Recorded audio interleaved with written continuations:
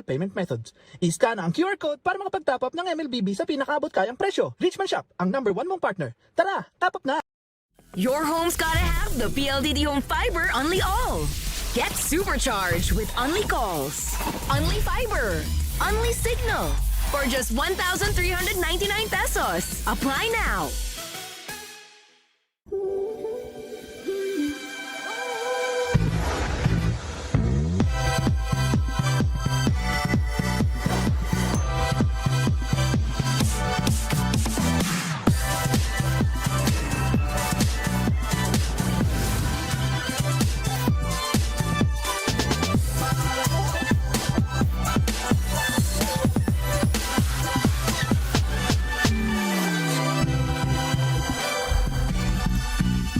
Realme 15 Series 5G.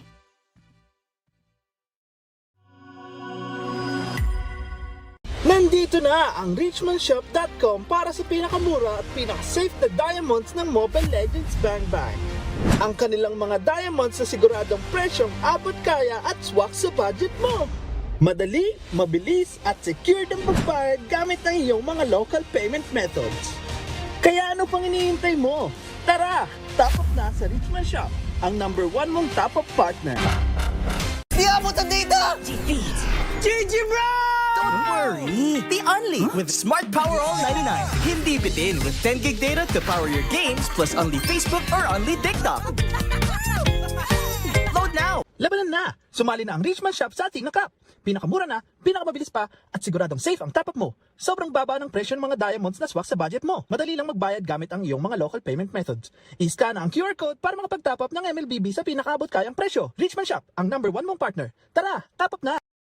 Your home's gotta have the PLDT Home Fiber Unli All. Get supercharged with Unli Calls, Unli Fiber, Unli Signal for just 1,399 pesos. Apply now.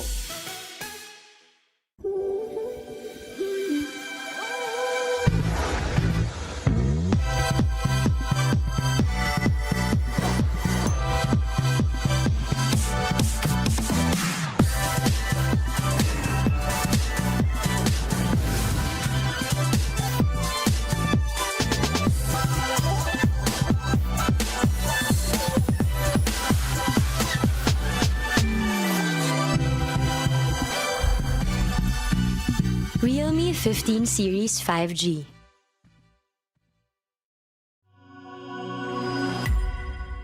Nandito na ang richmanshop.com para sa pinakamura at pinaka-safe na diamonds ng Mobile Legends Bang Bang.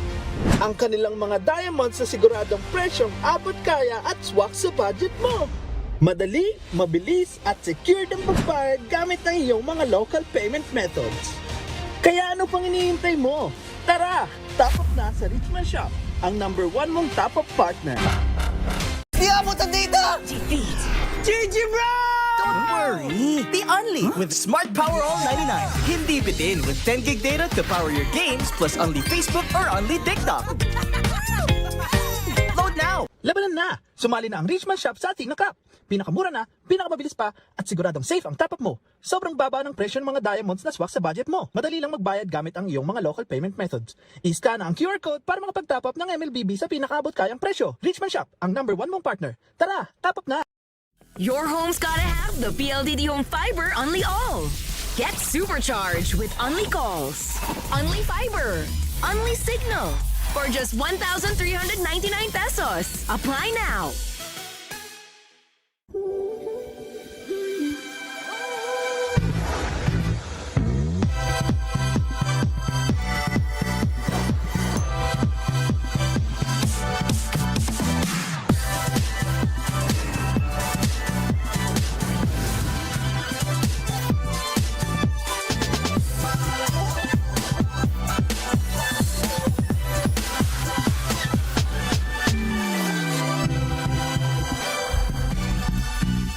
Realme 15 Series 5G.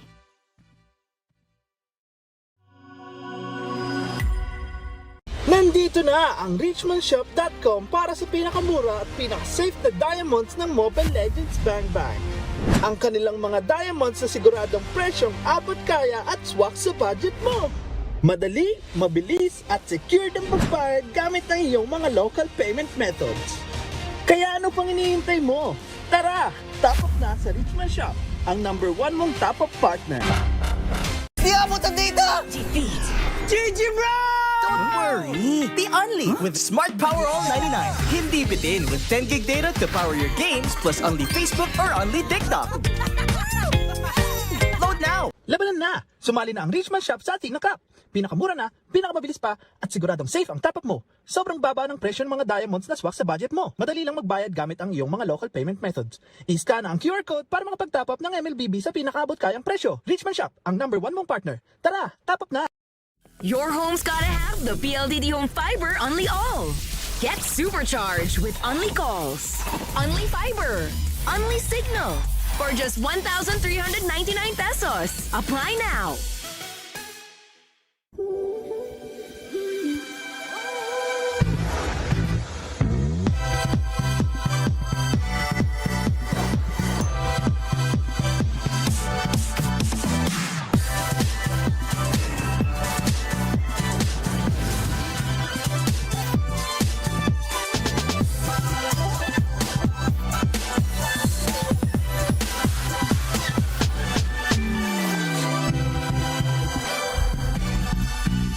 Realme 15 Series 5G.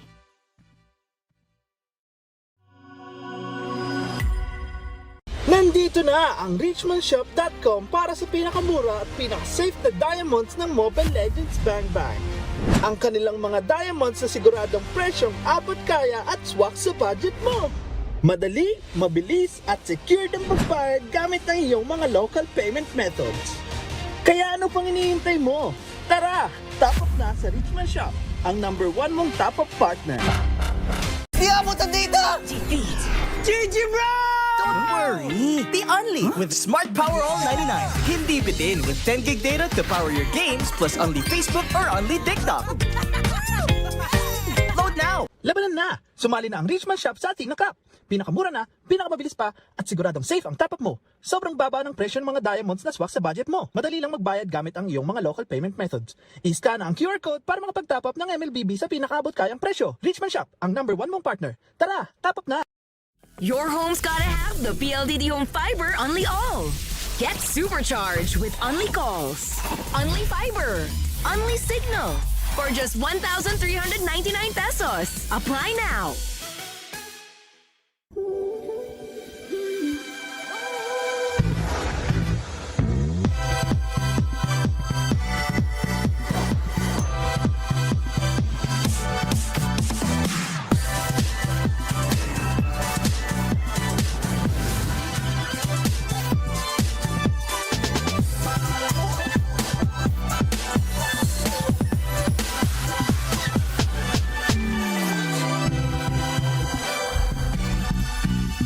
Realme 15 Series 5G.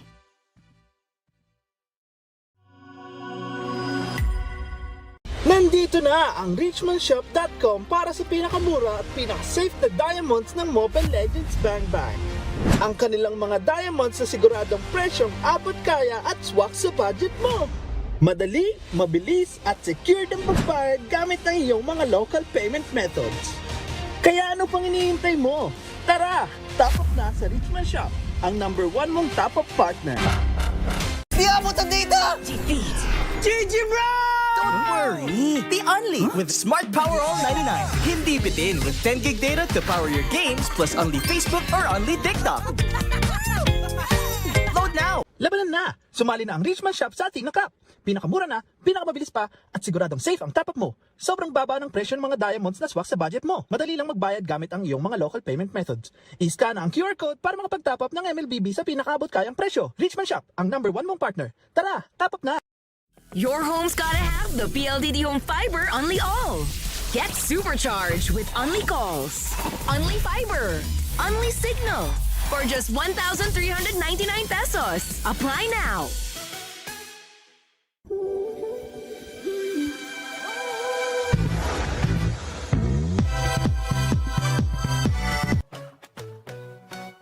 Let's sit down, gonna lay it down straight. No time to wait. From today I set to say, got the rhythm, got the flow.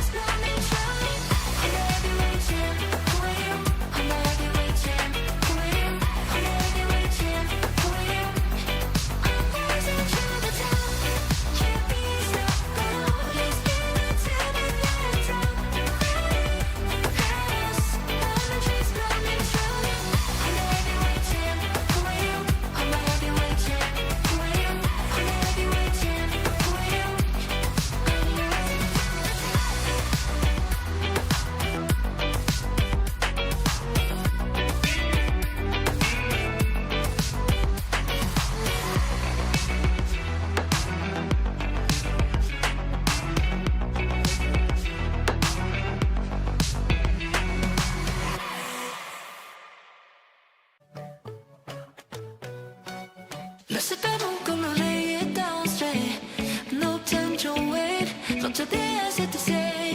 Got the rhythm, got the flow, gonna dominate. This is my time, gonna rise, gonna elevate. I'm on fire like a volcano erupting.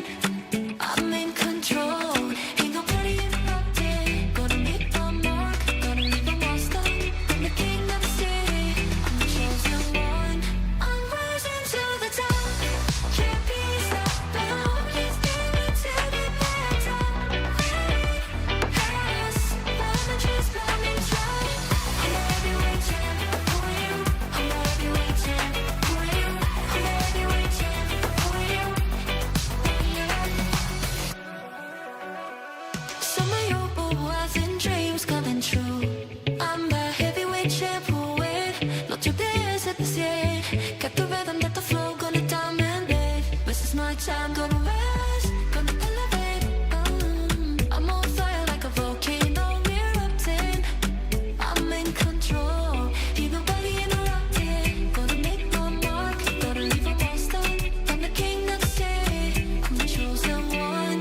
I'm rising to the top, can't be stopped now. Let's give it till the end. Pass, boundaries, blowing dry.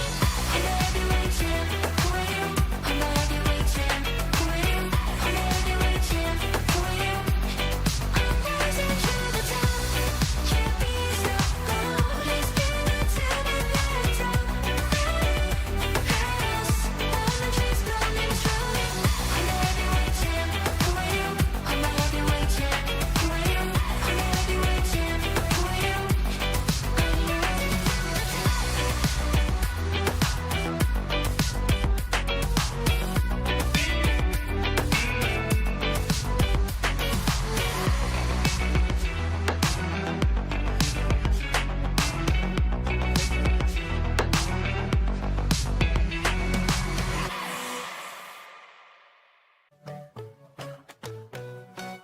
Let's sit down, gonna lay it down straight. No time to wait. Not till the end, set the stage. Got the rhythm, got the flow, gonna dominate. This is my time, gonna rise, gonna elevate. I'm on fire like a volcano. It's another day here in the play-in. Yeah. Pero syempre, hello. Gretchen, hello sa kanila. Wow! Hello everyone and good afternoon. Nagbabalik na naman tayo sa Athena Cup Season 2 kung saan, katulad nga ng sinabi ni Bipolar, last day of the play-ins. Of course. Kami nga pala ang inyong mga kasama, Gretchen, Bipolar, and sa tingin mo, Bipolar, dahil nandito na tayo sa lower bracket, ano yung expectations mo sa araw na ito? This is expectations wherein these teams right now, kailangan mawala inconsistency nila before kung saan if they really are trying to, gun it out, they will try and go for 3-0s every time. Kasi Yeah. again, it is a best of 5 for the whole day. We have 2 matches. And nonetheless, dahil dyan, bago tayo sumubok pa sa mga labanan ng kababaihan, we have to thank a lot of our sponsors for today. Let's talk about Smart muna. With Smart kasi you can power up your play with Smart Prepaid Power All 99. Get only Facebook or only TikTok plus 10 gigabytes data and only calls and texts valid for 7 days. Power All 99 is available at the Smart app and loading channels nationwide. Download the Smart app and load now. And talking about Smart, these women have been very, very smart in their pickings lately. And tignan natin din, baka din magbago-bago yung laban natin. Oo nga, kasi lalo't na best of 5 tayo, so masusubukan natin dito yung mga strategiya na iniipon nila and especially yung mga sequencing sa draft kasi feeling ko dito din nagmamatter yung drafting ng ating mga kababaihan kung paano nila i-execute yung kanilang respective strategies and the overall plans in the Land of Dawn. And it would really mean a lot kung paano nila ito magagawa. Pero for the meantime, syempre, tingnan natin yung updated bracket na ito para sa mga viewers natin dyan.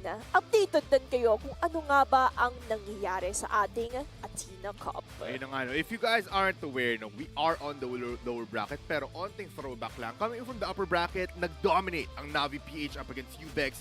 Team Liquid actually faltered up against Falcons. And that's why Navi PH and as well as Falcons are sitting pretty dyan sa ating match number 7, which will happen on the 21st pa. But coming into our match number 3, wherein Minerva and Winx, our Hiraya Cup finalists, that qualified towards the Athena Cup, nagkita pa. Kaya ang sakit na Oo. sila mismo yung nag-eliminate sa kapwa queens nila mula sa Hiraya. So Minerva going out on top of that as well. TNCK said one of their like most better games, no? Kasi compared to their games nung nasa group stage tayo, nakikita natin, Gretchen, parang inconsistency is really in the hands of TNC. And naging 2-0 sila dito against RV Fried. But ito na nga, we're coming in a 4-hour match number 5. Minerva UBEX and as well as TNC versus Team Liquid Ako.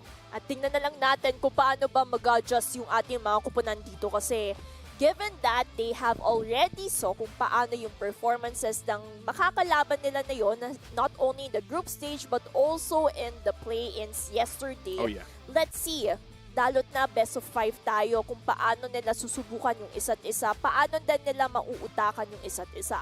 Yeah. Pero of course, yung today's schedule din natin, best of 5 ulit, 2 matches lang po tayo and tignan natin kung kami ni Bipolar ay magta-10 games or it would be a sweep.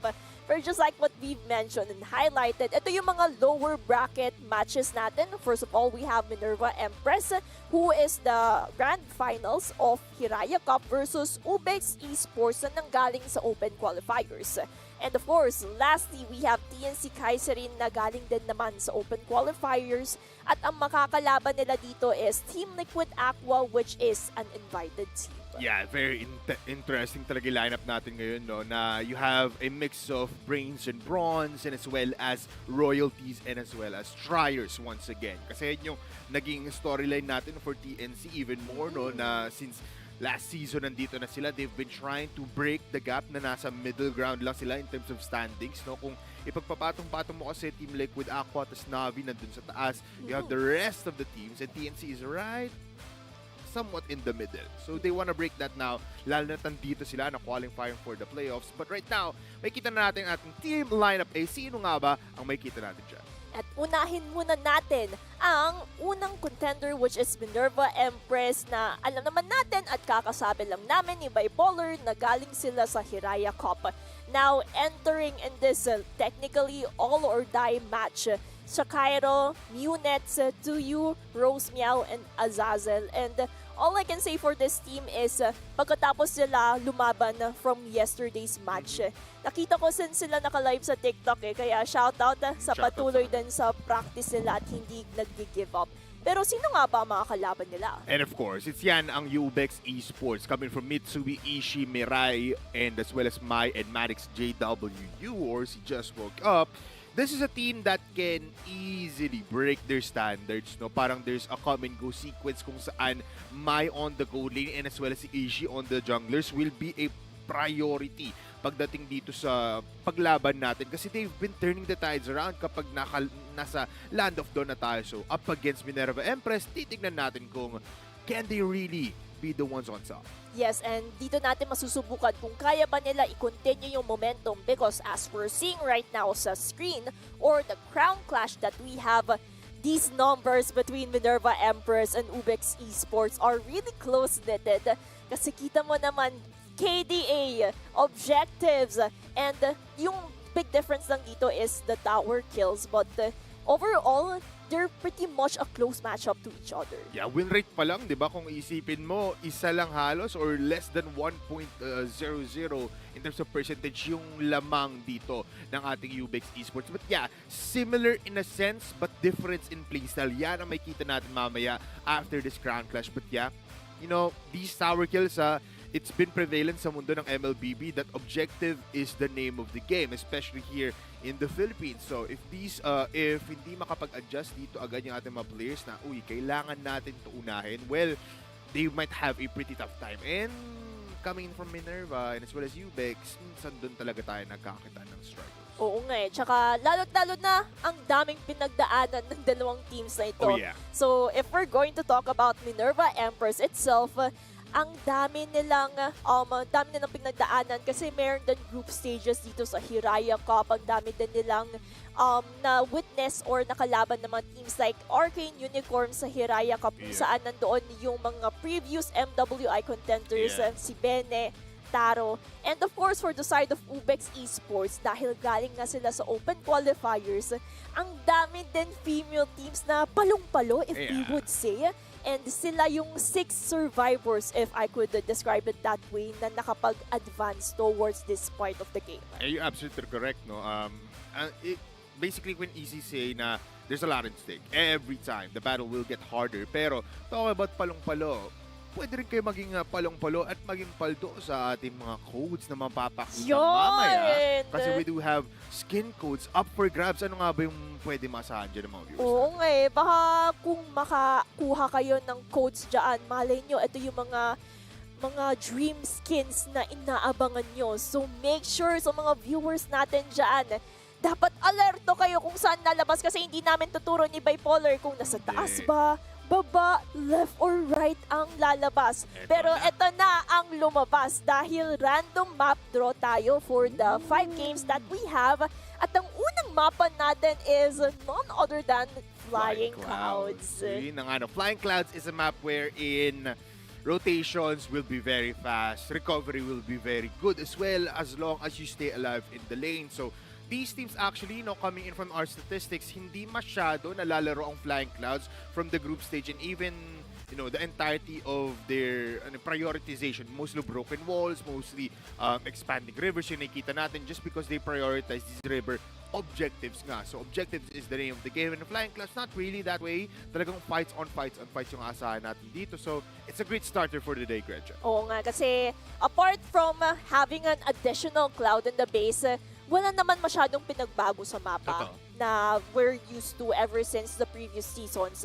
Kaya dito natin masusubukan kung paano ba nila makakapitalize yung Flying Clouds. But speaking of which, magsisimula na natin ang draft 1 for game 1 for today, no? Kasi hindi na natin papatagalin pa at gusto natin mapakita sa viewers na simulan na natin. Ang tagal-tagal kasi ng mga casters nagsasalita-salita. Mali na namin yun. Ito na, sisimulan na namin. Okay na. So, for the bannings, Baksha, Fanny, it's mostly limiting kung paano umikot yung mga junglers as well as a Guinevere. So, maybe we can expect a bans like Azushin, Freya even, and there's also trajectory kung saan sila full views Yuzong yung parating binaban out dito sa Athena Cup. Yun na nga, I mean, these like high-tempo kind of heroes yung gusto nang tanggalan ng opportunity malaro. And looking at the Guinevere, one of those heroes that really thrives off of that. Plus, may nakita tayo recently, na not really here, but coming into MPL, na nagsumubok ng isang Guinevere, tapos akala ng lahat, they can use that as a jungler, but ginawang roam. And that has been prevalent naman for a longest time. So just taking out that threat na parang unpredictability plus Flying Clouds na kahit sugod yung Guinevere, she can really just go back into the fights, no? But yeah, I like these bans, especially na Phovius and as well as the Marcel will be taken out. Okay, so maybe we can expect for UBEX Esports that they would ban out Azushin not unless they're willing to risk it out and give this hero to Tuyu. Pero the problem is kapag binigay nila yung Zushin, ang laking control agad yung pwedeng magawa ng Minerva Empress. Yeah. Kasi usually pinapair up yung Zushin with the Khalid. Kasi alam naman natin yan yung mga early invaders kung tatawagin natin yung duo na yan. So since they have banned out the Freya, Minerva Empress can actually go for a Zushin. Pero interestingly, uunahin nila yung hero pool ni Rose Miawa, Roscove. That's pretty, that's gonna be, that's insurance nonetheless. No? Just prioritization for Minerva. Kasi alam nila win condition na and that's to you every time. Pero UBEX could have gone for the Zushin Khalid nga na sinasabi mo or even go for the Leomord Khalid all the way. Pero they have different plans. They also want to secure something and that's the signature Suyo for UBEX. Yeah, and the Suyo, we all know, napakabilis ng jungling capabilities niya as well as yung sakit. At yung tatapatan agad ng Minerva Empress would be Leomord Glue. So yung Glue, pwede pa naman siyang iliko towards an EXP or maybe even a roam. Kasi they're anticipating UBEX Esports to go for Zushin Khalid. Yeah. Kasi ito yung mga gusto ng Blue kapag lumalapit yung heroes. Tamang burger ka lang sa akin Oo, dyan. diba? Ayun, pang stack lang. Tama. Tsaka disruption kasi binibigay ng isang glue sa team fights, no? So, you pair that up with the Leo mode, kahit pumatong dito yung glue, you have instant kills as well. Lalo't sobrang lambot right now ng UBEX Esports, but mukhang ayaw nila maipitan ng gold laners since nakapili na nga dito yung Minerva, Claude pipili nila. Oo nga. So, mostly for Minerva Empress and UBEX Esports, priority talaga nila kung sino ang mas aangat sa gold lane. Yeah. Kasi they're not risking it out to be banned out sa second phase, knowing na kapag nag-scale up na maganda, nakapag-farm na maganda sila Rose Meow at maybe dito si Mai, pwede yun yung winning condition ng dalawang kupunan natin kung paano sila mas aangat sa Land of Dawn. I mean, now that we're going into the bans ng Gretchen, they're taking out the Lilia. A lot of focus now probably towards the mid lane or position 4 na Minerva Empress. They take out the Uranus, which is actually pretty good, no? Kasi this Uranus up against these three heroes ng Minerva right now, wala siyang pake dyan kahit na Moscow yan. A Uranus can tank all of the damage. Siguro Bruno can also be banned out or just the carry if they, decide to do that. Kasi 2 heroes already, kaya pitasin yan ng isang carry, no? So, it might be a good ban nonetheless. Oo nga eh. Or maybe another possibility since we already have a Moscow and the Claude. Mostly, focus nila yung mga heroes that can have an advantage at Arlot. Yan yung usual trend kasi for Athena Cup, going in for an Arlot bilang EXP. Or maybe, just maybe, nakakita ako ng Benedetta EXP na napakaangas naman ng gameplay. Yeah. There was a time na talagang excited tayo na Benedetta and there was multiple picks din, no? Yeah. Even for Hiraya, pinipili nila yon. So, a lot of possibilities there for Minerva. But, Alice ang tatanggalin nila. So, ano nga pwedeng piliin dito ng US? They still have the Yuzo. Yeah. Pero I feel like you could go for other things as well, eh. Kasi open pa naman yung Lapu-Lapu, Arlot that we're mentioning earlier. Sora. Yeah, Sora is still open kasi the problem nga lang for UBEX Esports is kapag pinick out agad nila yung Sora, pwedeng mag-Valentina yung Minerva. So, if they want to go for that trajectory, then they have to UBEX Esports has to last pick the Sora para at least alam nila kung mag-ano ba EXP Valentina itong si Minerva or they're going for the other option. And just like what we mentioned earlier, the Khalid is an expected pick for UBEX Esports considering na napaka-galing invasive sila early game. And dahil Arlot, Kimi ang pinik ng Minerva Empress, UBEX Esports can actually go for a Sora or another EXP hero. Yun na nga. I mean, they can easily just go for Sora. It's a good combination din. No? Yan din nakikita natin na sometimes paired up with the Raging Sandstorm ng isang ng Khalid, go for the Sora, yung vacuum. Very much intense in these fights. Pag saktong-sakto yun, Gretchen, di ka makakaalis doon. Oo nga, yan! High five tayo dyan! High five. Ang ganda ng predictions natin. Tsaka yan din naman anticipate agad ng UBEX. And overall, for Minerva Empress and UBEX Esports, mostly, parang ano siya, yung lineup nila is mostly conditional. It depends na lang kung, for example, for Minerva Empress, kung si Shakairo yung final slash na would work out. And for UBEX Esports, meron naman silang contingency plan with that Raging Sandstorm and Shifting Skies when it comes to the setups. Yeah, I like though for the Sora and as well as the Khalid, meron silang basically backup in terms of UBEX. Kasi if mauna dito yung final slash, well, meron kang vacuum. Well, meron ka ring Raging Sandstorm pang disrupt ng fights na yun. So, both teams actually have something out to outplay each other. But nonetheless, ito nga po ang ating week day number 2 play-ins wherein Minerva Empress versus UBEX Esports ang una nating labanan. Ito ang kanila mga pinili for this day. I like the bannings, no? Talaga nag-improve ang ating mga players. But nonetheless, kitang-kita natin dito sa Land of Dawn ang ating dalawang teams. At tingnan na lang natin dahil best of 5 ito. And dito din natin masusubukan yung dalawang kupunan. This is all or nothing for them. It's either you move on, go to Tagaytay to continue on the playoffs, or fall short. Dahil kung sino ang matalo dito, lagdag na po sa Athena Cup. You know, this is a big deal for anyone in this matchup right now. Elimination and out of the tourney kung hindi mo gagalingan. But nonetheless, mukhang Rome, again, glue ang atin, no?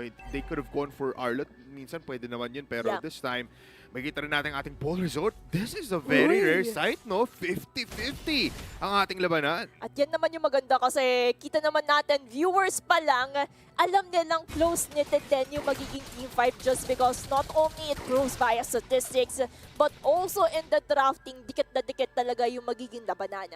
Pero syempre, when it comes to the rotation, nothing is happening pa naman dahil ito yung tinatawag natin na respect time for both of the teams. They know when to respect, they also know when to engage when their power spike is already felt. Yeah.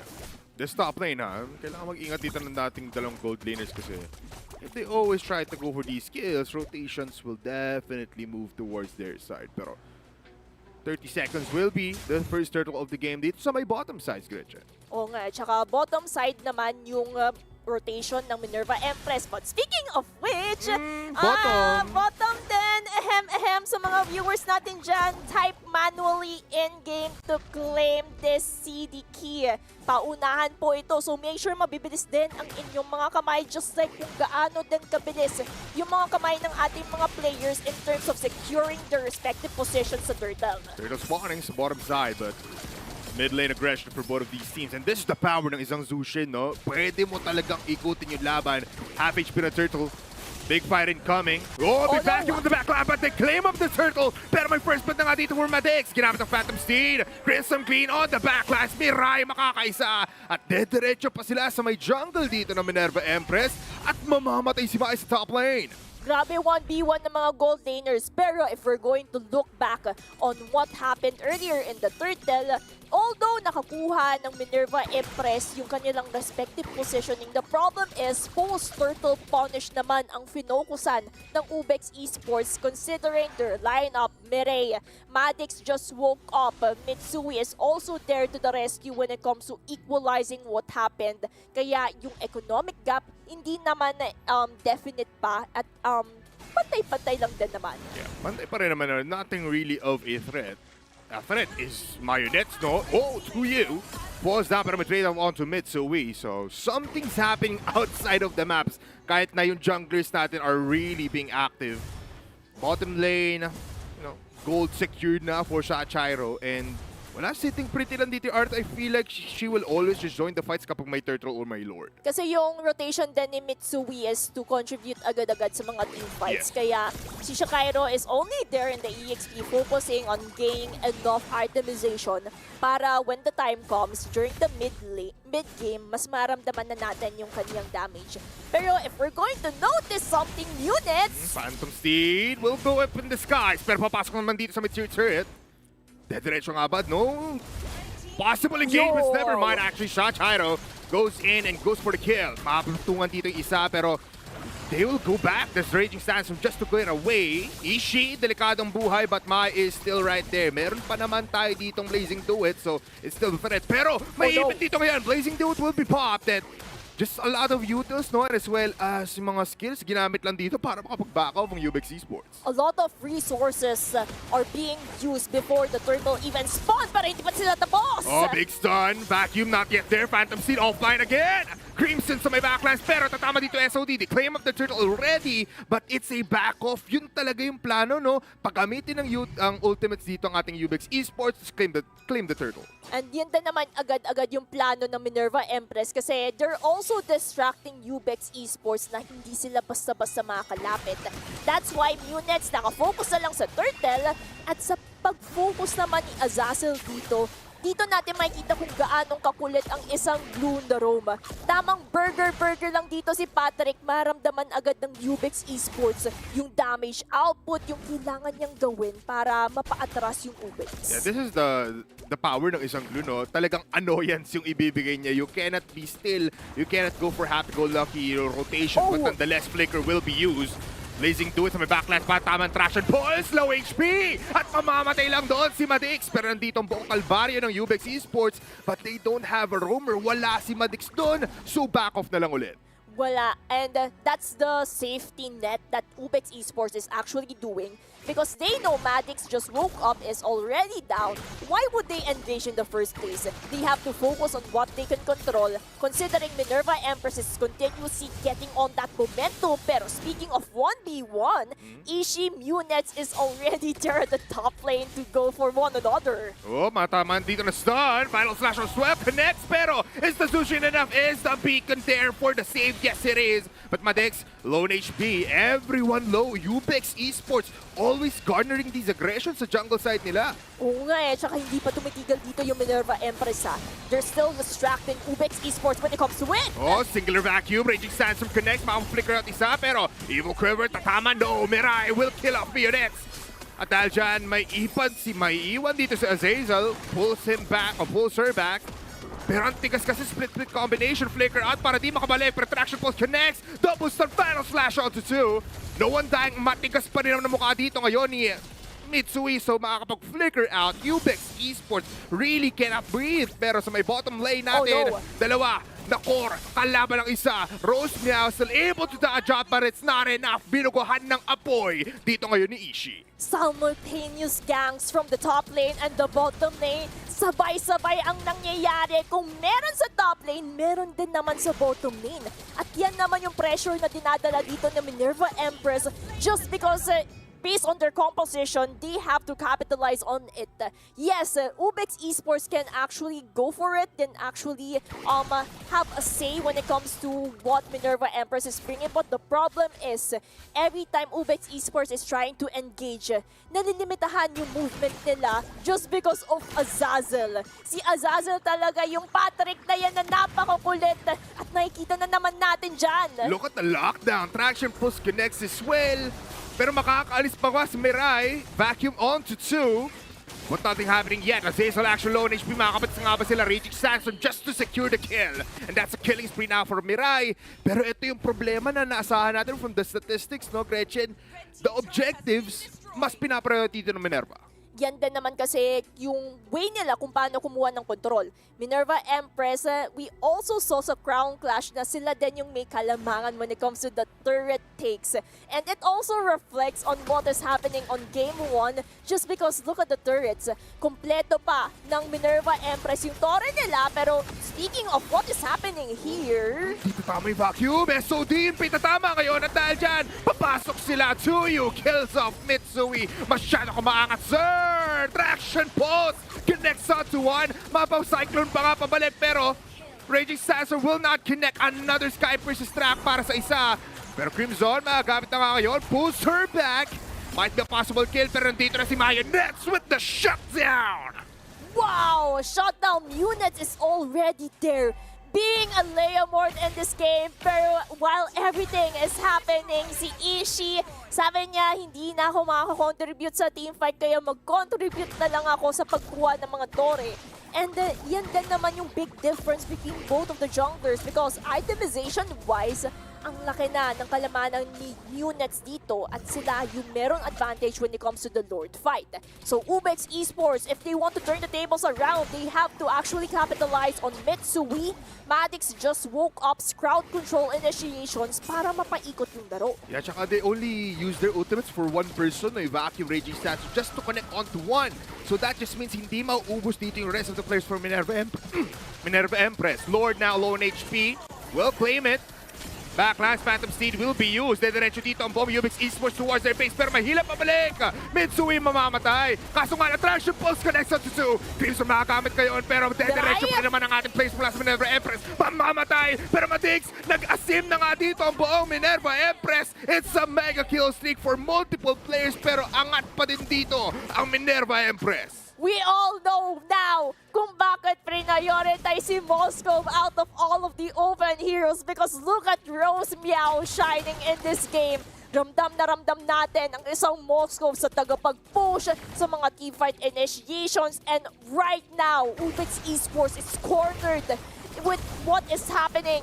Mitsui Mai, nandyan pa naman yung mga members, kaka-respond lang nila at kakapitalize lang nila yung Flying Clouds just to use it defensively. Yeah, very much so. Kailangan nila i-delay, kailangan nila i-straddle, pero butas na ang base, Gretchen. In 10 minutes, Minerva Empress have infiltrated the base and look at the control now on the minion waves, pati jungle. Kuhang-kuha dito ng Minerva Empress. Di man lang makalapit dito yung UBEX Esports just Yeah. because if they go out on their base, Shakira Estel Azazel is also there to the rescue. Pero oh my gosh! Delikado to! Naku po, pumasok na nga ang tatlo sa may looban ng bahay dito ngayon ng UBEX Esports. They will kill off 1-for-1, pero delikado, there's still a Kimi in the backlines to you. Putting out a lot of covering fire, but a 1-for-1 trade for a tower, that's even better for Minerva Empress. And that's even better for their side. Pero on the side of UBEX Esports, that's also detrimental. Kasi hindi man lang sila makapalag. And they have to turn into things sa defensive mode. Kasi kapag nag-offensive mode sila, ang daming pang sagot agad-agad ng Minerva Empress. Knowing to you, Rose Meow, double marksman setup yan. And we all know double marksman setups usually rises sa late game. Pero 11 minutes pa lang tayo sa laro. Ramdam na natin yung damage ng isang Kimi at Moskov. Alam mo, akala ko late ako pero parang napaaga talaga yung late game. Oo Kasi nga eh. sabi mo nga 11 minutes pa lang, you can definitely feel yung spike ng power umangat na agad in this minute point of time. Phantom Steed, pero maraming mobility yan. Di yan mahabol ngayon ng ating Minerva Empress. Pero iikot sila pabalik. Mahabol nga ba? Full back is there. Delikado pero dito ang buong Minerva Empress. They can go for turnaround. Final slash will connect. Walang tatama na stun. Kaso nga lang, nahila palikulan. Tuyo! Is this a big kill? Yes, it is. Shakara forced down. Pero si Rose Meow, pumapatay lang. And as well as Tuyo, the double marksman is here. And the double marksman will kill everybody. It's an ace. It's a team wipe. And it's Minerva Empress with a W pagdating sa 12 minutes of first game.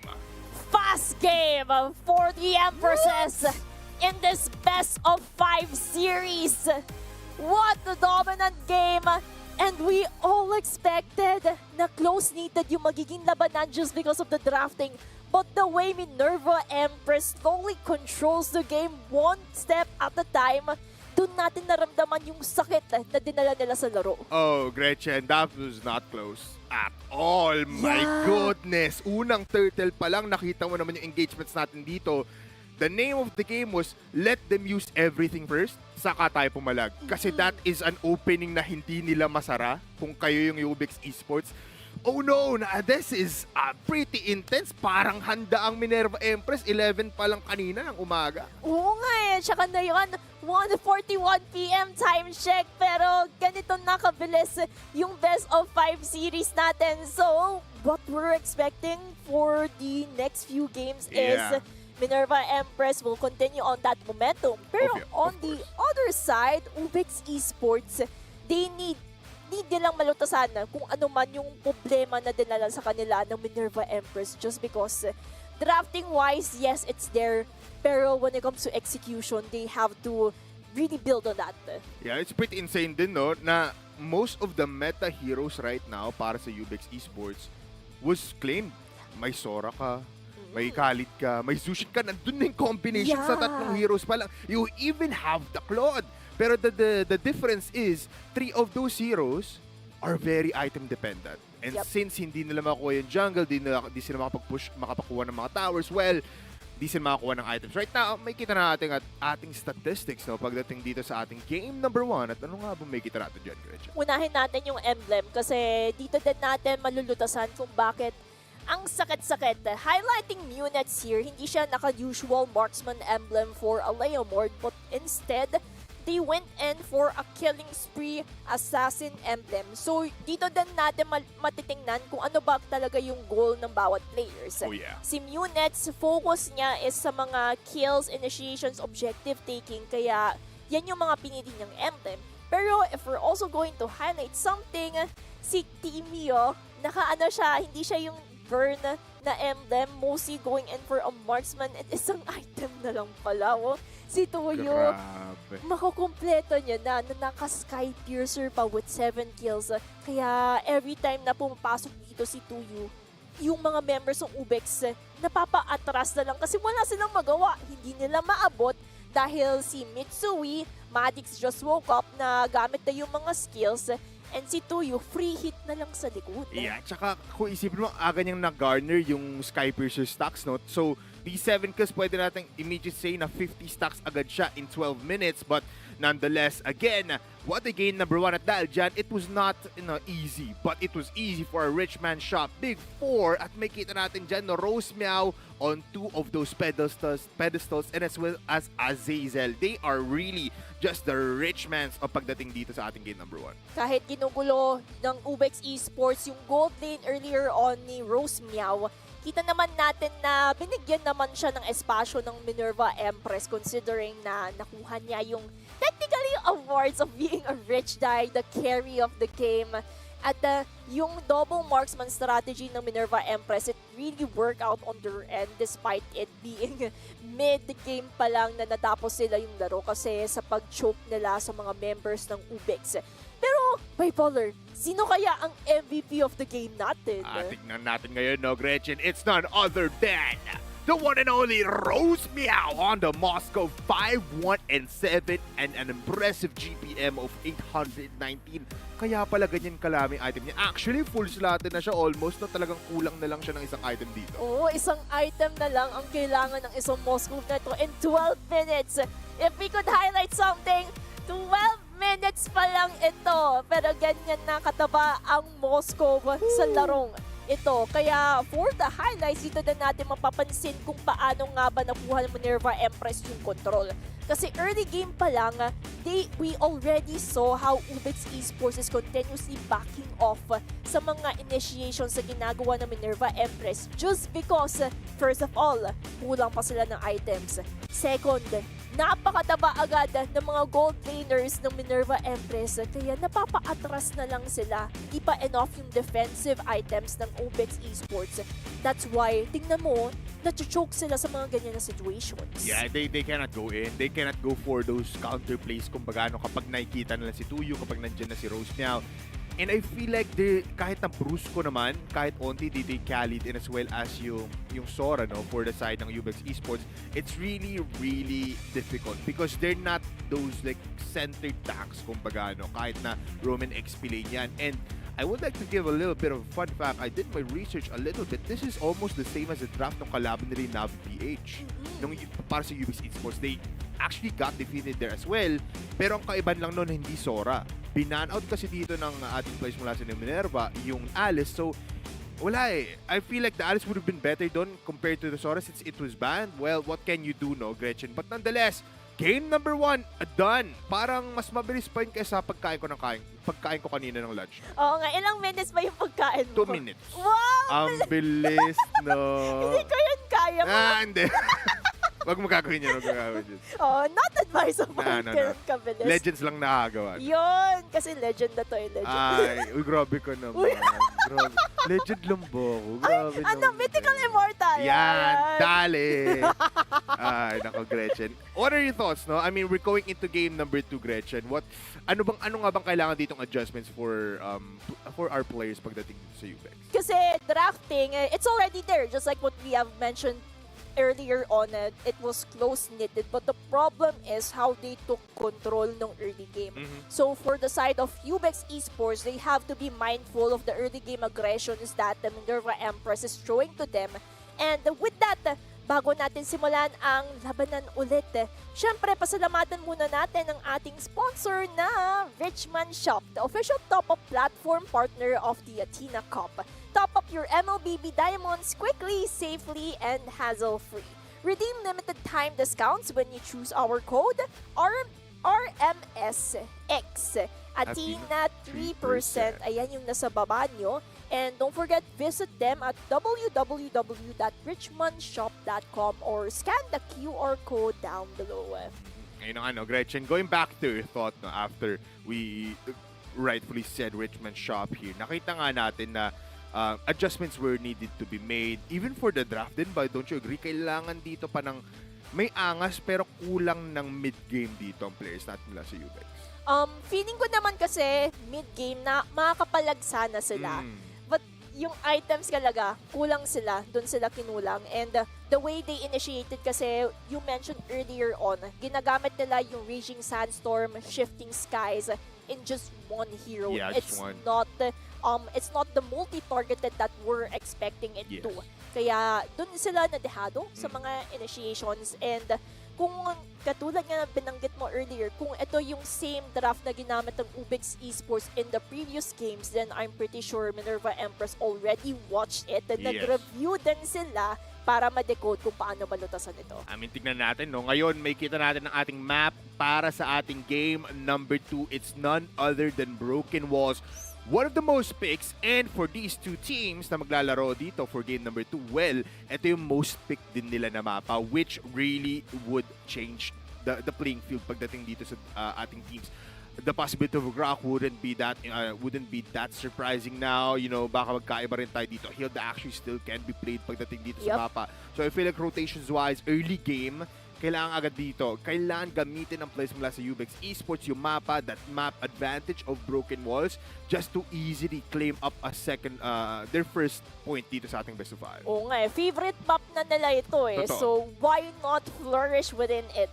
And dahil nga nandito yung mga heroes that they can actually capitalize on, especially yung mga low mobility heroes na pwede mag-shortcut na lang Of course. instead of taking the long route. It would really mean a lot on how they would get the control.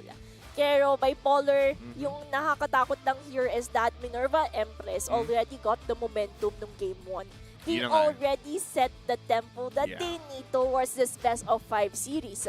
So for UBEX Esports, ano ba yung pwede mong masuggest para makabawi sila kung ano ba yung binibigay sa kanila ng Minerva Empress? I feel like they need to invade more, Gretchen. That is what I really want to see coming from them. Kasi early game, nakita naman natin yun, no? Walang takot dito ang players natin mula sa Minerva Empress na talagang humarap. Kasi they know that with the two players coming in from the Leomord and as well as the Blue, sapat na humarap sila, and that's just easy, no?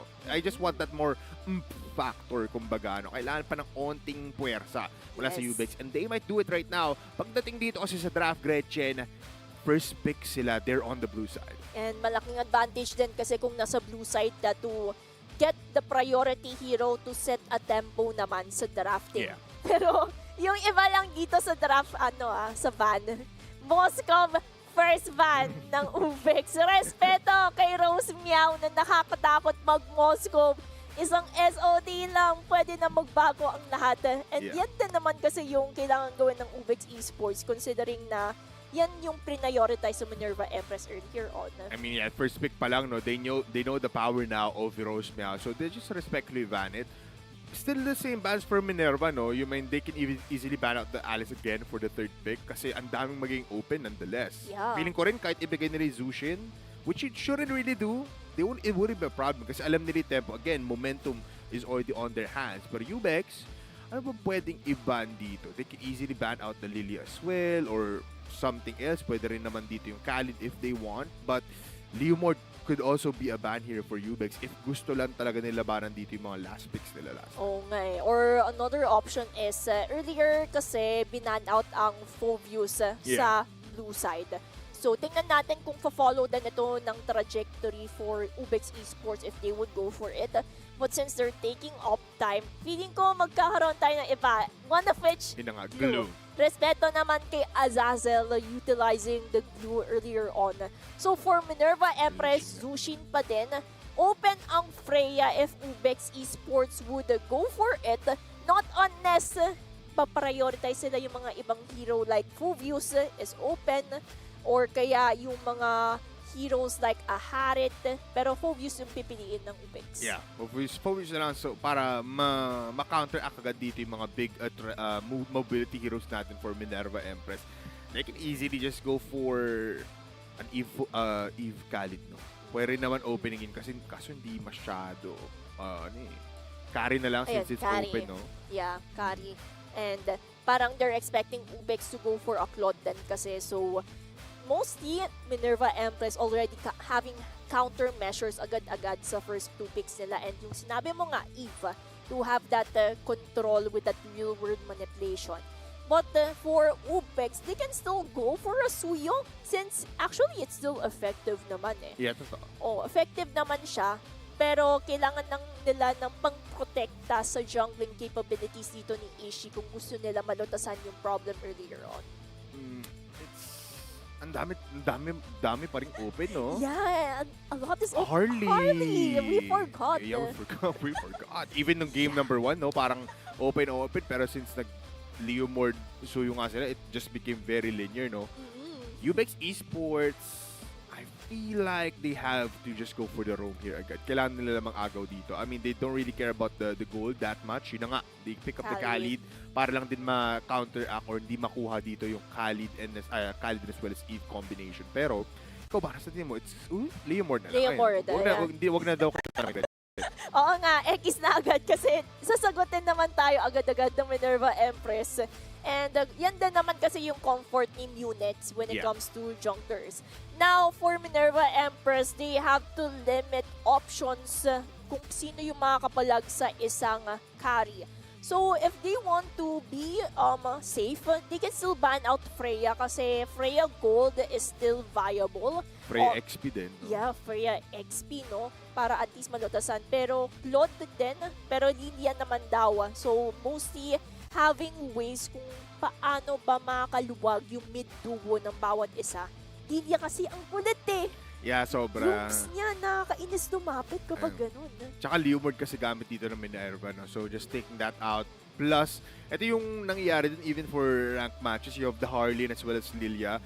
Deadly magic lang, tapos yung mga sumasabog dito mula sa Lilia, wala. Pati ikaw sabog. Boom! Cellphone mo sasabog din. Di natin. Ganon yung mga pwede natin makita, no? So, one more bans for each side. Claude, actually. Claude. I mean, this just provides UBEX na tatlong options, no? Bruno, Harith, Irrital can also be played out. UBEX loves to play it, or even the Granger. Kaso, carry medyo delikado yun. So, depende na lang siguro kung ano ba yung comfort dito ni Bai when it comes to how can they actually face off a carry laning phase-wise. And as expected, Alice, kasi yan usually yung trajectory ng female teams right now, limiting yung mga set-up gameplays that an Alice can provide when it comes to Throne of Ruins. And nakapenetrate din kasi agad-agad siya ng backline. And for Minerva Empress, they have chosen Agatot Katcha. Kaya I'm pretty sure makakakita na naman tayo ng napakagandang shapes, square, circle, yan, for Minerva Empress. Yeah, may circle din, yung UBEX, no? So, maliit nga lang na mas circle. Mas maliit lang. Kulay dilaw ng konti, pero circle din naman kahit pa paano. UBEX, triangle. Pwede na, may triangle, wala. Pero, hindi. Arlot nga lang, di ba? Pero kasi wala na, hindi na pwede sa lineup nila eh. I mean, what else can they pick out here? They really need to... Kailangan nila ng tempo. Kasi this Harley will just keep on going around the map. Kailangan nila sumasabay dito sa isang Khalid. Yep. So, an option that they can take is if they want to do a double marksman setup, Kimi mid. Not unless, ayan, Kimi is there, pero Brody yung tatapat nila. Interesting. Kasi, mostly, kung bakit low pick yung Brody kasi wala siya masyadong mobility apart from it having a flicker. But the problem is for Minerva Empress, ang dami nilang panglapit eh. So it would be tricky for Mike kung paano sa poposisyon. Not unless poprotektahan agad siya ng isang Phoveus, Khalid, and kailangan nila magawa yung trabaho nila na ganun kung ayaw nila mapitas si Mike. I mean, this is pretty interesting, no? Kasi laning phase, siguro they wanted stability, kaya gusto nila ng isang Brody just because it can punish out this carry even more from the long range attacks. Pero late game-wise, this is gonna be, ano yun na nga, you immediately said it, maraming lalapit dito for Minerva Empress. They have the Gatot Kacha, meron silang Leomord dito, plus the RWM will be a problem. Hindi makakalapit dito ng mabilisan ng isang Brody, pero in terms of, RMs, it's pretty good, but CC will be played out. I like this pick actually, They needed damage, they needed the front line, kailangan nilang sumasabay sa Gatot Kacha, and CC covers all of that. And maganda din siya i-partner with the Gatot Kacha eh. Yan yung duo para din that we're expecting nung previous metas, Gatot CC. Kasi they can actually do a sandwich method for Minerva Empress. Lalo na they can capitalize on the shapes that they have with that real world manipulation AOG to trap the members of UBEX Esports. While on the contrast, UBEX Esports, Madix just woke up talaga yung parang slowly magre-rely sila heavily sa mga initiations. Kasi for Mitsui, Infernal Pursuit yung kailangan niyang gawin to penetrate the backline. But the problem is, paano niya ba masusustain yung damages when it comes to it? Kaya sisimulan na natin game number 2 of our best of 5 series. Makukontinue ba ng Minerva Empress ang kanilang momentum or will UBEX Esports equalize it? We'll see in this game number 2, no, you can already see some rotations dito pa lang sa double player cam natin na angas agad ang gustong i-instill dito ng isang gatted catch trying to go for those big waves. But rotation-wise, Gretchen, it's gonna be insane. For UBEX Esports, you have Harley, meron kang Kimmy na can easily just provide the damage in these lanes. Pero this is interesting. Ngayon ko na lang ulit nakita Focus CC sa isang lane. Oo nga, it's been a long time since we've seen this matchup.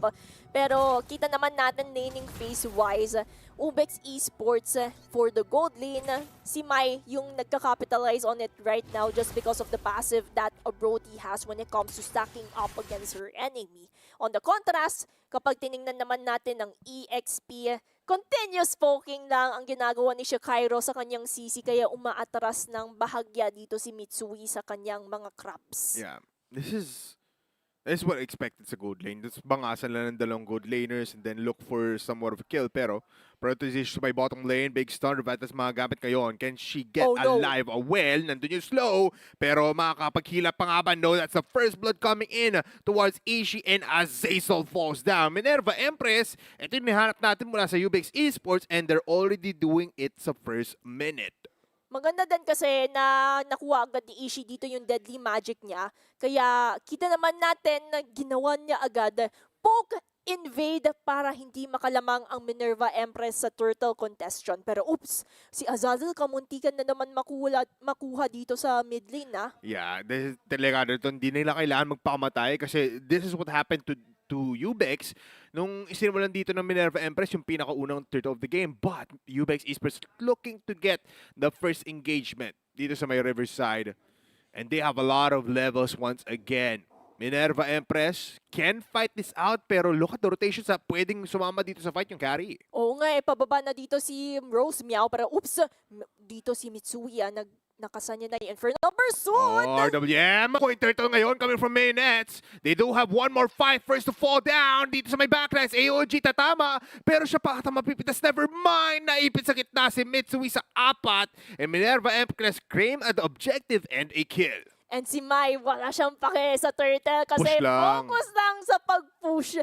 Kasi yan din naman yung kinagandahan about Akari, no? Kasi kita naman natin si Rose Meow bumaba just because she has an innate dash sa kanyang second skill. In contrast naman sa Brody, wala siyang mobility eh. They would have to rely solely on the river kung gusto niyang sumama agad. Pero si Mai, alam niya yung capabilities niya. Sabi niya, focus muna ako sa pag-item at mamaya na ako sasama sa mga team fights. Yeah, tsaka kasi a Brody is a big investment. You just have to let her play her thing and then saka na lang lalaban kapag meron na siyang 2 or 3 items. Pero talking about lalaban, Mitsui actually fell down sa bottom lane up against Marionettes. So, Minerva Empress making ways after the first aggression ng UBEX Esports. Alam din naman kung paano mag-contest dito ng Minerva Empress. Pero oh no, deadly magic na may forgotten memories pa! Piso buhay para makataka si Rose Meow doon. Si Azazel is there just to protect her turret. And it would be a successful attempt kahit may traction pulse pa. Yeah, wala nang minion wave eh. But dito sa may bottom lane Phantom Steed para lang makaalis or para bumalik. Nandito naman nandin si Shachiro. So the curtain call together with the Yo-Yo Blitz will kill off Mitsui. Makakapatay pa sila at dahil doon at another tower might be claimed. At yan din naman yung kailangan mag-ingat. for the side of UBEX Esports kasi ito na naman yung nangyayari. Same story as Game 1 kung saan Minerva Empress is slowly but surely getting control sa mga objectives. And looking at how they secure their respective positionings in this upcoming turtle, it would be a difficult time for UBEX. Oh no, my! Nilabasan na nga dito ng tatlong mga shapes pero walang mamamatay. It's a big traction po sa may gitna. Dahil dyan makakapatay si Mirai. Big waves coming in pero yung Phantom Steed masyado na nata malambot yung kabayo. Isa na lang ang pitas pero nakapag-heal pa rin naman. Pero pinagsakan dito ng isang hammer ni Mitsui so mamamatay lang si Mayonets. Masyado naman nag-angas plus there's a turtle. Oh no, this would be an advantage for UBEX Esports kasi wala si Munets here. Pero at the same time, hindi basta-basta makakalapit ang UBEX Esports knowing the capabilities of Shokairo to you in terms of securing this area. So overall, I would say equalization pa din ang nangyari pero sisimulan na nga ng UBEX Esports itong turtle. Broken walls ang mapa pero oops, si Shokairo! Oh, Regis Sansom doesn't connect off the mark. But they can easy to go for the kills here. Meron pa rin namang mga bara, meron pa rin namang mga bullets dito ngayon kay Mirai. Pero diretso ngayon si Azazel. Half HP yung turtle, 1/4 pa nga no, but they can easily take it. Kaso mamamatay si Ishii. AOG, oh, nakuha pa din yung turtle coming in from Mitsui. At dahil dyan, diretso sila, Madix claims a kill. Pero RWM holds down the 3 players. And the shots coming in mula dito sa ating mga players will kill off one more. Pero sa may top lane, nandito yung Phantom Steed, Brody, or Mai will fall down. At dahil dyan, Minerva Empress somehow, sila piangat dun. Dapat UBEX Esports sa'yo may hawak ng kalamangan na yun. But the problem is, Minerva Empress, despite all odds, despite all adversity, still contested to that turtle. They know kaya nilang focusan dito si Ishii when it comes to that Hardy. Kaya nakakuha pa sila ng kalamangan. And at the same time, Unix, ito mo yung rotation niya, hindi siya pumunta sa turtle, pero may nangyayari na naman! Oh, alam niya kasi wala siyang magagawa doon, kaya mag-steal lang siya sa may top lane. Phantom Steed mapagamit, ang daming mga pantusok! Pinaalis lang pala, nakamasakit kasi yun. Oo, masakit kapag pinaalis ka ng ganun-ganun lang, no? Kaya yan din naman yung kinakapitalize right down ng UBEX Esports, that somehow long-range attack of Mai. Pero the problem is, we still cannot feel Mai in this game. Hindi pa enough yung itemization ng isang Brody na ito to counter out the squishy heroes of Minerva Empress.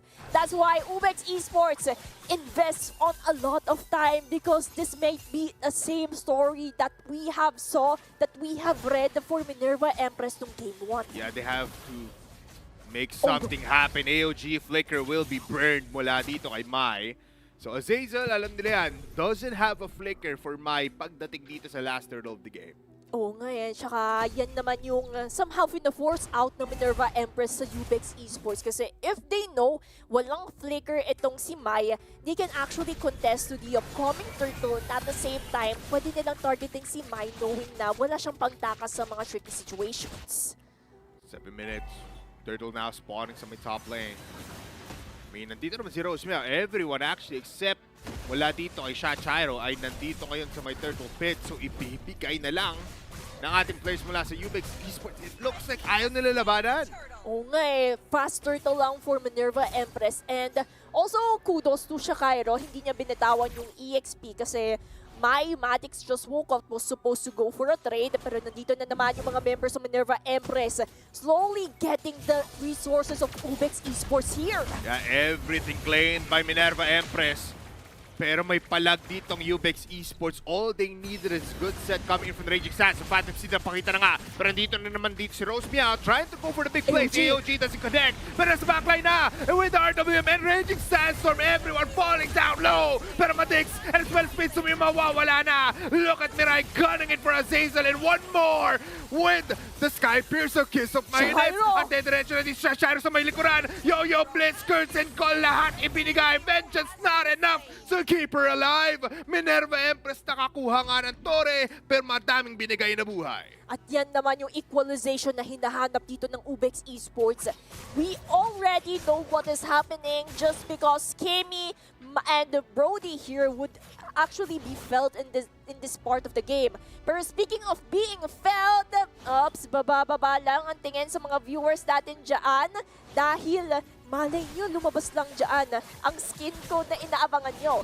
Pero speaking of inaabangan, ito din yung gusto ko about what Minerva Empress is doing kasi parang inabangan nila yung moment kung saan nag-raging sandstorm dito si Madix just woke up para lang mag-counter-initiate sila. And that's the commendable thing that Minerva Empress is doing to secure objectives. But UBEX Esports, ito na yung sinasabi natin bipolar na mas maramdaman na natin yung presensya ng double marksman in this part of the game. Si Mirai, si Mai, dito na natin maramdaman yung items na pinagtuunan nila ng pansin ng early game para lang maramdaman natin ito sa Lord. Yeah. And this might be the testing point ng mga items na binili na towards the first Lord of the game. Pero mukhang di na naman papalag. Look at Shachairo trying to cover the defense. Si Traction Post doesn't even connect. So lang ultimates na nagamit doon. Pero ito na, diretso nga bang Minerva Empress. AOG, kinasa pero magki-clear ng wave. Maipit ngayon dito ang Azazel. Minerva Empress, kaya nga pala isalpa dito yung kanilang roam, pero hindi na kaya yan. Mirai, makakakuha na naman ng Sky Piercer stack. It's unstoppable for her. It seems like nagka-miscom lang doon yung Minerva Empress kasi kung si Azazel, sige, push natin to, go natin to other members. Push pala sa wave. Oo, sa wave pala, nagka-miscom lang doon. Pero it seems like dito hindi sila magkaka-miscom, ha? Uy, ang sakit! Ako po, there's heals coming in, pero RWM will kill them off. One by one. Rose Meow getting a double kill now. Buy one, take one. May isa pa. Oh, no! Natusok. Pero Mirai, buhay pa. Kaso kailangan niya mag-ingat. Kailangan na umuwi. Nasaan nga ba si Ishi? Kakabalik niya lang dito sa top lane. Ito na naman. Same story as Game 1 kung saan Minerva Empress during this time. Mas naramdaman na natin yung presensya nila dahil kontrolado nila yung mapa. For UBEX Esports, they have to reclaim the throne. They have to reclaim control if they want to survive this initiation that the Empress is doing just like Ishi with that pick-off. Nakakakuha sila ng inhibitor threat pero may sasagot dito nila ang buhay ni Marionettes para lang makuha yon. UBEX Esports though, once again, just like what Gretchen said, open na naman ang base. It's like deja vu. Naramdaman natin kanina na they were one step forward sa early game. Pero ngayon, it feels like they're 3 steps back. Engagement dito sa may Riverside. Traction Pulse connecting for half HP. Azazel needs to fall back. Masakit din naman dito mga bala ni Mirai. Monster Killstreak RWM off the mark. At dahil dyan, mukhang Minerva Empress with a Vito 1-over extension. And with that, the UBEX Esports can really go for it because they know Minerva Empress is having these moments, so they have to ensure na mabibili sila ng oras sa mga initiations sa yun para mas lumamang ang UBEX Esports. Now, for Minerva Empress, they have to be careful sa mga ganon kasi isang error lang pwedeng makuha ng UBEX Esports yung ninanais nila na control para mas magkaroon ng kalamangan sa mapa, especially when it comes to the turrets. So right now, this is a waiting game para hindi na sila maghihintay dito. Oh, Phantom Steed, but the damage, will it be enough? AOG connects on to 2. Pero may bawi na nga dito ni Trisorios Mia. Pops off the ultimate at dahil dyan mapupunit ang buhay ni Mitsui. Maling pagbuga ito mula sa UBEX Esports. Ishi kailangan tumakbo. Pero sapat nga bang movement speed? Shachairo, curtain call, traction pulse holds them down. And they get away with their lives. Wow! Nakatakas man sila, pero ito na naman. Dahil doon, Minerva Empress really has that advantage to get this Lord as fast as they can. And UBEX Esports will not even contest with it. Tingnan mo, hindi din sila makalapit just because wala si Mitsui bilang frontliners. At kung mag-contest man sila doon, luging-lugi sila. Very squishy si Ishi, Mirai, and Mai. Kahit napakasakit na nila, si Madix just woke up lang yung kanilang frontliners that time. Oh, you're absolutely correct, Gretchen. Parang the same problems just keeps on coming back. Nakuha nga nila early game, yun lang yung pinagbago, pero look at Minerva Empress, 13 minutes, 10 minutes pa lang, nakuha na nila agad yung bottom inhibitor turret. They're claiming the objectives 1 by 1, they're claiming the jungle 1 by 1 as well, and look at the items, Gretchen, full build na almost din dito si 2U. Isa na lang, di ba? Isa na lang ang kailangan niya para at least maramdaman natin yung damage of that real world manipulation as well as continuous pokings of an Eve. But right now, UBEX Esports, kailangan nila malutasan ito dahil ang daming overflowing minions from top, mid, bottom lane. And Minerva Empress will continuously choke them out. Oh, tinatry nila dito kumuha ng backup play pero Inhibitor of All, it's falling down left and right and center. Big knockup. Mitsui, low in HP, pero look at the RWM connects! AOG, di pa kailangan! Kasi unstoppable na si Rose Piao! Makakapit na si Mirai, pero Tsuyong falls down! Double kill, they're holding down the base! Ishi! Masyado masakit! Ishi nagpakamatay! At dahil dyan, it might just be game! Phantom Steed claims up Matix! Kaya pa ba? Hindi na! It's a done deal sa game number 2 for Minerva Empress! Match point for Minerva Empress in this best of 5 series. Isa na lang ang kailangan ng mga Empresses natin para ticket secured na going to Tagaytay. Naku po, the Empress. Oh my God, the royalty of this matchup. Wow. No? Talagang nakikita natin na hindi handa talagang preparado. Oo Kasi kung isipin mo, Gretchen, we were talking about this beforehand bago pa tayo lumabas dito sa mga screens natin for Athena na parang siguro aabot to ng game number 5. Oo nga, diba? Siguro pantay to kasi stats don't lie. Yeah. Pero it looks like stats are also changed in the meanwhile. So, Yun. parang ngayon mismo nangyayari na parang iba na may gap mismo sa skill level. It's crazy to see. Yeah, those are just numbers that we have witnessed earlier on nung Crown Clash. But the way they exceeded beyond expectations. Yes, more than that. Diba? More than that, they have come in prepared just to make sure na pupunta talaga silang Tagaytay next week. Kaya pala gusto mag-vacation. Yun, diba? Gusto makakita ng magandang laban. And why not, no? Minerva Empress kasi ang tagal na ng Minerva Empress sa industriya ng women in esports for MLBB specifically. So, if that is a chance for them to get into the finals, not just the playoffs, not just the on-site event of Athena Cup, well, mukhang all of the effort was for nothing. No? Was not for nothing. So, Tama. UBEX Esports, iba rin eh. Let's talk about them a little bit, no, Gretchen? At nakita naman natin may adjustment, Yep. pero parang sa simula lang. So, yun naman yung kailangan expand ng UBEX Esports. They have to ensure na, yes, you have already witnessed kung paano gumalaw ang Yeah. Minerva Empress nung Game 1, Game 2. What are the needed adjustments, not only in the early game, but also how you take control towards mid to late game. Yes. Kasi it would matter the most na, yes, you started off strong, but how you finish is more important than that kung paano natin malutasan ito. Yeah. And with that, let's talk about post-game stats kung saan, as we have expected, still the same emblem naman yung ginamit nila. And it's more about being sustainable para tumagal sila lalo sa mga teamfight initiations. And if we're going to highlight something, it would be for the first turtle. Kasi feeling ko doon nagsimula lahat eh. Yeah. UBEX Esports, naramdaman natin na kaya nila sana. Yes. Pero Minerva Empress, iba din talaga kung paano gumalaw sa mga shapes na yun eh. Yeah, parang kahit na nung early game natin, hindi masyado nagagamit yung RWM in terms of caging them down. Wala pa din eh kasi you have still a lot of threat kung ikaw yung UBEX Esports. You have a horse coming into you, brought to you by Marionettes. Meron kang CC na bigla na lang mag-curtain call sa likuran mo, tapos pahampasin ka ng 10 yoyo, no? So, Oo eh. hindi siya ganun kadali for UBEX. So, we love the adjustments sa early game, pero look at the advantage again.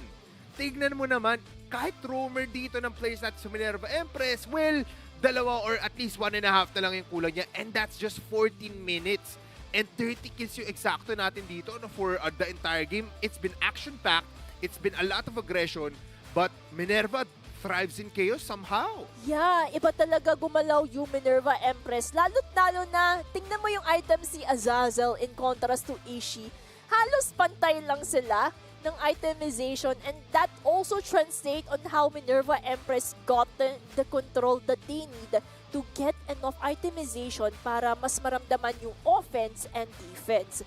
Now for the Richmond Shop Big Four, iba talaga. Si Rose Meow pa Siya na rin. naman. Si rich guy, dapat rich women to eh. And Rich lady, gano'n. rich lady Yes. and the carry, hindi niya binitawan yung awards niya. Alam mo, di nahirapan si Direk dito, di niya na in-edit yung picture Ah. niya. Yan pa din yun nandoon. Madaling-madali na lang yan, di ba? Oo, Sabi ni diba? Direk, thank you, Rose Miao. Napakadali ng buhay namin dito. Pero a lot of big commendations to Mitsui, no? On that Fovius, alam niya yung kailangan niyang gawin, and that was always to go in.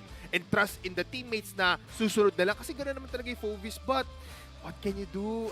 Gretchen? Ang hirap lang talaga ng laban kahit na alam nila yung game plan. Oo nga eh, what can you do with that full views if natutunaw ka parating ng mga members ng Minerva Empress?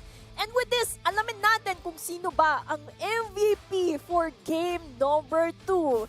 Si... Ang dali na naman! Hindi na kailangan edit! Hindi na hero na Yung lang sa hero, likod. Yan na yan. lang. Napaka-solid mo talaga, Rose Miao. I mean, it looks like Rose Miao is gunning for all the MVPs today, no? Yeah, hakot awards talaga kasi malapit na graduation niya. Totoo ba? Ay, joke lang. Totoo ba? Joke lang. Di baka totoo ba? Congrats na lang. Congrats, Yes. Congratulations sa MVP mo. But nonetheless, no, less than the GPM last time. Pero kasi that was a Brody nonetheless. Sinabi nga natin that early game in the training phase wasn't gonna be that easy since poking mula sa Brody was gonna be great. Pero Rose Miao, commendable now. 6-0-6. Oo, di ba? Wala man nang nakapitas sa kanya kasi ganun din kaganda yung positioning ni Rose Miao in every initiations. Parati siyang nakalikod and makikita natin sa highlights kung paano din siya nag-contribute sa mga team fights. And kung babalikan natin yung mga moments na ito, tingnan mo, nandun lang siya, bandang likod, humarap lang din siya ng konti para makahabol, kumuha ng tore. And yan naman yung something that for the side of UBEX Esports have to be careful about in this upcoming game 3. Lalo na Rose Miao kapag yan naka-item na siya, masasakit din siya. Yes, sobrang solid din, no? Talagang, yun nga, I like how you said na parang sa likod lang palagi dito si Rose Miao. She always extends kung kailan paubos or paalis na dito yung mga players na mula sa UBEX. So you can definitely say na she is the death within the dark. Kasi hindi undetectable talaga dito yung ating player. That's why she doesn't have any deaths. Because she knew how to position herself to get that smart power play pagdating dito sa ating MVP. At ayun na nga po, ang ating game number 2, action-packed, brutal, and as well as dominating mula dito sa side ng ating players mula sa Minerva Empress. But nonetheless, hindi yan magagawa ng ating mga players without the help of PLDT Home Fiber. Yes, PLDT Home Fiber bringing you fast, stable, and reliable internet. Katulad sa pagbilis ng mga laro natin, no? Mabilis. Kung kahapon, medyo matagal, nasa 20 minutes tayo. Matagal Ngayon, yan. yung trajectory, mga less than 15 minutes lang. Yeah, yung kasama mo kasi kapon, sinabi niya sa mga tagalan niyo, pag-uwi Ayun. natin si Gretchen. Ay, kaya Ganun pala! daw. Sino ba yan? Sino ba yun? Sino ba yan? Shoutout na lang sa'yo, no? Shoutout! Shoutout. Magkikita-kita naman tayo, di ba? Soon. So, since wala ka dito, ikaw target namin ngayong araw. Yun! Very good! Siya nagsabi nun. Sabi mo, very good. Ay, Okay. Nonetheless, I mean, going back to the topic, no, Gretchen, mukhang mapapagalitan na naman tayo sa GC dahil sa mga pinagsasabi natin Okay. ngayon. But, eto na, game number 3. It's match point. It's elimination point. And it's a dire situation now para sa side ng ating UBEX Esports. Akala natin may palag meron, pero parang up against Minerva, parang hindi. parang almost is never enough. Yes. Yes, we already see that UBEX Esports can actually go for it. Pero kinakapos sila sa pagkuha ng control, lalo't-lalo na Minerva Empress is slowly choking them down na hindi sila makahinga, hindi sila makakuha ng kailangan nilang gawin. I mean, they need to break something. And I feel like it should really decipher. Madi-decipher natin pagdating sa draft. But, let's look at the randomizer muna. Anong mapa nga ba yan? Anong mapa nga ba? Uulit ba or bago? Hindi. Okay, it is Dangerous Grass. One of the most picked, maps pagdating dito sa Athena League. Or if not, no, still in the middle of these four. So, this will be providing a lot of like gankings now, no? Para sa ating dalawang teams. Oo, diba? Kasi baka malay natin, dito lumabas yung mga kadita Yep. na mid lane, either roaming, yung mga panggulat din ng mga heroes. Kasi Lalo na ang daming bushes na pwede kang gumawa ng mga setup gameplays eh. So, it's really capitalizing on those mini details that was added in the map at your advantage. Yeah, looking at it nga, no, I mean, drafts, dito na rin natin nakikita, palagi naman natin sinasabi, Hilda will be played out. Even Khaled is still viable pagdating dito sa laban na to, no? Kasi Raging Sandstorm is just easier to hit kapag hindi ka na-expect ng ating mga players. Gatot Kacha, even Grok would be played out as well. Something that I do wanna see is a Marcel being played out. I know na palagi nating binaban yun, one of the most bans din pagdating dito sa Athena Cup. But it would be pretty nice kasi sobrang dali mag-Marcel sa mapang to. But, tara nga, babalik tayo sa ating drafting phase for game number 3. And look at that, UBEX Esports still respecting the hell out of Rose now. Yeah. First ban, wala nang isip-isip pa, automatic Moscow Fanny. Respeto kay Rose Meow at Munets. And surprisingly, parating binaban out yung Fanny ni Munets kasi yung bumisita ako sa live nila yesterday, sabi ni Munets, parang ayoko na mag-Fanny, sawang-sawa na. Na pinagbibigyan ng UBEX dito si Munets. Sabi niya, okay, or baka may na mind games lang daw sila. So, diba? tanggalin na lang natin yan. I mean, looking at for Minerva Empress, Baksha, Marcel, still bad out. So, same pa din for Minerva. And baka dito lang tayo magkaiba in their last few bans. Kasi I'm not sure kung Fovius baban out or kukunin ulit bilang priority pick ng UBEX Esports. Pero a lot is still open like the Freya, Zushin, and surprisingly si Freya, hindi na masyadong Isang team lang talaga kilala ko dito sa Athena League na mahilig mag-Freya, and that's only Navi. Yeah, Navi PH. Hindi pa Gold Freya yun. XP Freya pa yun. Kasi iba yung gusto nilang ipalaro pag sa Gold Lane, no? Different band, though. Leomord. Pero Zushi pa din. Alam mo, ang dali ng banning dito ng Minerva Empress. Parang, eto na. Eto. Okay. Same for 1+1. 1+1 equals Zushin ban. Yun lang yun. Yun lang ibig sabihin nun. Ngayon, what do you think? Kari. Uy, ayan. At least malimitahan nila yung hero pool agad-agad ni Rose Meow. Pero, yung ano kasi, yung ang daming baon ni Rose Meow, alam ko may Destiny pa tong tinatago na hindi masyadong ginagamit.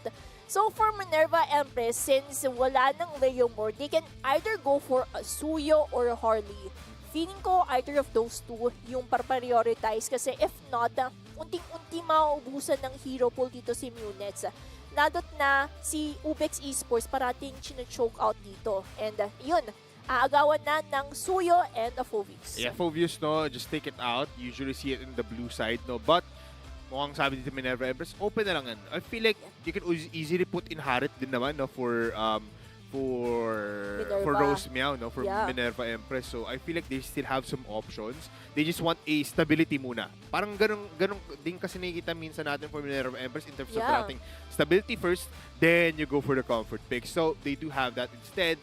Pero for UBEX Esports, again, combination plays of the mid laner and as well as the roamers, na Khalid, Eve is still open, Lilia Alice, actually pwedeng kunin dito na UBEX, no? Oo Kasi for Lilia Kari, sila parati yung magka-twinning. Sila parati yung magkasama.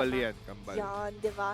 So, a possible Lilia pick early agad for UBEX Esports. And there we have it. Along with Gatot Kacha to have that somehow crowd control initiation for them. Yeah, they want to siguro negate yung pagpasok dito ng isang Suyu and as well as isang Fovius with the taunt, with the second skill. So Minerva Empress, they have some leeway here pero may sagot naman ng UBEX. But Glue, why Glue nga ba? For Glue kasi, ito yung mga heroes na gusto din lumapit. Just like same rational as sa Lilia. Habang lumalapit ka, stack lang ang gagawin ng Glue para at least makapag-grab siya agad. So, that's for the side of Minerva Empress. But the problem is for UBEX, meron na silang pang countermeasure Mahihirapan sila sa Lilia na lumapit. Not only it has a slowing capabilities, but it also has magic damage burst that you can expect for this hero. Ayun, kahit nga Glue ka or kahit Fovius ka, matatakot ka sa Lilia na yan. So, Minerva, they have a pretty tough fight here. They will ban out the Obsidian, no, for UBEX Esports, for Minerva Empress. Harley and Guinevere will be banned out.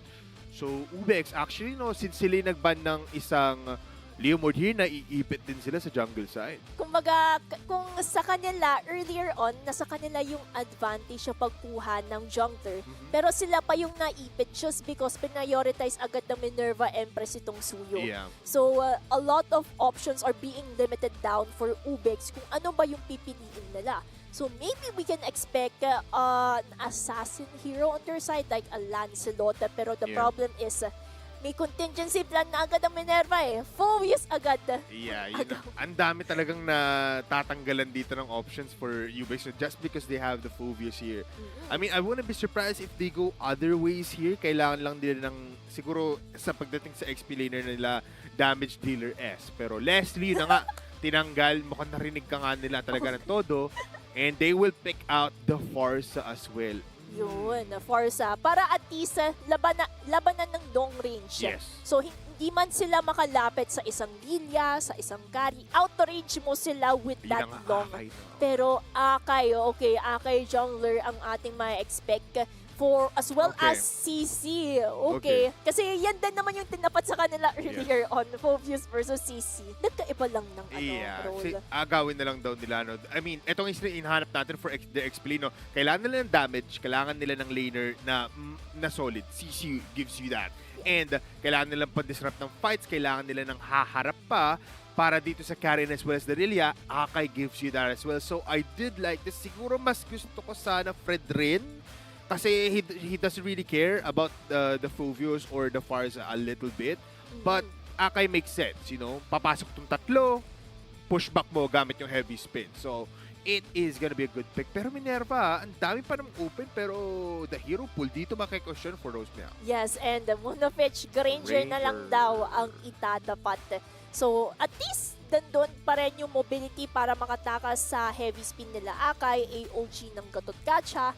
And you also can expect a damage coming in from a Rhapsody, Dead Sonata. So, overall, I would say, still balanced composition. Mas madaming nang pang-initiate na yon ng UBEX Esports. Yes. But the problem is, control early game. Kasi even though ganyan na naman yung drafting, it's really about the execution-wise that would matter the most. Yeah, it always ends up sa game and in the land of dawn. So this draft is actually impressive, no? Pagdating dito sa ating dalawang teams, everybody! This might just be elimination for UBEX Esports or redemption para sa kanila para makaabot ng game number 5. Will it be a comeback or will it be a slapback pabalik dito at paalis ng Athena Cup for UBEX Esports versus Minerva Empress? This is game number 3. One last chance for UBEX to find the redemption sa ating best of 5 series. Minerva Empress, isa na lang, one step closer towards going to Tagaytay to really get the championship title here at Athena Cup. And before that, pag-usapan ulit natin kasi overall, match-up-wise, it's still somehow close-knitted pa rin, still the same as earlier on. Pero the problem is, ano ba yung adjustments na kailangan gawin ng UBEX Esports para tapatan ang Minerva Empress? I mean, they have what it takes to invade, they have what it takes to dominate this lane dito sa mid lane, pero they have to just combine together with Ishii, no? Pero mukhang delikado dito. Yung mapapagamit ng flicker, makakagamit nga ba rin dito sila ng extra pang leeway para makapag-dominate pa in the Riverside. They do get the Lethal Wonder, but balik lang tayo sa farm. Oo nga eh. Tsaka focus na lang din kung ano ba yung pwede nilang kunin without overextending too much. Because kapag napapunish ka agad-agad before 2 minutes, dito din natin mapapansin yung somehow struggles nyo sa pagkuha ng turtle. Pero I also like to comment Azazel here kasi tingnan mo, yung Patrick niya, burger lang yung kinukuha niya para kulitin yung UBEX Esports sa rotation. Yeah, alam mo, ever since talaga nakalaban ko si Hans, naalala mo yung naglaro ka, glue lang tinapat sa akin. Burger lang, wala pang burger nun eh, pero burger lang din siya ng burger sa akin. So, ang annoying talaga nun. No, ang hirap kahit roamer ka kasi 'di ba? Ang dali man disrupt, ang hirap makapag-rotate kung may glow kang ganyan. Oo, tsaka pwede mong i-force out yung battle spells agad din. Especially kung si Azazel parati niyang kinukulit dito si Ishii sa farming, mapapagamit siya ng retry sa hindi oras pero delikado. Low in HP, split. Pero Mitsuya yan eh. You have the CC combination as well. Heavy spin, pins down Azazel. Pero matigas pa naman mukha niya dito. Pero that is the first blood. Mukhang masyado na malambot. Farsa coming in together with Suyu with the better air strike. With only a little bit of damage. Pero low in HP, makakalis pa naman si Shachiro. Goes back actually. Ano yun? Ba't siya bumalik? Oh no! Napindot niya ata. Yun lang. Yan lang. And that would be somehow detrimental for Minerva Empress because looking at things right now, UBEX Esports, sila na yon yung may hawak ng kalamangan. At ito yung sinasabi natin, Bipolar. Ito yung kailangan nilang makuhang kontrol para at least mapatumba agad nila yung mga Empresses. Yeah, and we love this, no? Talagang they're using these ultimates now early in the game kung saan pwede ka pa talaga gumamit ng ultimate ng sandamakmak sa singular hero because wala pang sobrang palag ditong Minerva Empress. So, fast rotations, fast engagements ang hinahanap ng UBEX Esports and they're doing it pretty well. Tignan mo naman ngayon, after getting the turtle, subok na dito sa bottom lane. And inaagawan pa dito ni Ishii ay yung mga crabs na meron si Muned sa top lane, bandang-banda, para at least mas lumamang ang isang Akay pangontra sa Suyo. Pero oops, si Mitsui. Oh, Vengeance popped out, heavy spin, yung feathered airstrike off the mark at dahil dyan, Shachiro mamamatay lang ng libreng-libre. Oh no, nakaka 2 deaths na dito si Shakairos. So that means parati siyang sinasandbag ng mga members ng UBEX Esports and that would be somehow detrimental.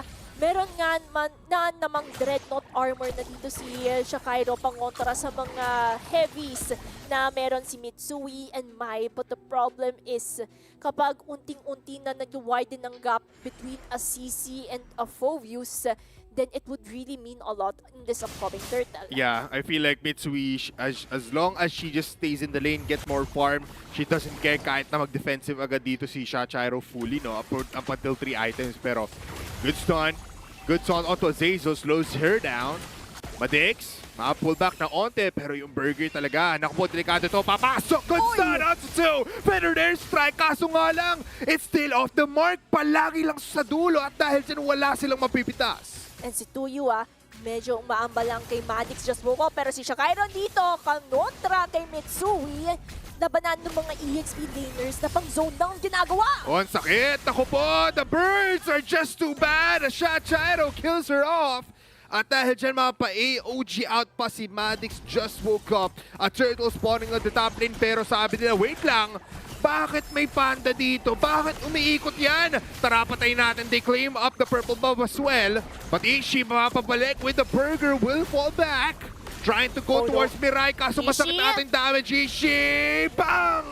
Mula ka siya at Chiro, and they even claim the turtle meanwhile. Gusto ko yung ginagawa ng Minerva Empress kasi supposedly UBEX Esports already has that control nung last team fight. Sila yung may hawak ng kalamangan, but the problem is ang daming na force out sa UBEX Esports. Like the AOG of Madix just woke up para at least makapag-use siya defensively. And at the same time kay Ishii, kaya na sana nilang kunin yung turtle, pero nakuha pa rin yung buhay dito ni Mirai. Good pin, no, towards the wall. The spreader airstrike, gitnang-gitna pa, which means marami pang mapapatama. But this time, they want to claim a tower in the mid lane. That Sonata's just too hard, hitting towards Madix. Pero wala silang makuha doon. Walang trade makukuha. Pero if we're going to look at things right now, equalization pa rin ng dalawang teams. UBEX Esports, Minerva Empress, just because of what happened nung earlier team fights, they have no advantage to one another. Everything is pantay-pantay lang. Pero si Shakairo dito, kinukulit nang dito si Ishii and it seems like makakakuha ng Tore ang Minerva Empress sa bottom lane at hindi na madedepensahan dito ng UBEX Esports. Uy, may ipit. May ipit nga lang.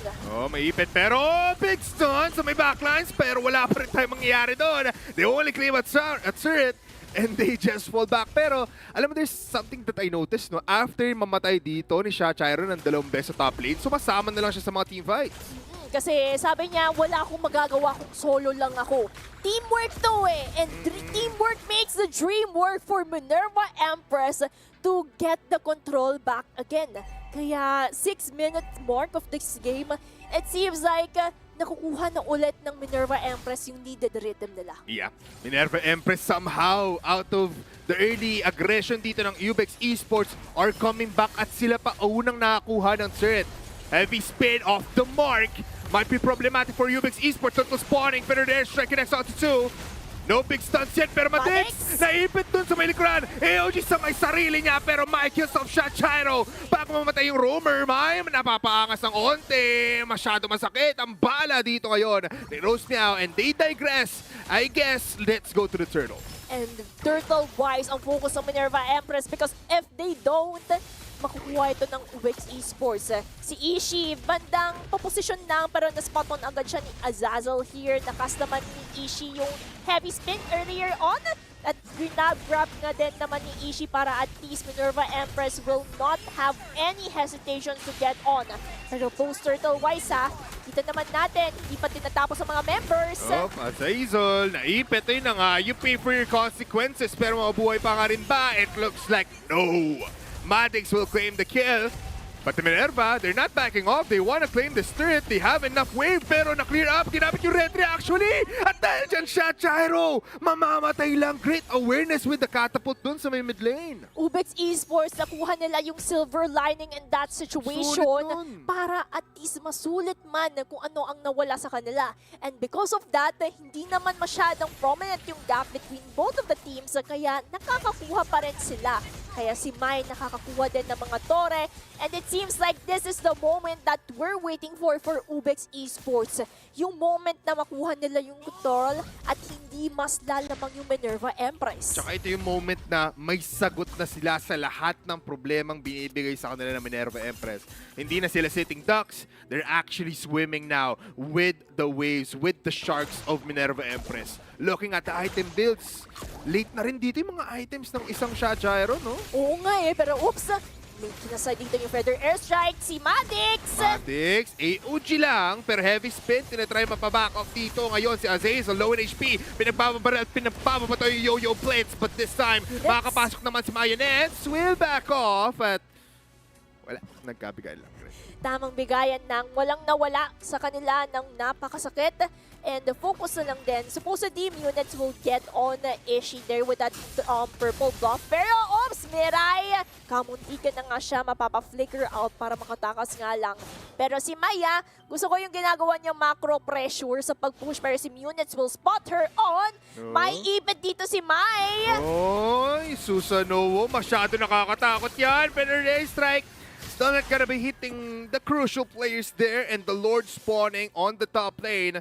Mukhang napakagat doon yung Minerva Empress. Oo, nag-response sila pero si Ishi nakaabang dito with that heavy spin! Oh, heavy spin! Ako na dun mismo sa kuweba ng loob ng Turtle Pit. At this time, Minerva Empress pabalik naman. Low HP, Mitsui falls down. Killing spree para dito. And Rose Meow now with a double kill. Ang daming pinatay. Sila ang sinet-upan pero sila pa ang nawalan. Dahil dyan, Minerva Empress, kukuha na naman ng Tore as well as they can actually get on the Lord. Another win for the Empresses, pero ang UBEX Esports hindi pa tapos dito. Grabe to, tatlo lang to. Kalaban din yung tatlong natitira for UBEX Esports. And they claim up the Lord. Mapapa-pull back. Ishi, naku po! Yung Dragon Warrior, umikot-ikot na kaso na immobilize. Still backs off. Pumasok kaso na to. At Madix will fall down. Minerva Empress with one more. Oh no! It seems like UBEX Esports na wala nila yung control ng early game because for the side of Minerva Empress, sila na yun yung may kalamangan, sila na yun yung may Lord, i-flow nila yung minions para unting-unti na naman ma-choke down ng UBEX Esports sa kanilang mapa. This is insane, Gretchen! They're just controlling the map after that big fight! At kahit gusto makakuha dito ng purple buff which is successful nonetheless, kailangan ditong puwersahin, mag-brute force, kumbaga papasok yung UBEX Esports. And for Minerva Empress, tingnan mo, focus sila sa push pero it seems like units will still get on another kill. Di ba tapos yung mga members ng Minerva Empress, Oh, naku po, na Black Magic shoes tuloy na pa-pop off. At dahil dyan, may nakikita ka pa bang mga tore sa labas? Wala na. Ishi, masyado ka nagpapangarap dun sa labas ng base nyo. Go back in your base. You need to defend Minerva Empress. Gunning out for the last outside turret. At ito na naman, yung same story from Game 1, Game 2 kung saan UBEX Esports hindi sila makalabas sa kanilang base. Unting-unti sila na-choke down ng Minerva Empress to the point na ang gagagawa na lang nila is sumagot. But remember, they still have Mirai and Mai in the process. May AOG pang kasama. Oh, look at that big stunts and big damage coming in from Mai. Naipit yung players at na-pullback pa nga. Kaso mapapabalik. Here comes Rose now. Mitsui kills off 4 pero si Rose now. Big threat in the backlines. Yo-Yo Blitz mapagamit. Si Patrick. Si Azazel tatakbo. Mamamatay. Ishi. They claim one more. Kaso masakit. Godlike para makabalik. It's a 2 for 4 pero Minerva Empress, that is a bad fight. At hindi na nga same story kasi sabi ng UBEX Esports, natuto na kami nung Game 1 at Game 2. Dahil may Dilia kami, dahil meron kaming Gatot Gacha, pwede kami mag-counter-initiate sa mga Empresses para at least makalamang kami at pwede namin patagalin yung laro as much as we can. And when it comes to the upcoming Lord, all I can say is for UBEX Esports, kailangan nilang capitalize din yung kanilang Gatot Kacha Ishi setup. Pero the problem is for Minerva Empress, tingnan mo sa kanila na yun yung economic gap which also translate na sila din yung mas madaming kalamangan sa items. Yeah, kaso parang hindi natin dama yun no? Looking at this, top lane, heavy spin, pero nandito ngayon si Myers, wala siya magawa. Masyado masakit yung damage dito rin May, at napulit na nga din agad. Pero better there, strike tries to back them off, mapatid naman yung isa na kumainit, napakagat! At pinutuhan na shuriken ni May, at dahil dyan, double kill, peace down. Peace! Yan, peace sign. Pero tingnan mo, yung UBEX Esports nakakasagot na. At yung problema pa ng Minerva Empress is nawala si Munets, yung red 3 holder nila in this Lord fight. So that means UBEX Esports can actually get the Lord, pero Minerva Empress hindi sila tinitigilan. Oh no, Minerva Empress, they know, hindi na nila kailangan ibigay yung Lord na to. It's either fight or go back home. Shachiro will get killed. And they will claim the Lord, but nonetheless, marami pa rin namang outside expendable turrets dito ang Minerva Empress. And ito na naman yung sinasabi natin na kailangan i-work out ng UBEX Esports yung macro pressures. Kasi for Minerva Empress, they still have tier 2 turrets that they can capitalize for defense mechanisms. Pero for UBEX Esports, inhibitor turrets na lang yung natitira sa kanila. Kaya overall, if we're going to look at it in a macro perspective, Minerva Empress is still holding that control, not unless in the next few team fights, UBEX Esports, unting-unti nila maubos yung mga tore. Further airstrike, ikinasa na dito ni 2U to zone out the members of UBEX, pero ramdam na natin yung damage output. Yeah, the damage is just too big now na hindi na pwedeng magbigay ng todo lang dito ang UBEX Esports. Kailangan kalkulada lahat ng movements nila. They need to wait for the heavy spin. They need to wait for Might to connect as well. Azazel starting off the stunts. Better day strike, zoning them out. Pero this is a lot of damage. Heavy spin mapagamit. Oh, at naipit, Shachiro was not in a good position. At nag-flicker in. Mai, alam niyang may ultimate pa siya. So dahil dyan, mauubos ang buhay ni Mainets. May Lord pa ang UBEX Esports sa bandang itasa. And this is 3 members defending their base as much as they can. Maubos naman nila yung Lord. Pero the problem is, UBEX Esports already has minions from the mid and bottom lane. Unting-unti pa nadidepensahan dito ng Minerva Empress yung kailangan nilang gawin. Pero oops, may Winter Crown din at may AOG kasama para lang makapag-zone out. Pero grabe, ang dami nangyayari! Ang dami pa rin ditong damage ni Rose Meow. At dahil na dumiretso kayo, papatayin ka niya isa-isa. Rose Meow answers back with 2, pero 2 turrets also falls down. Meow, meow, meow, meow. Aray mo! Aray mo! Meow, meow, meow, meow, meow. Ang ginawa doon ni Rose Meow sa kanyang Granger. Kasi look, items pa lang, kumpleto na naka-Sky Full stack na Piercer, yan. full stack. Kaya for UBEX Esports, you really have to watch out for Rose Meow here kung ayaw nyo mabigyan. Pero if we're also going to look at things on a wider perspective, once again, UBEX Esports, nakuha na nila yung ideal situation nila na kunan yung mga tore na Minerva Empress para they have to watch out for the top and mid turret for backdoor strategies. Tsaka nakakasabay na sila, no, Gretchen? this is the first time that we've seen them go inside the base of Minerva Empress. And they did it successfully. Yes, they did get killed two times, pero that was just overextension. Looking at the next Lord now sa bottom lane, mukhang ito ang next target na ating team. Oo, at saka ito din yung sinasabi natin nung Game 1, Game 2 pa lang kung saan ito yung moment na kailangan sumabay ng UBEX Esports! Oh, pero strike. Black Magic Shoes mapabalik, pero ang sakit! Sobrang sakit ng bala dito ni Rose Meow. At dahil dyan, ubos ang advantage dito ng UBEX Esports just because wala na ang Lilia. Pero ang ganda ng pwesto dito ngayon ni Ishi in the backlines trying to go for big initial kills. And look at Mai. Oh, Look si at Mai. Wave. Heavy spin dito sa may bottom side. Walang damage. Wala si Mai dito.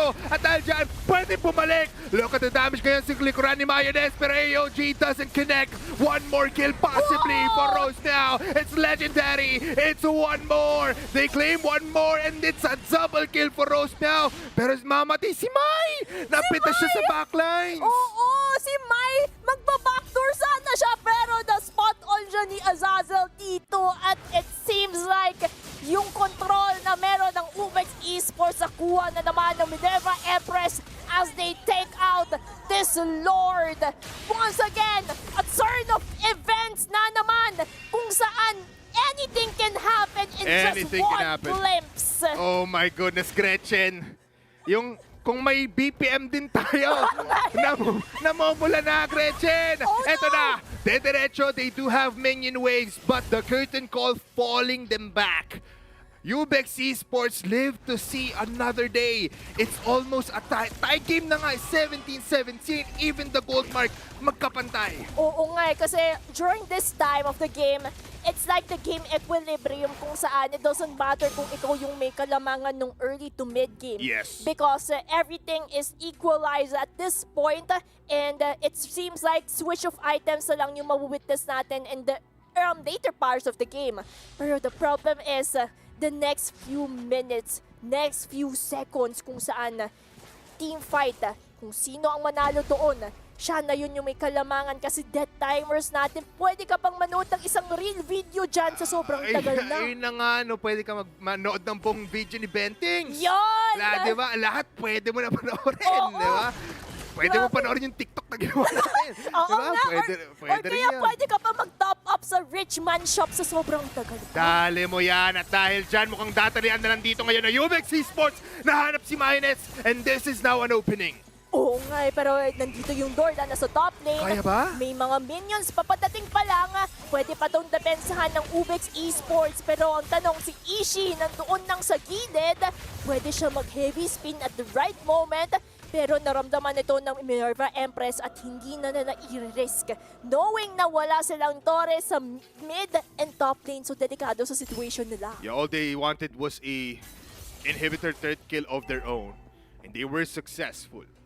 Their enemies super minions now spawning ito sa my top lane and as well as sa my mid. But that's for UBEX Esports only. Delikado to. Look at that 30 seconds kanina. Wala si Mayonnaise at kinabahan ako para sa Minerva doon. Oo, diba? Kasi every second would matter the most for these teams. Every Pero si spin, Ishi, dalawa na hanap, pero Ferrer strike pushes them back. What great awareness mula dito ngayon kay Tsuyu. At dahil dyan, dediretso sila. Napap na nga dito yung Windsor Crown, pero makakaalis pa rin naman. Multiple dashes, pero multiple stuns ng sagot. Ngayon, ang Minerva Empress, dediretso. Wala dito yung dalawa ng players Ishi? natin. Ako po! Ang sakit! Ishi falls down. Walang warrior dito. Empress ang makakapatay. at Empress can actually capitalize on this Lord or maybe even wreck down push. Pero dahil ang daming threats na nanggagaling sa UBEX Esports, hindi na nila ito release. Pero may AOG pang kasama, walang tatama. Kaya si Munets focus na lang sa pagkuha ng Lord. Yeah, they want the Lord here. That's the easiest way to push into the base ngayon ng UBEX Esports. Very clenching ang ating labanan. And look at this. Minerva Empress with another chance. Pero syempre, hindi yun madali. UBEX Esports not giving any more chances now. And for UBEX Esports, focus na lang sila sa pagdepensa kasi on time pa naman yung spawn ni Ishi dito sa pagdepensa from that Lord coming in from Minerva Empress. And looking at the itemization, ito na nga yung pinapoint out pa natin earlier by Polar na equalization. Wala kalamangan kasi pantay-pantay na lahat. So it really boils down yung defense mechanisms, kung paano sila mag-initiate. And for Minerva Empress, they really have to use Azazel Shakairo here being the frontliners kasi isang pitas lang, especially kay Rose Miao. Dito na magko-crumble down yung defenses sa Minerva Empress.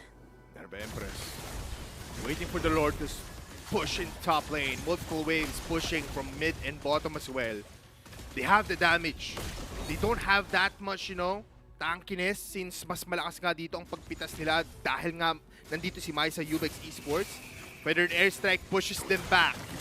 Clearing out options para ngayon sa Minerva Empress Lords in the mid lane or in the top lane now. Mapipitas. Immortality has been popped at dahil dyan heavy spin has been expended. Napapop off na nga.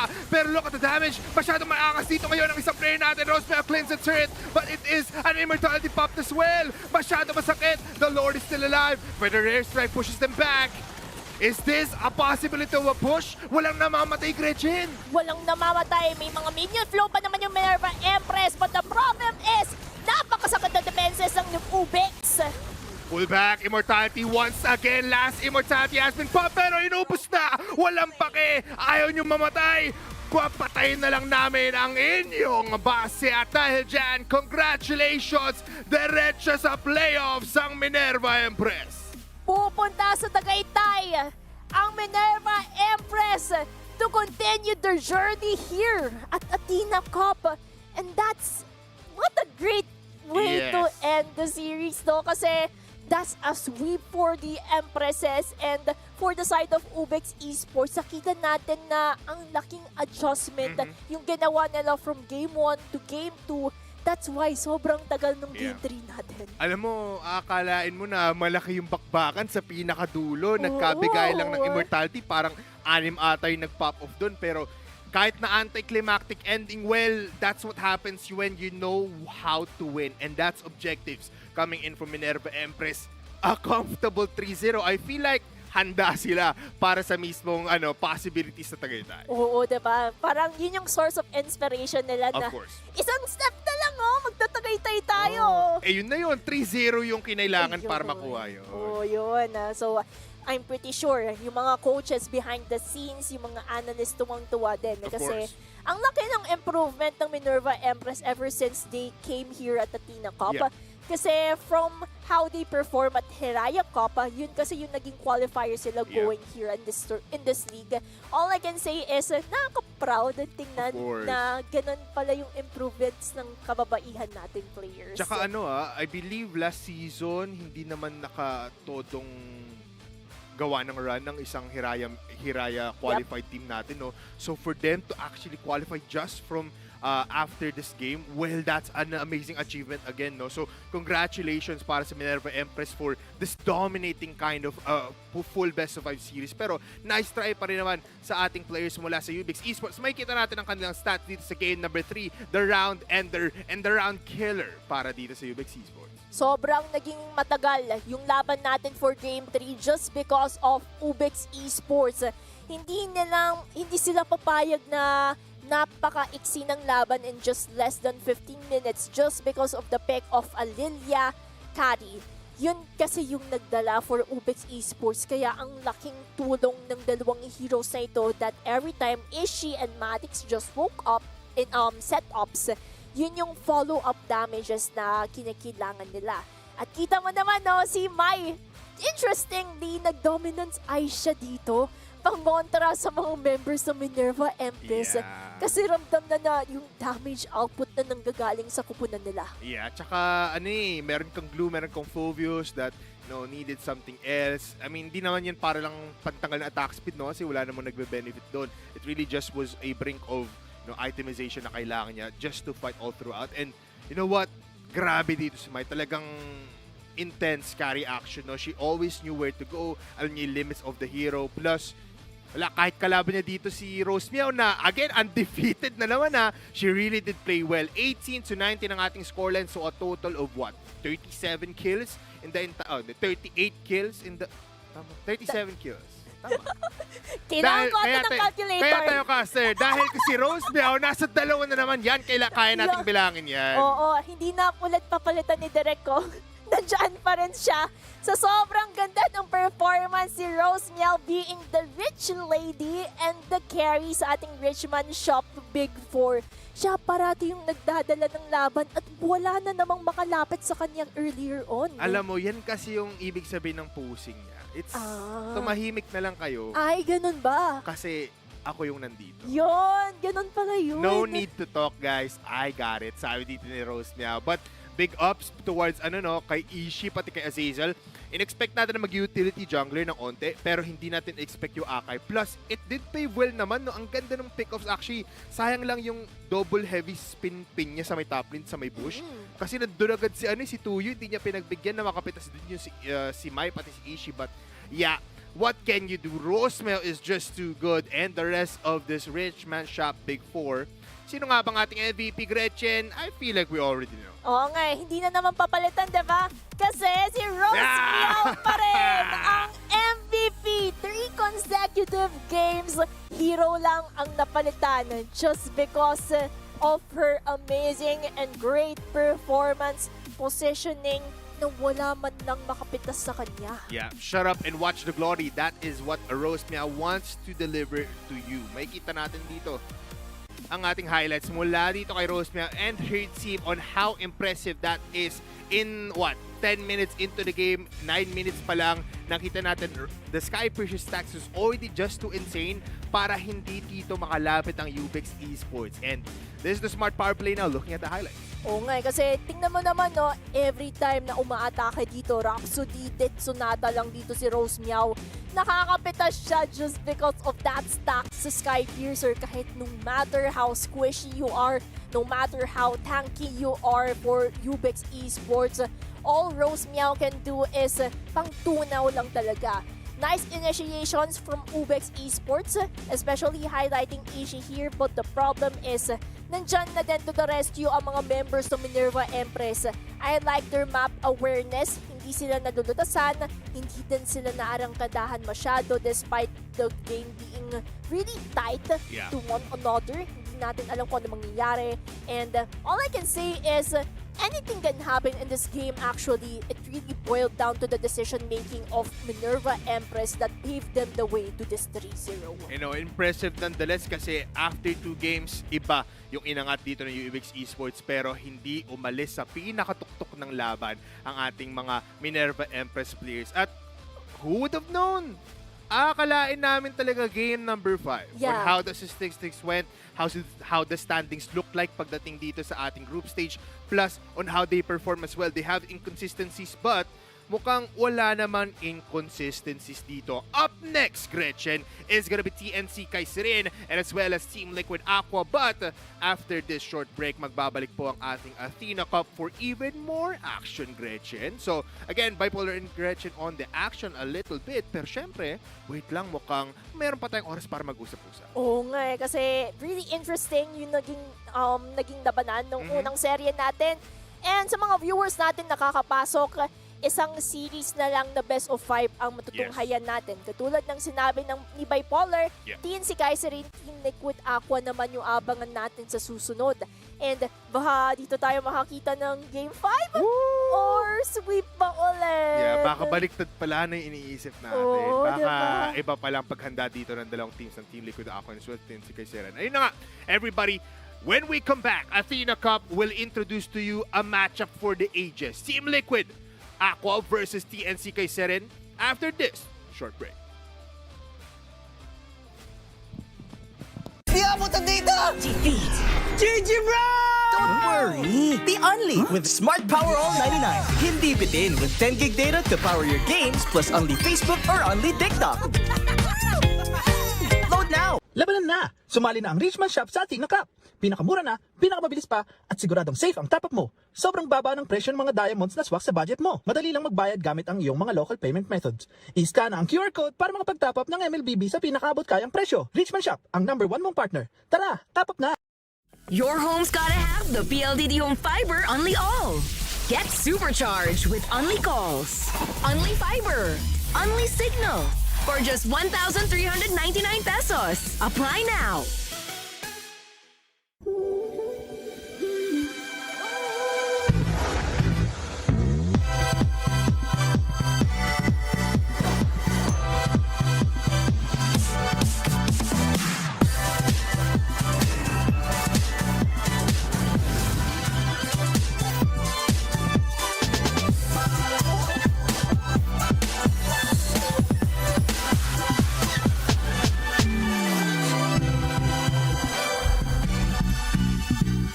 Realme 15 Series 5G.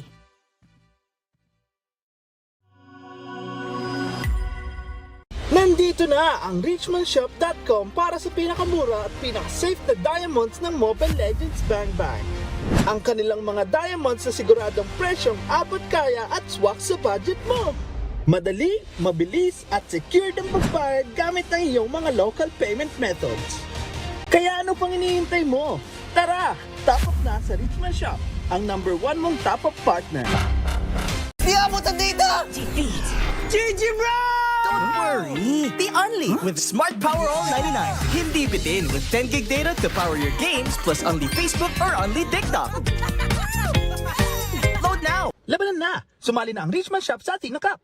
Pinakamura na, pinakamabilis pa, at siguradong safe ang top-up mo. Sobrang baba ng presyo ng mga diamonds na swak sa budget mo. Madali lang magbayad gamit ang iyong mga local payment methods. I-scan ang QR code para makapag-top up ng MLBB sa pinakaabot kayang presyo. Richman Shop, ang #1 mong partner. Tara, top up na! Your home's gotta have the PLDT Home Fiber Unli All. Get supercharged with Unli Calls, Unli Fiber, Unli Signal for just 1,399 pesos. Apply now.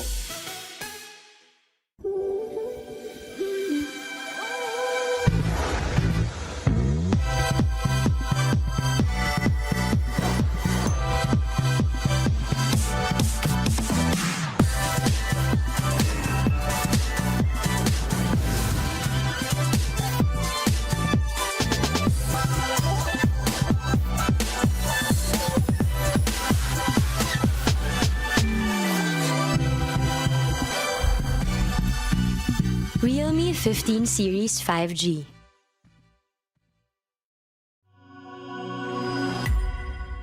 Nandito na ang richmanshop.com para sa pinakamura at pinaka-safe na diamonds ng Mobile Legends Bang Bang. Ang kanilang mga diamonds na siguradong presyong abot kaya at swak sa budget mo. Madali, mabilis at secured ang pagbayad gamit ang iyong mga local payment methods. Kaya ano pang hinihintay mo? Tara, top up na sa Richman Shop, ang #1 mong top-up partner. Di abutan dito! GG bro! Don't worry! The Only with Smart Power All 99. Hindi bitin with 10 gig data to power your games plus only Facebook or only TikTok. Load now! Labanan na! Sumali na ang Richman Shop sa Athena Cup. Pinakamura na, pinakamabilis pa, at siguradong safe ang top-up mo. Sobrang baba ng presyo ng mga diamonds na swak sa budget mo. Madali lang magbayad gamit ang iyong mga local payment methods. I-scan ang QR code para makapag-top up ng MLBB sa pinakaabot kayang presyo. Richman Shop, ang #1 mong partner. Tara, top up na! Your home's gotta have the PLDT Home Fiber Unli All. Get supercharged with Unli Calls, Unli Fiber, Unli Signal for just 1,399 pesos. Apply now.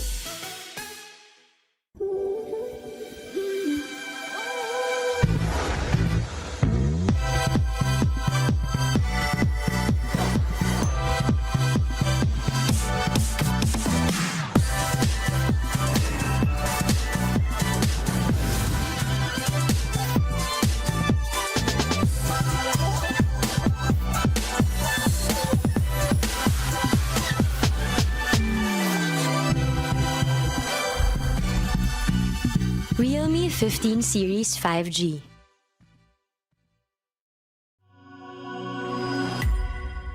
Nandito na ang richmanshop.com para sa pinakamura at pinaka-safe na diamonds ng Mobile Legends Bang Bang. Ang kanilang mga diamonds na siguradong presyong abot kaya at swak sa budget mo. Madali, mabilis at secured ang pagbayad gamit ang iyong mga local payment methods. Kaya ano pang hinihintay mo? Tara, top up na sa Richman Shop, ang #1 mong top-up partner. Di abutan dito! GG bro! Don't worry! The Only with Smart Power All 99. Hindi bitin with 10 gig data to power your games plus only Facebook or only TikTok. Load now! Labanan na! Sumali na ang Richman Shop sa Athena Cup. Pinakamura na, pinakamabilis pa, at siguradong safe ang top-up mo. Sobrang baba ng presyo ng mga diamonds na swak sa budget mo. Madali lang magbayad gamit ang iyong mga local payment methods. I-scan ang QR code para makapag-top up ng MLBB sa pinakaabot kayang presyo. Richman Shop, ang #1 mong partner. Tara, top up na! Your home's gotta have the PLDT Home Fiber Unli All. Get supercharged with Unli Calls, Unli Fiber, Unli Signal for just 1,399 pesos. Apply now.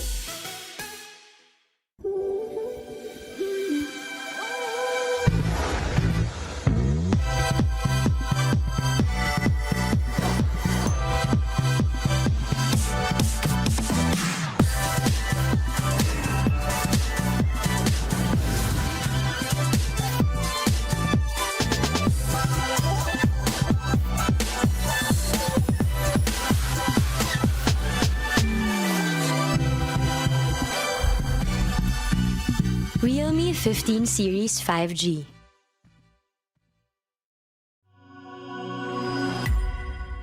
Nandito na ang richmanshop.com para sa pinakamura at pinaka-safe na diamonds ng Mobile Legends Bang Bang.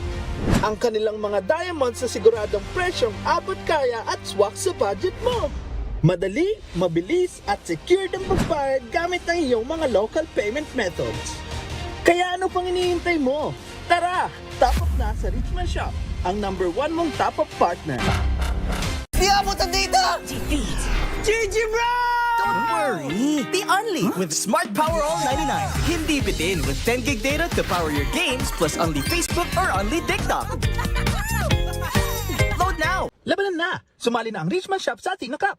Pinakamura na, pinakamabilis pa, at siguradong safe ang top up mo. Sobrang baba ng presyo ng mga diamonds na swak sa budget mo. Madali lang magbayad gamit ang iyong mga local payment methods. I-scan ang QR code para makapag-top up ng MLBB sa pinakaabot kayang presyo. Richman Shop, ang #1 mong partner. Tara, top up na! Your home's gotta have the PLDT Home Fiber Unli All. Get supercharged with Unli Calls, Unli Fiber, Unli Signal for just 1,399 pesos. Apply now.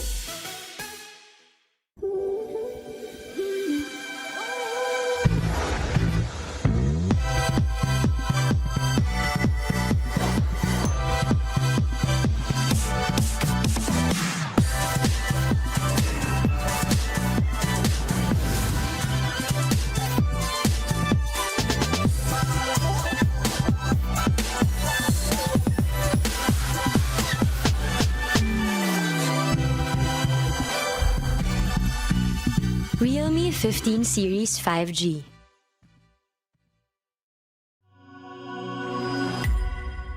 Nandito na ang richmanshop.com para sa pinakamura at pinaka-safe na diamonds ng Mobile Legends Bang Bang.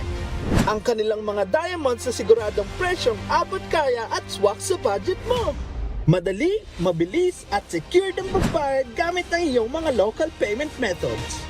Kaya ano pang hinihintay mo? Tara, top up na sa Richman Shop, ang #1 mong top up partner. Di abutan dito! GG bro! Don't worry! The Only with Smart Power All 99. Hindi bitin with 10 gig data to power your games plus only Facebook or only TikTok. Load now! Labanan na! Sumali na ang Richman Shop sa Athena Cup. Pinakamura na, pinakamabilis pa, at siguradong safe ang top up mo. Sobrang baba ng presyo ng mga diamonds na swak sa budget mo. Madali lang magbayad gamit ang iyong mga local payment methods. I-scan ang QR code para makapag-top up ng MLBB sa pinakaabot kayang presyo. Richman Shop, ang #1 mong partner. Tara, top up na! Your home's gotta have the PLDT Home Fiber Unli All. Get supercharged with Unli Calls, Unli Fiber, Unli Signal for just 1,399 pesos. Apply now.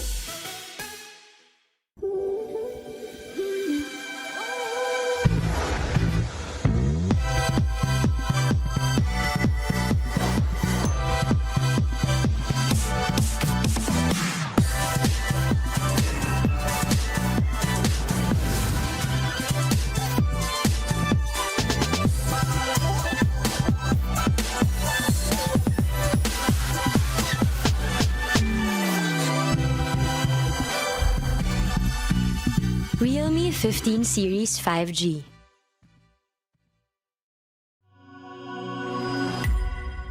Nandito na ang richmanshop.com para sa pinakamura at pinaka-safe na diamonds ng Mobile Legends Bang Bang. Ang kanilang mga diamonds na siguradong presyong abot kaya at swak sa budget mo. Madali, mabilis at secure ang pagbayad gamit ang iyong mga local payment methods. Kaya ano pang hinihintay mo? Tara, top up na sa Richman Shop, ang #1 mong top up partner. Di abutan dito! GG bro! Don't worry! worry! The only with Smart Power All 99. Hindi bitin with 10 gig data to power your games plus only Facebook or only TikTok. Load now! Labanan na! Sumali na ang Richman Shop sa Athena Cup. Pinakamura na, pinakamabilis pa, at siguradong safe ang top-up mo. Sobrang baba ng presyo ng mga diamonds na swak sa budget mo. Madali lang magbayad gamit ang iyong mga local payment methods. I-scan ang QR code para makapag-top up ng MLBB sa pinakaabot kayang presyo. Richman Shop, ang #1 mong partner. Tara, top up na! Your home's gotta have the PLDT Home Fiber Unli All. Get supercharged with Unli Calls, Unli Fiber, Unli Signal for just 1,399 pesos. Apply now.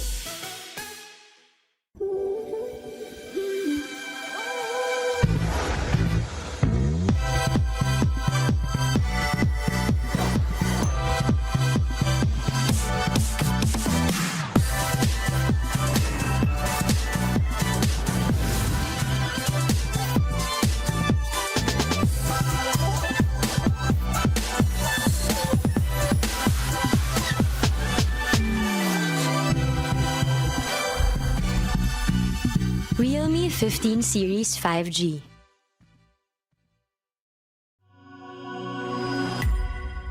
Nandito na ang richmanshop.com para sa pinakamura at pinaka-safe na diamonds ng Mobile Legends Bang Bang. Ang kanilang mga diamonds na siguradong presyong abot kaya at swak sa budget mo. Madali, mabilis at secure ang pagbayad gamit ang iyong mga local payment methods. Kaya ano pang iniintay mo? Tara, top up na sa Richman Shop, ang #1 mong top up partner. Di abot ang data! GG bro! Don't worry! The only with Smart Power All 99. Hindi bitin with 10 gig data to power your games plus only Facebook or only TikTok. Load now! Labanan na! Sumali na ang Richman Shop sa Athena Cup. Pinakamura na, pinakamabilis pa, at siguradong safe ang top-up mo. Sobrang baba ng presyo ng mga diamonds na swak sa budget mo. Madali lang magbayad gamit ang iyong mga local payment methods. I-scan ang QR code para makapag-top up ng MLBB sa pinakaabot kayang presyo. Richman Shop, ang #1 mong partner. Tara, top up na! Your home's gotta have the PLDT Home Fiber Unli All. Get supercharged with Unli Calls, Unli Fiber, Unli Signal for just 1,399 pesos. Apply now.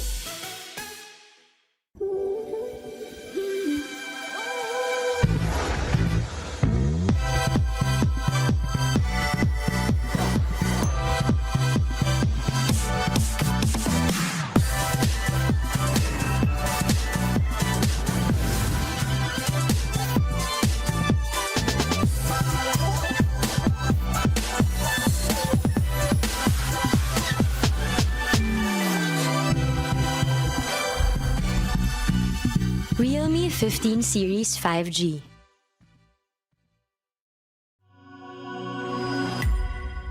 Nandito na ang richmanshop.com para sa pinakamura at pinaka-safe na diamonds ng Mobile Legends Bang Bang. Ang kanilang mga diamonds na siguradong presyong abot kaya at swak sa budget mo. Madali, mabilis at secure ang pagbayad gamit ang iyong mga local payment methods. Kaya ano pang iniintay mo? Tara, top up na sa Richman Shop, ang #1 mong top up partner. Di abot ang data! GG bro! Don't worry! The only with Smart Power All 99. Hindi bitin with 10 gig data to power your games plus only Facebook or only TikTok. Load now! Labanan na! Sumali na ang Richman Shop sa Athena Cup. Pinakamura na, pinakamabilis pa, at siguradong safe ang top-up mo. Sobrang baba ng presyo ng mga diamonds na swak sa budget mo. Madali lang magbayad gamit ang iyong mga local payment methods. I-scan ang QR code para makapag-top up ng MLBB sa pinakaabot kayang presyo. Richman Shop, ang #1 mong partner. Tara, top up na! Your home's gotta have the PLDT Home Fiber Unli All. Get supercharged with Unli Calls, Unli Fiber, Unli Signal for just 1,399 pesos. Apply now.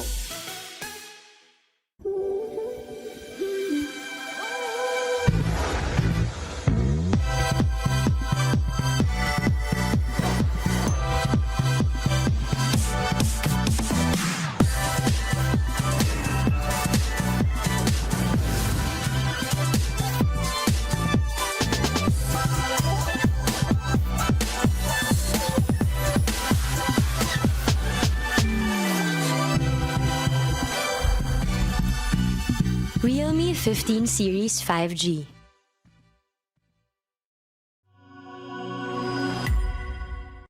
Nandito na ang richmondshop.com para sa pinakamura at pinaka-safe na diamonds ng Mobile Legends Bang Bang. Ang kanilang mga diamonds sa siguradong presyong abot kaya at swak sa budget mo.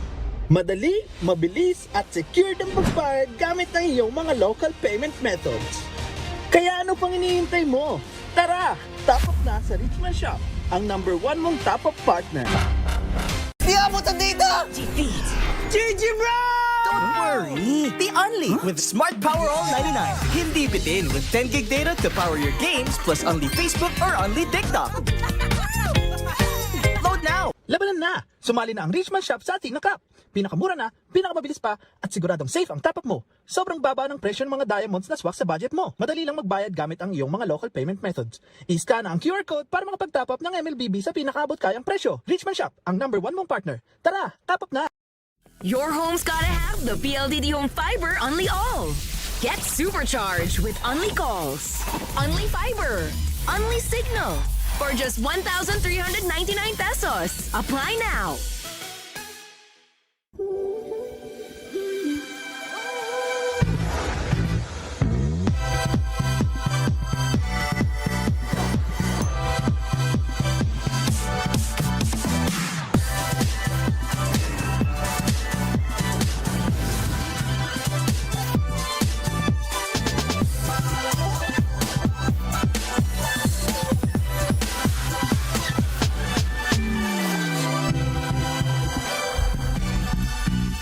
Realme 15 Series 5G.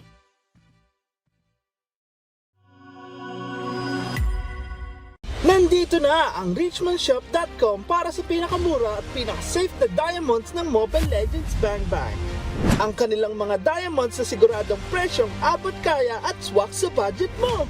Madali, mabilis at secure ang pagbayad gamit ang iyong mga local payment methods. Kaya ano pang iniintay mo? Tara, top up na sa Richmond Shop, ang number 1 mong top up partner. Di abot ang data! Defeat. GG bro! Don't worry! The Only with Smart Power All 99. Hindi bitin with 10 gig data to power your games plus only Facebook or only TikTok. Load now! Labanan na! Sumali na ang Richmond Shop sa Athena Cup. Pinakamura na, pinakamabilis pa, at siguradong safe ang top-up mo. Sobrang baba ng presyo ng mga diamonds na swak sa budget mo. Madali lang magbayad gamit ang iyong mga local payment methods. I-scan ang QR code para makapag-top up ng MLBB sa pinakaabot kayang presyo. Richmond Shop, ang number 1 mong partner. Tara, top up na! Your home's gotta have the PLDT Home Fiber Unli All. Get supercharged with Unli Calls, Unli Fiber, Unli Signal for just 1,399 pesos. Apply now.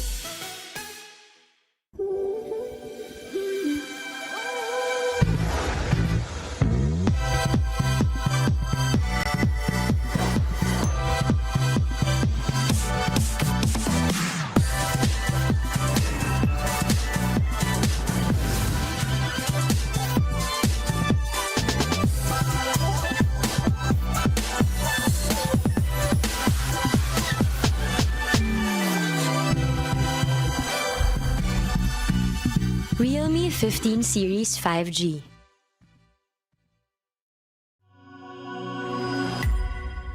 Nandito na ang richmondshop.com para sa pinakamura at pinaka-safe na diamonds ng Mobile Legends Bang Bang. Ang kanilang mga diamonds sa siguradong presyong abot kaya at swak sa budget mo. Madali, mabilis at secure ang pagbayad gamit ang iyong mga local payment methods. Kaya ano pang iniintay mo? Tara, top up na sa Richmond Shop, ang number 1 mong top up partner. Di abot ang data! Defeat. GG bro! Don't worry! The Only with Smart Power All 99. Hindi bitin with 10 gig data to power your games plus only Facebook or only TikTok. Load now! Labanan na! Sumali na ang Richmond Shop sa Athena Cup. Pinakamura na, pinakamabilis pa, at siguradong safe ang top-up mo. Sobrang baba ng presyo ng mga diamonds na swak sa budget mo. Madali lang magbayad gamit ang iyong mga local payment methods. I-scan ang QR code para makapag-top up ng MLBB sa pinakaabot kayang presyo. Richmond Shop, ang number 1 mong partner. Tara, top up na! Your home's gotta have the PLDT Home Fiber Unli All. Get supercharged with Unli Calls, Unli Fiber, Unli Signal for just 1,399 pesos. Apply now.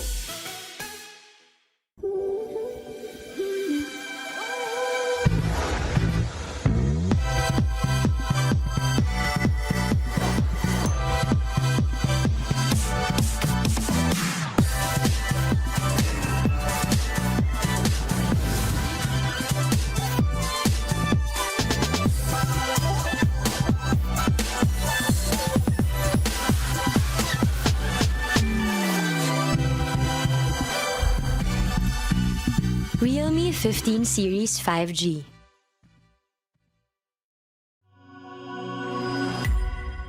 Nandito na ang richmondshop.com para sa pinakamura at pinaka-safe na diamonds ng Mobile Legends Bang Bang. Ang kanilang mga diamonds na siguradong presyong abot kaya at swak sa budget mo. Madali, mabilis at secured ang pagbayad gamit ang iyong mga local payment methods. Kaya ano pang hinihintay mo? Tara, top up na sa Richmond Shop, ang #1 mong top-up partner. Di abot ang data! GG bro! Don't worry! The Only with Smart Power All 99. Hindi bitin with 10 gig data to power your games plus only Facebook or only TikTok. Load now! Labanan na! Sumali na ang Richmond Shop sa Athena Cup. Pinakamura na, pinakamabilis pa, at siguradong safe ang top-up mo. Sobrang baba ng presyo ng mga diamonds na swak sa budget mo. Madali lang magbayad gamit ang iyong mga local payment methods. I-scan ang QR code para makapag-top up ng MLBB sa pinakaabot kayang presyo. Richmond Shop, ang #1 mong partner. Tara, top up na! Your home's gotta have the PLDT Home Fiber Unli All. Get supercharged with Unli Calls, Unli Fiber, Unli Signal for just 1,399 pesos. Apply now.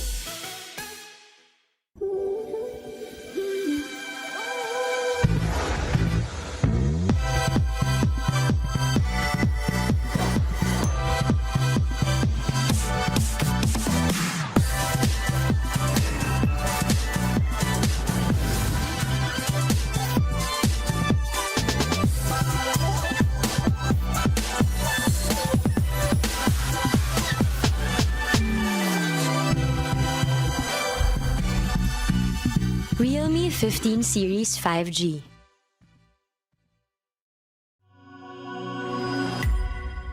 Nandito na ang richmondshop.com para sa pinakamura at pinaka-safe na diamonds ng Mobile Legends Bang Bang. Ang kanilang mga diamonds na siguradong presyong abot kaya at swak sa budget mo. Madali, mabilis at secured ang pagbayad gamit ang iyong mga local payment methods. Kaya ano pang hinihintay mo? Tara, top up na sa Richmond Shop, ang #1 mong top-up partner. Di abot ang data! GG bro! Don't worry! The Only with Smart Power All 99. Hindi bitin with 10 gig data to power your games plus only Facebook or only TikTok. Load now! Labanan na! Sumali na ang Richmond Shop sa Athena Cup. Pinakamura na, pinakamabilis pa, at siguradong safe ang top-up mo. Sobrang baba ng presyo ng mga diamonds na swak sa budget mo. Madali lang magbayad gamit ang iyong mga local payment methods. I-scan ang QR code para makapag-top up ng MLBB sa pinakaabot kayang presyo. Richmond Shop, ang #1 mong partner. Tara, top up na! Your home's gotta have the PLDT Home Fiber Unli All. Get supercharged with Unli Calls, Unli Fiber, Unli Signal for just 1,399 pesos. Apply now.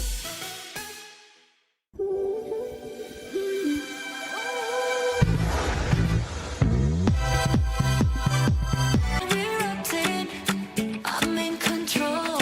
Ain't nobody interrupted. Gonna meet the mark. Gonna leave them all stuck. I'm the king of the city. I'm the chosen one. I'm rising to the top. Can't be stopped. Nobody's been to the top. Pass. Wanna just let me try. I'm a heavyweight champ. Who are you? I'm a heavyweight champ. Who are you? I'm a heavyweight champ. Who are you? Some of you wasn't dreams coming true.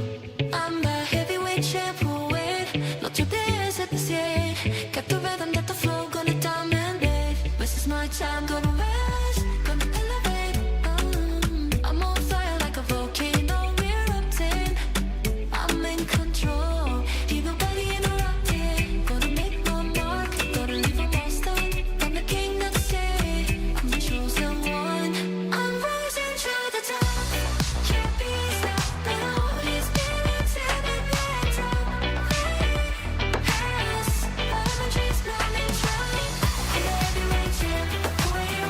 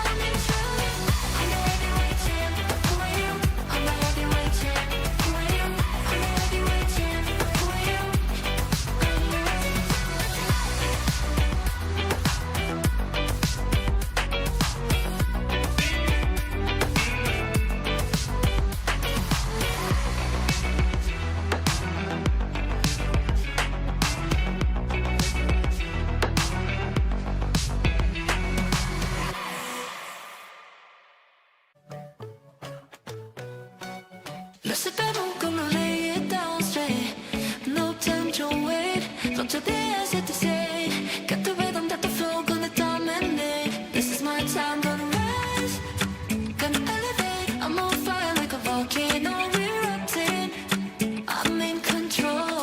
Ain't nobody interrupting. Gonna make the mark, gonna leave them all stunned. I'm the king of the city. I'm the chosen one. I'm rising to the top. Can't be stopped. Always been Hello everyone and welcome back to Athena Cup kung saan nasa huling serye na tayo sa ating play-ins. Kami ang inyong mga kasama, Gretchen, together with Bipolar and witnessing what happened nung first series kung saan 3-0. Ito naman Bipolar, ano yung expectations mo sa ating best of 5 I today? expect one hell of an adjustment mula sa TNCK series. I expect the full 1,000% na binibigay dito ng Team Liquid Aqua every time. Both teams gunning it out for a possibility in the, not just in the playoff spot no after the play-ins, but a final spot as well. Kasi what if Team Liquid Aqua, a team that really made movement last year no sa EWC, sa MWI, sa Athena League, gets broken apart sa elimination match up against TNCK Seren. Kasi may palag naman dito ang TNCK Seren. Yes, it has been very, alam mo yun, back and forth every time sa group stage natin, but let's see, might be a different kind of day. Oo nga and let's see then kung magkakaroon tayo ng different perspective in terms of how they prepared upcoming this match. Pero syempre, bago ang lahat na yon, make it real with Realme, bringing yung speed, power, and seamless gameplay. And speaking of gameplay, dito ako excited kasi kung paano makakapag-adjust ang Team Liquid Aqua in contrast sa TNC Kaiserin. Kasi for Team Liquid Aqua, sila yung sila yung pinaka-top 1 sa kanilang respective group in contrast naman sa TNC Kaiserin na nasa middle part. Kaya ang laking adjustment ito, especially do or die it's all or nothing going to Tagaytay or being eliminated here sa Athena Cup. This has a lot and a very, very, very big weight upon these two teams. But nonetheless, why not let's introduce our teams pagdating dito sa ating last match of the day under the best of 5 series. It's Team Liquid Aqua. With Daiki, Ramichi, Zaishi, TLAQ, and as well as Soju, they'll be playing their hearts out. And the cavalry really is fluid pagdating dito sa Athena Cup. And ito rin yung isa sa mga representatives natin last MWI and here they are still fighting now up against TNC Kaiserin kung saan Kiso, Exejo, Krish, Akicha, Max Collins naman ang magtatapat-tapat. May artista pala tayong kasama. Oo nga Si Max Collins, no? Yun. Kulot na pala si Max Collins this time. But I do believe na this is a sub-in. I believe, no, for TNC Kaiserin. So, eto ata ang ace up their sleeves up against one of the top prospects pagdating sa MLBB Women Esports, no? Team Liquid Aqua. TNCK Seren, they've been, such an unpredictable team. At dahil dyan, makikita naman natin dito ang ating crown clash pagdating dito sa ating team head-to-head. Sino nga ba ang merong angat? Stats-wise, kita naman natin yung huge difference, especially highlighting the KDA kung saan Team Liquid Aqua ang nagwawagi. But when it comes to the Lord kills, Turtle kills, and Tower kills, it seems like very close lang naman yung kanilang mga numbers and it really depends kung paano nila tatapat-tapat yung isa't isa. But the main difference is top map. For the likes of TNC Kaiserin wherein they favor more dangerous grass kasi yung mga composition din nila is mostly pick off. Sa Team Liquid Aqua, pabilisan. Kasi expanding rivers, additional movement speed, especially for low mobility heroes. Yeah, more thought on dangerous grass na mahilig din kasi ang TNCK sa mga setup plays, kumbaga, those are surprise plays. That's why dangerous grass ang favorite map nila. And expanding rivers, just because fast tempo, objective taking will be easier. Those conversions sa ating mga turtle fights and mga lord fights natin na parang kahit nasa gold lane ka na, kahit nasa experience ka, it's on the other side of the map, well, you can easily rotate back and claim a 5v4, 5v3 pa nga minsan. No? So, yeah, a lot in store. Pero syempre, hindi naman to pick your map muna. It's gonna be randomizer. So, that's gonna be a little bit of a twist pagdating dito sa last match of the day. Oo, kasi in contrast naman sa group stage natin kung saan yung kapag game 1, Pipili ka. oo, pipili ka. Ito naman, best of 5 series kasi kaya random na natin para the more the merrier and unexpected yung makukuha natin. Kasi minsan may kilala akong teams na depende sa mapa, yun yung heroes na pipiliin nila. Yes. But there are also teams na kahit anong mapa, basta Okay lang. ito yung heroes, okay lang. Kasi expertise naman yung pag-uusapan natin dito. Yeah, they make do sometimes, no? Kahit na ibang mapa yan. Basta makuha nila yung comfortability na they know how to play the game even though it's a different kind of map. Well, something will happen there. Tsaka some maps naman not really entirely the draft defended siguro for for Flying Cloud.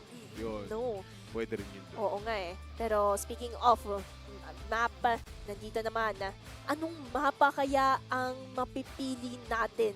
Kasi ito na yung random map draw and ano kaya? Dangerous Grass. Okay. Dangerous Grass mapipili natin, which is yung gustong mapa naman ng TNCK Kaiserin. Yeah, but there's something here na kailangan pagandahan ng TNCK Kaiserin, no? 80% ang win rate ng ating players mula sa Team Liquid Aqua. So, you can definitely say they have a lot of edge still kahit na hindi napunta dito towards the expanding rivers, a dangerous grass setup.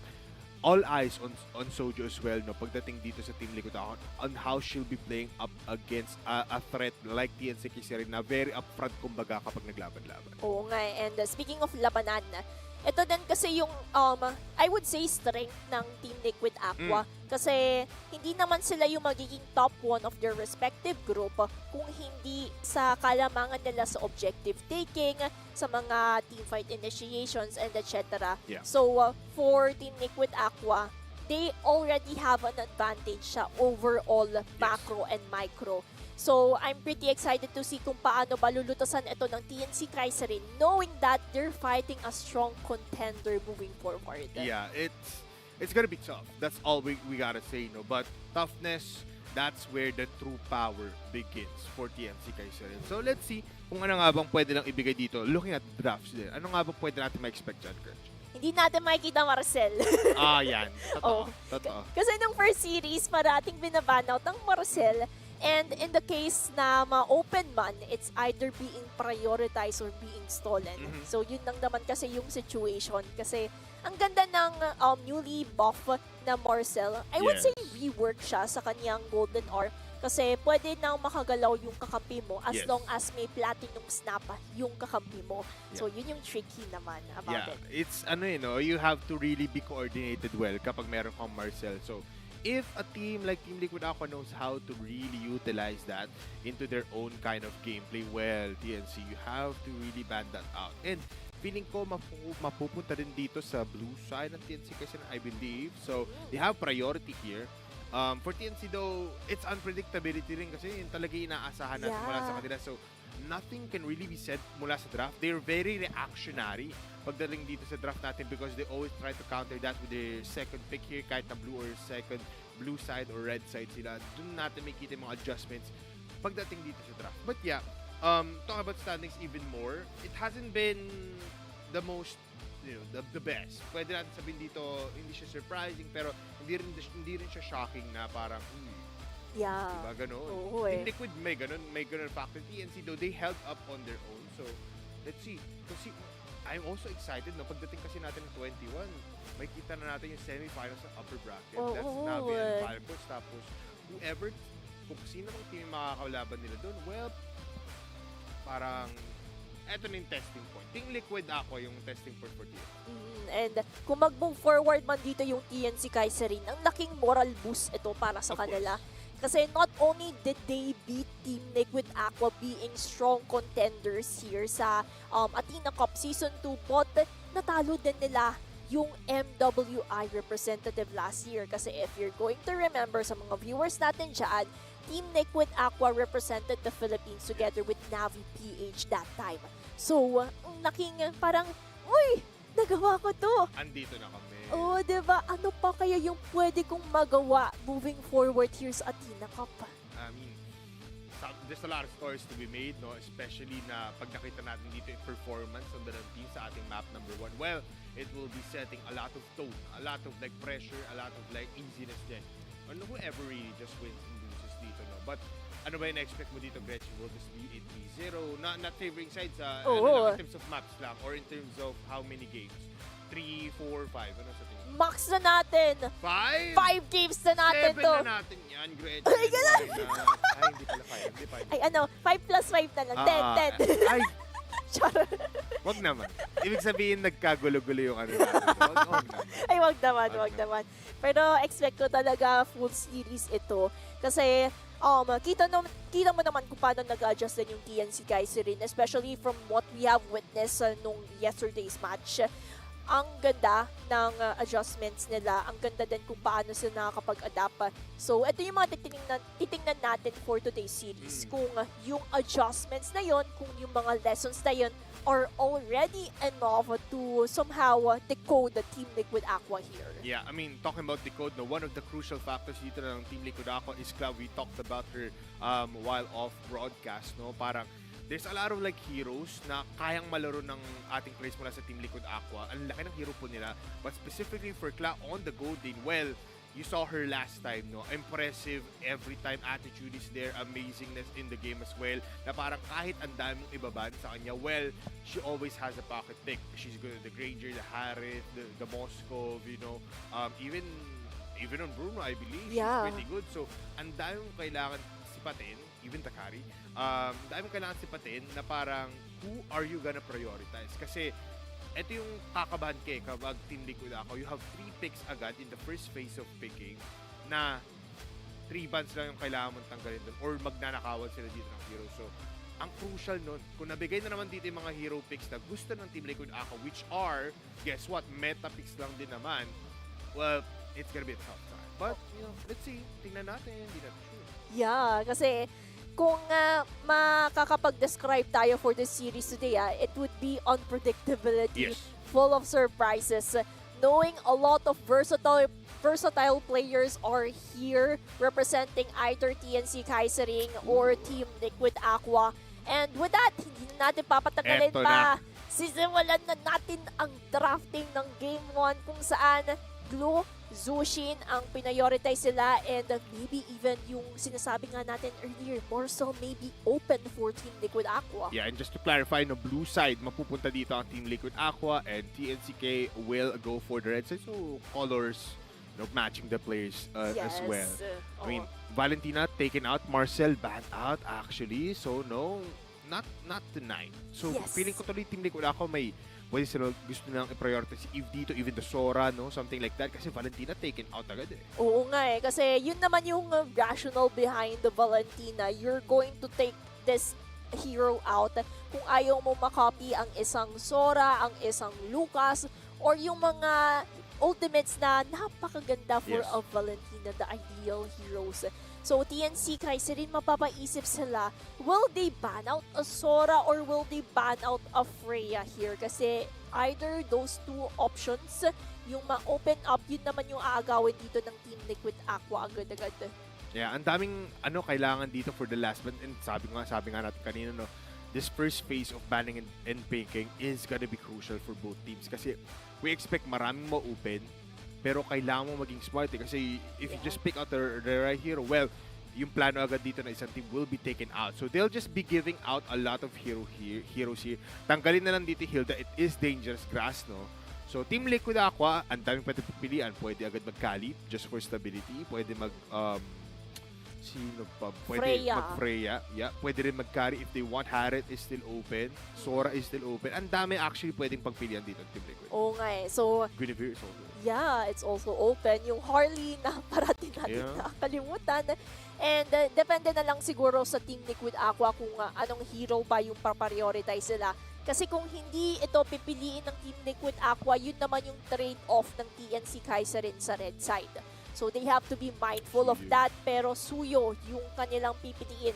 Hero pool agad kay Ramichi and TNCK, they can third pick the Leo Mord or Harley here. Pero the options right now for them are Phovius, ayan, sakto, and Phovius, Harith. Okay, so good trade, I would say. Yeah. Freya na naman, hindi pinapansin. I mean, they don't really like it. I feel like talagang Navi lang yung makikita natin na talagang prioritization dito ng free item. Sometimes pa nga napapabot yun ng 4th pick, so they don't really, they just don't care about that hero right now. I would like to see Aulus, no, played. Yeah, revamp. Oo, no? Kasi alam ko never pa natin nakita yun dito sa Athena Cup. So, if that does so happen, well, that's gonna be interesting. Pero, ito na nga, no, stability ang kailangan dito ng Team Liquid Aqua. They go for the Sui dito, Ramichi, Eve. Yeah. Oh, no, Claude. Yeah, Okay. sagutan na lang agad no, ng isang, yun na, Khalid, Khalid. and as well as the Claude na lang. So, they open up some spaces here. Pero last pick for TNCK bago tayo mag-banning. Leomord, Harley, Guinevere are still open. Kung ayaw nila ito i-risk out being banned out in the second phase, unahin ang hero pool dito ni Xseju. Not unless they have another hero like Lilia. Okay. Para at least makakuha agad sila ng early control. So, yun naman yung trade-off na ginawa ng TNC Kaiserin. Willing sila ma-risk yung ban out ng mga junglers ni Xseju just to let go of Lilia. Kasi ang laking dala ng Lilia kasi we have witnessed this last series, game number 3, kung saan UBEX Esports capitalize on that Lilia para mahirapan lumapit yung mga heroes ng kanilang kupunan. Plus, it's a Khalid, no? You expect na mahirapan din siya sa mid lane pa lang first minute of the game. They ban out the Alice. I feel like kailangan nila i-ban out dito yung mga junglers for TNCK. Yeah. So, Leomord, Harley, Guinevere are the options. Ayun, Leomord. Ayun. So, yan yung isang option dito. So, for TNCK, we have a ban out of Farsa. Now, pwede silang mag-ban out ng heroes like Zetyan. yeah, Zetyan sana yung Hindi masyado eh, no? Oh, vision ng kasi ma-pro-provide niya tsaka kayang i-proc agad-agad dito ni Krish using Lilia. So, another option here is the EXP. If they want Alice? full views, yeah, Alice can be. Pero Eve, pipiliin nila target and Zaishi here. Okay, so there's a lot of still options here for Team Liquid Aqua. Except siguro magkikimin na lang ang Team Liquid Aqua. That's still possible naman, Yeah, no? it's Pero possible. mukhang yun din yung gustong kunin bigay dito ng TNC Kaiserin kasi mapapakagat sila eh. I would like to say Uranus possibly or Alice here for Team Liquid Aqua if they do want to just, harapan itong full views pagdating dito sa mid-game and as well as sa laning stage. But, ano pa ba? Harley? Just take at the Harley. Pero kasi magiging magic-centric lalo yung damage dito ng TNCK. Oo nga, yun yung magiging problema ng TNCK. So, Harley, Guinevere, siyan siguro yung somehow yung backup plan. Pero I would say they're going to go for, high loss. Para at least, parang kasi kapag dinagdagan mo ng high loss yung lineup ng TNCK, slow na yan eh. Yeah. Super slow. Lahat yan may slow. Diba? The Zaman Force, the Glooms. Gato. Kaya gatot na lang yung sasagutin ng TNCK. Huliin nila dito si Xseju para at least alam kung anong hero, assassin ba or another one. This is, very difficult kasi open na open dito yung mga picks ng TNCK. They have a lot of CC control or at least like slow nga tulad ng sabi mo, no? Which just provides Team Liquid Aqua with a pretty hard kind of lineup. Yeah, kahit na mobility-wise, sagot naman yun ng isang Claude as well as Suyu, mahirapan pa din sila. Kailangan dito ng big tanker ng Team Liquid Aqua para lang, may panghabol pa rin dito sa isang harit na medyo makulit. I wouldn't be surprised kung mag-Minsitar dito ang Team Liquid Aqua. Yan yung parang wish natin. Pero kasi kapag Minsitar, parang conditional yung kanila magiging setups. Yeah, talagang may ulti na kailangan pag Yeah. nantan. Yan, Alice Basic naman. na lang, Alice, Kimi, open pa din naman. Kaya yan naman yung kakapitalize. Now, for TNCK, I doubt na mag-Harley Guinevere sila. I was thinking of a Nolan para makasabay or maybe even Lancelot para makatakas sa mga tricky situations. Kasi kapag pinili nila Harley Guinevere, katulad ng sinabi mo by Polar, super magic-centric yung magiging lineup ng TNCK. Yeah. They just need YSS? Possible? No, not really. Oy, kasi ang hirap mag-YSS Yeah, not really. kapag ang daming gumugulo sa'yo. So, tricky man siya, not unless Xseju gagawan niya yan ng paraan. So, yun naman yung mga conditions that we have to be mindful for. Pero Guinevere. Guinevere na lang. Okay. Okay. So, The Purple Squad. yeah. Purple team Purple ang TNCK. Kasi may purple din naman sa logo nila. Di ba? Ano yung sa Kaiserin galing yun? Kaiserin. Oo. Okay. Yun naman yung concern ko about TNCK kasi Magic-centric ka. So, buildan mo lang yan ng Athena, Radiant. Pwede na silang makatagos for Team Liquid Aqua. Okay. This is gonna be interesting, we do have a lot of setups for TNCK. You have the AOG, you have the jump in mula dito sa ating Guinevere plus the Vital Queen. They have damage nonetheless and continuous pa yun. If for Team Liquid Aqua, you have, early, mid-game, and late game. You have the Kimi though that kailangan na i-focus dito ang ating TNCK Siren, and they have a problem of a Claude in the late game. But nonetheless, ito na nga pong ating last match of the day. First game, Dangerous Grass para sa ating Team Liquid Aqua and as well as TNCK. Sino ang una makakapuntos? Sino ang ma-eliminate? Malalaman natin yan dito sa Land of Dawn. At tingnan natin, sa first game pa lang naman ito ng best of 5 series between both of the teams. We already saw their strategies nung drafting pa lang, and at the end of the day, it really boils down na kung paano nila execute. For the side of TNCK Siren, what I was thinking kung bakit nirisk pa din nila yung Guinevere, despite being Magic-centric, is hindi na nila bibigyan ng pagkakataon ng Team Liquid Aqua na mag-build ng mga Athena Shield, Radiant Armor. Kaya early game yung gustong makuha agad ng TNCK Siren. And that's what Team Liquid Aqua has to be mindful about, knowing na ball results-wise, ang laking sumusuporta sa kanila. Parang win rate lang ng Team Liquid, 80%. Oo nga Ito 78%. Meanwhile, TNCK 22% ang pumapanig sa kanila ngayon. Well, let's see. Kung mapapakagat tayo ng maraming bala dito for, if nanalo ang TNCK, because Team Liquid Aqua, you have a lot of supports right now. And ang main point of contact ngayon, Gretchen, is this turtle. Feeling ko, disiplina muna for both teams. Oo, kaya yung rotation, it's not that evident pa. And speaking of evident, oops, sa mga viewers natin dyan, tingin ng sa baba. Katulad na paanong tumitingin ang Team Liquid Aqua, TNCK Siren, kung paano nila minimirror yung isa't isa. Pero the mid-duo, just doing their job in poking one another. And the feeling ko magkakaroon ng action dito sa first turtle just because both teams have discipline. They're not over-engaging, they're not overextending na to the point na magkakaroom sila for errors. Yeah. Something crucial doon, yung mga leveling dito ng ating mga roamers, mas angat pa dito si Soju just because she's been roaming and really going for the minion waves as well. So, mas mauna siya mag-level 4 pag napatagal ng Team Liquid and as well as TNCK Siren, yung turtle natin dito, they can easily get a big raging sandstorm. Pero, starting off the turtle now, half HP. Ikot ng onti Soju. May ipit ng onti naman sa may backlines dito ngayon. Si Iso, and that is the first blood brought to you by Seiju together with the turtle as well. But this time, makakabawas pa nga sila. Triple man stop with the Throne of Ruin. At dahil dyan, dalawa ang mamatay. Susunod pa nga ba si Seiju? Good stun, good slow, and Ramichi with a double kill to start off the round. TNCK Siren may have gotten the first turtle, but the way Team Aqua already responded to that aggression, yan naman yung nagpa-equalize, and somehow sila pa yung lumamang sa initiation na yon. Ang daming nawala sa side ng TNCK Siren. 3 members ang nawala. In kontra sa TNCK Siren kung saan si Soju lang yung napitas nila in that certain moment. So that means Team Liquid Aqua, nakakuha nila yung momentum na ayaw ito ng TNCK Siren. At saka may nerf din kasi sa mga turtle rewards so it's not really that big of a deal for Team Liquid Aqua, and nakita nila yung mas magandang prospect doon, just get the kills instead. Bottom lane, infiltrated by Team Liquid Aqua, pero marami namang sagot dito ang TNC.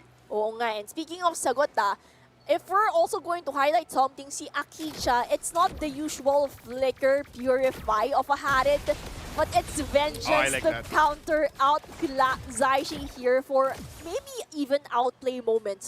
So yan yung expect natin for TNCK Siren if Akicha can actually do that. Pero dito sa Team Liquid Aqua, maganda yung position nila, nasa balbas sila ng bush na ito. So, a lot of setup gameplays are to be expected. Sinisimulan na nga dito ni Soju, pero Lilia yan Black shoes lang, makakatakas yan. Kaya they're going to save it up for the upcoming turtle up ahead para at least when the time is right, the resources that they have saved will be all right. Valkyrie Queen together with the Salmon Force, and that is back down. That is an easy advantage for TNC, pero mukhang magkakabigayan lang ba tayo dito ng turtle? Kasi wala eh, mahabol nga pa. Hindi makakuha rin si Ejo, but the AOG doesn't connect. Throne of Ruin connects on to one. Max Collins stuck in the backline, pero diretso si Ramichi dito ngayon. Seiju falling down low on HP. Max Collins, siya ang kukuha ng attraction, and Zaishi gets the kill. Yes, muntikan makuha pa yung turtle doon, pero Team Liquid Aqua hindi nag-falter. Nakuha ng Team Liquid Aqua yung team fight, yung turtle. Pero if we're going to highlight something of a trade, Akicha, nakafocus lang din talaga sa baba para at least makahabol ang isang harit na ito. Kaya if you're going to look at the level difference between Kla and Akicha, that would be somehow the advantage point of TNCK in the later parts of the game. But then, si Daiki, nako po, medyo kailangan niya mag-ingat dito kasi si Daiki yung nagiging initiator ng Team Liquid Aqua kung paano nila lutasin yung mga defenses ng TNC Kaiserin. Yan, nakikita rin kasi ng Team Liquid Aqua ngayon na talagang pag nagsama-sama TNC Kaiserin, wala masyadong spacing. So the Throne of Ruin is a crucial, setup play. Tapos susunod na nandun yung Raging Sandstorm or the backlines as well. Baka yun yung targetin nila. Kaya kailangan yun yung protektahan in a way ng ating mga kumpanan, not only for TNC Kaiserin but also for Team Liquid Aqua because take note, double marksman na yon ang Team Liquid Aqua. So, mas tatagal yung laban, mas mapapapabor ito sa mga cavalry. In contrast sa TNC Kaiserin, yes, you already have the balance between early, mid, and late game. Ang importante, mapitas nyo yung mga crucial heroes sa ito towards the team fights. I like this. Coming in from Daiki, she knows na she won't be affected here kahit na lumipat dito si Xage. Oo nga eh. Ang tapang niya na kaya niyang i-1v1 na parang Uranus in a way, pero in the form of an Alice. Kaya malaking epekto ito para si Xage, Maganda yung mga talon! Oh, may ipit! Tatalonan din with the traction pulse as well. At dahil dyan, that is not a good engagement. Gusto niya lang sana makapitas ng malambot na player, pero siya pa mismo napitas. Even the turtle now, unti-unti nang kinukuha ni Ramichi and call it a day. That's the last turtle para dito sa Team Liquid. May turtle ka na nga, Team Liquid Aqua, pwede pa makaisa ng Torres sa taas, pero sa bandang ibaba? Uy, mapalag si Kla, medyo delikado, na-taunt-up, hindi tatama, but BMI. she's still alive. BMI out and she will go away with her life. Kaso, Akicha, magpapakita ng onte, but they will back off. And hindi naman ni-risk ito ni Akicha knowing that the soldier is already there to back up Kla in the process. So it seems like they're going for the safer option, but Soju, Raging Sandstorm will not connect. Actually, hindi niya rin ipipitas dito. Yung flicker, pero hindi na pala kailangan.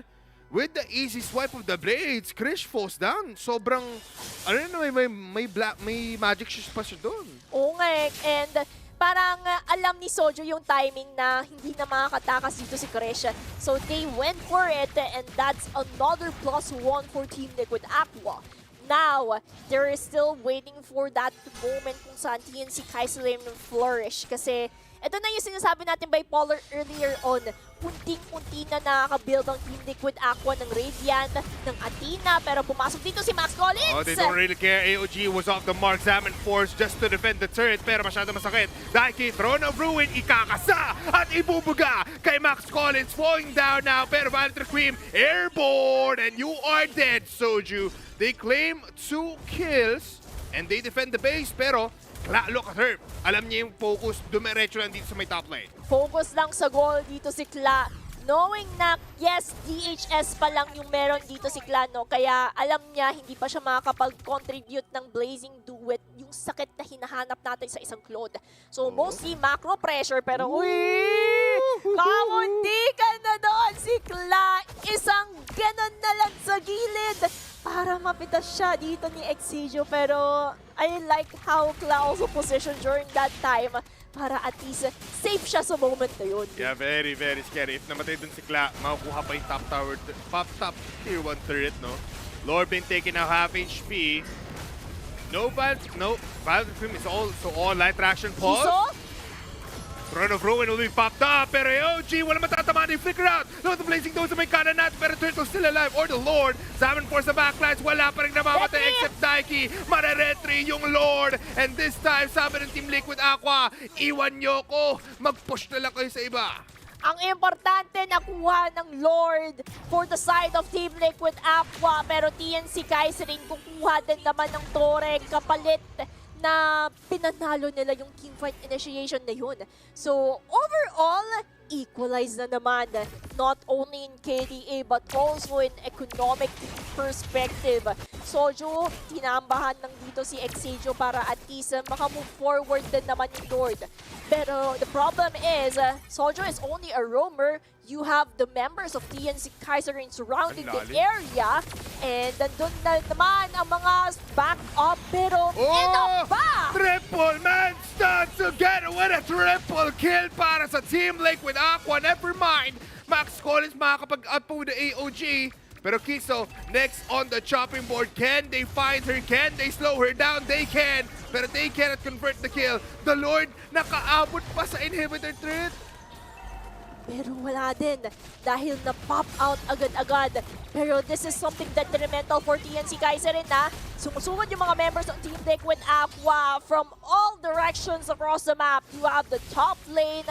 Mid-turret na yun ang inaambahan ng Team Liquid Aqua para at least malamangan nila ng bahagyang TNC Kaiserin. Pero ito si Kiso talon-talon nang ginagawa to zone out the territory that they currently have. And that's what the TNC Kaiserin continuously has to do. Hindi man na makasagot sa mga initiations sa side ng Team Liquid Aqua just because sumasakit na nararamdaman nila yung double marksman as well as Bramichi. Yeah, the TNC Kaiserin needs to really go up front here, pero mahirap. They need to read the playing field ng talagang todong-todo if they want to engage, no? Max Collins, AOGs will be a crucial point in time para makapag-set up then towards Seju. But Team Liquid Aqua, looking at it, 2-1-3 dito si Ramichi, 3-2-5 si Daiki. The setups actually, mas nanggagaling pa dito kay Daiki. Oo nga kasi si Daiki, Flicker, Throne of Ruins, kung wala man Flicker, dash in lang sa kanyang innate teleportation para lang ma-zone out ang TNC Kaiserin as well as ma-stun yung mga needed members. And if we're going to highlight something that they need to target would be Exeju. Kasi kung makawala dito si Exeju, nakakakuha siya ng mga setups with that spatial migration that is really detrimental for Team Liquid Aqua. Pero on the side of TNC Kaiserin, sumusugod yung mga members of Team Liquid Aqua! Oh, tatama pa yung traction falls and just a beautiful layering of skills, slowing her down para lang makaabot pa dito yung ultimate ni Saishi.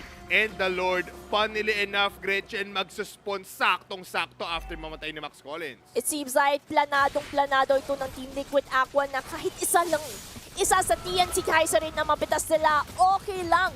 Dahil kapag 4v5 ang labanan, hindi na makakakontest. And just like what we have witnessed, Team Liquid Aqua got the Lord. 10-6 scoreline. In 12 minutes, it has been very much disciplined for both teams. Oh, no! Na onte, pero nakita naman immortality ngayon dito ngayon si Soji. So they will be backing off a little. The Raging Sandstorm ikakasa. Makapag-TP in dito ngayon si Daiki. TLAQ actually in the backline. So looking for a big opportunity. But no engagements yet. Magbaback off lang ang both TNC. Ang ganda ng timing din ng Team Liquid Aqua. Daiki could have forced out a Flicker Throne of Ruins there. But they know na may Lord sila. So ang pinili ng Team Liquid Aqua is, okay, focus na lang tayo sa objective. Focus na lang tayo na kapag lumapit na yung Lord, dun tayo mag-Throne of Ruins, Flicker, or maybe even other things that they can do in the team fight. Kaya that's something commendable for Team Liquid Aqua. On the contrast, TNC Kaiserin, if they want to defend as much as they can, Max Collins, Exeju would be the key to their success. Yeah, they need those big ultimates, no, Gretchen? They need the big tide turner. They need to have a plot twist coming to the defense of their base. Another Lord will jab straight into the tier 3 13 sa loob ng base ng TNC Kaiserin. Pero yung multiple waves, no, naging problema to for TNC. They cannot comprehend kung saan dapat magdepensa. Oo nga, overflowing minions all across the map. The macro pressures that Team Liquid Aqua is doing is something TNC Kaiserin is feeling right now. That's why for TNC Kaiserin, hindi man lang sila makalabas sa base, doon lang sila sa parteng iyon, no? Kita mo yung movement sila, umaambal lang sila ng konti because they know if they overextended just a little bit, Team Liquid Aqua will punish them accordingly. Pero right now, it seems like may target na yun ng Aqua. Nagfo-focus sila kahit isa man ng pagkakamali! Oh, tatlong masastan sa may backlines at dahil dyan biglang naikot ang laban. Wait lang, Seju! Oh, Violet Requiem! Patataba na Eju yung tatlo. Kaso, nag-grow sa player yung isa. Oh, Max Collins low in HP. Raging Sandstorm sa tatlo. Zaman Force not doing anything here. Walang damage ang TNC. Nasa-sustain ang Team Liquid. Zaishi shuts one down and TNC cannot breathe. Wow! And this might be the game changer of Team Liquid Aqua. Tatlong members na lang ang TNC Kaiserin na dumedepensa sa kanilang base. Pero may minions pa naman ang TNC Kaiserin. Just enough for them to be help at this moment. Pero may minions din naman ang Team Liquid Aqua dito sa mid. Meron na naman, grabe yun no, Gretchen. What a find from the big setters from Team Liquid Aqua. At dahil dyan, wala nang depensa ang TNC. Ang haba ng laban pero sinustain lang nila lahat yun. Kalbo na yung base ng TNC Kaiserin. Ay, gano'n. Sorry. Grabe to si Kasi gano'n din Gretchen. nasasaktan na yung mga members. Alam kong nawawalan na. Sakit naman. Ay, sorry. May TNC natama. pa. Ay. Nako. Ay, sorry. Pero ganun din kasi nasasaktan ng TNC Kaiserin Totoo. sa mga initiations ng Aqua, no? Kaya that's what they have to be careful about. Pero, uy! Si Soju, Oh, lumapit! careful, it's not there! Big AOG! Big stunts and big kills going to the hands of Team Liquid Aqua. Low si Seiju, mamamatay siya. Zaishi on fire. One more kill, immortality pop. Pero wala. Si Akicha, dash ka papunta sa impyerno. Kasi TNC, isa na lang ang buhay. At hahabulin pa ni Kla. One more kill, hindi na maglalord. Hindi na sila maglalord! May enough minion waves on Team Liquid Aqua para tapusin Oh ang my laro God! ito! Oh no! Gretchen! Winning moment was just too good. Multiple plays. 3 team fights was all it takes para maubos at matalo. Wala man ng Lord. Hindi na nila kailangan ng Lord kasi sila na itself ang gagawa ng aksyon para tapusin. And that is Game 1 going into the hands of Team Liquid Aqua. Overall, we already saw TNC Kaiserin gaining momentum, but the problem is the shutdowns, the team fights that happened that paved way for Team Liquid Aqua to really go for it. Yeah, may galaw naman no, nung mid-roundings natin, nung mid-game natin. There was parang stalemate kumbaga na nakikita natin sa mga fights kasi nga parang kulang na items. Every fight was forced. Pero since ang gaganda ng mga setup plays, sinabi mo yun. Throne of Ruin pa ang mauuna bago ang Raging Sandstorm and yun mismo yung nagpaikot ng laban every time kahit na malulo sana isang player dito, especially on Soju, no? Yeah. Wala, dediretso lang dito ang players mula sa Team Liquid Aqua just because of the sustainability ng isang alis ng lahat ng teams na yun. And it's crazy to see, Gretchen, tatlong big ultimates ang kinailangan na Throne of Ruin tumama, lahat pa yun nagawa niya. Diba? Timing na timing talaga yung mga skills na nanggaling sa Team Liquid Aqua. Kaya nalutasan din nila yung problema na hinaharap nila for TNC Kaiserin kasi hindi sila masyadong makalapit. Nahihirapan sila just because of Krish being the lily of the game. You have the Glooms being the problem. Kaya ang ginawa nila, sige magte-teleport kami sa bandang likuran nyo para mang-surprise. And with that, sandwich method na lang ang nagagawa nila. Kakaiba yun, Gretchen. Ngayon may kita natin ang statistics natin for our game number 1. At ano nga bang mapapansin natin dyan, Gretchen? Kasi kailangan natin i-breakdown to. Kakaiba ang ginawa ng dalawang teams. Sobrang kakaiba, pero hindi kakaiba yung mga emblems. Same lang. Same lang din naman. Pero if we're going to highlight something, it would be Suyo, Ramichi Suyo here being a marksman emblem kasi yung priority niya is the attack speed that it can bring para mas pabilisin yung laro. Kasi katulad nga na pinapoint out namin earlier ni Bipolar, the earlier you control the game, the better your winning condition is. And that's what Team Liquid Aqua prove in game number 1. Pero for the side of TNC Kaiserin, they are actually going for it na. Nandoon na yung ideology behind their draft. But the problem is, just look at it. Meron ng Radiant Armor dito si Daiki, kaya kaya niya ng frumonta sa mga members ng TNCK rin. It doesn't matter kung It doesn't matter. diba?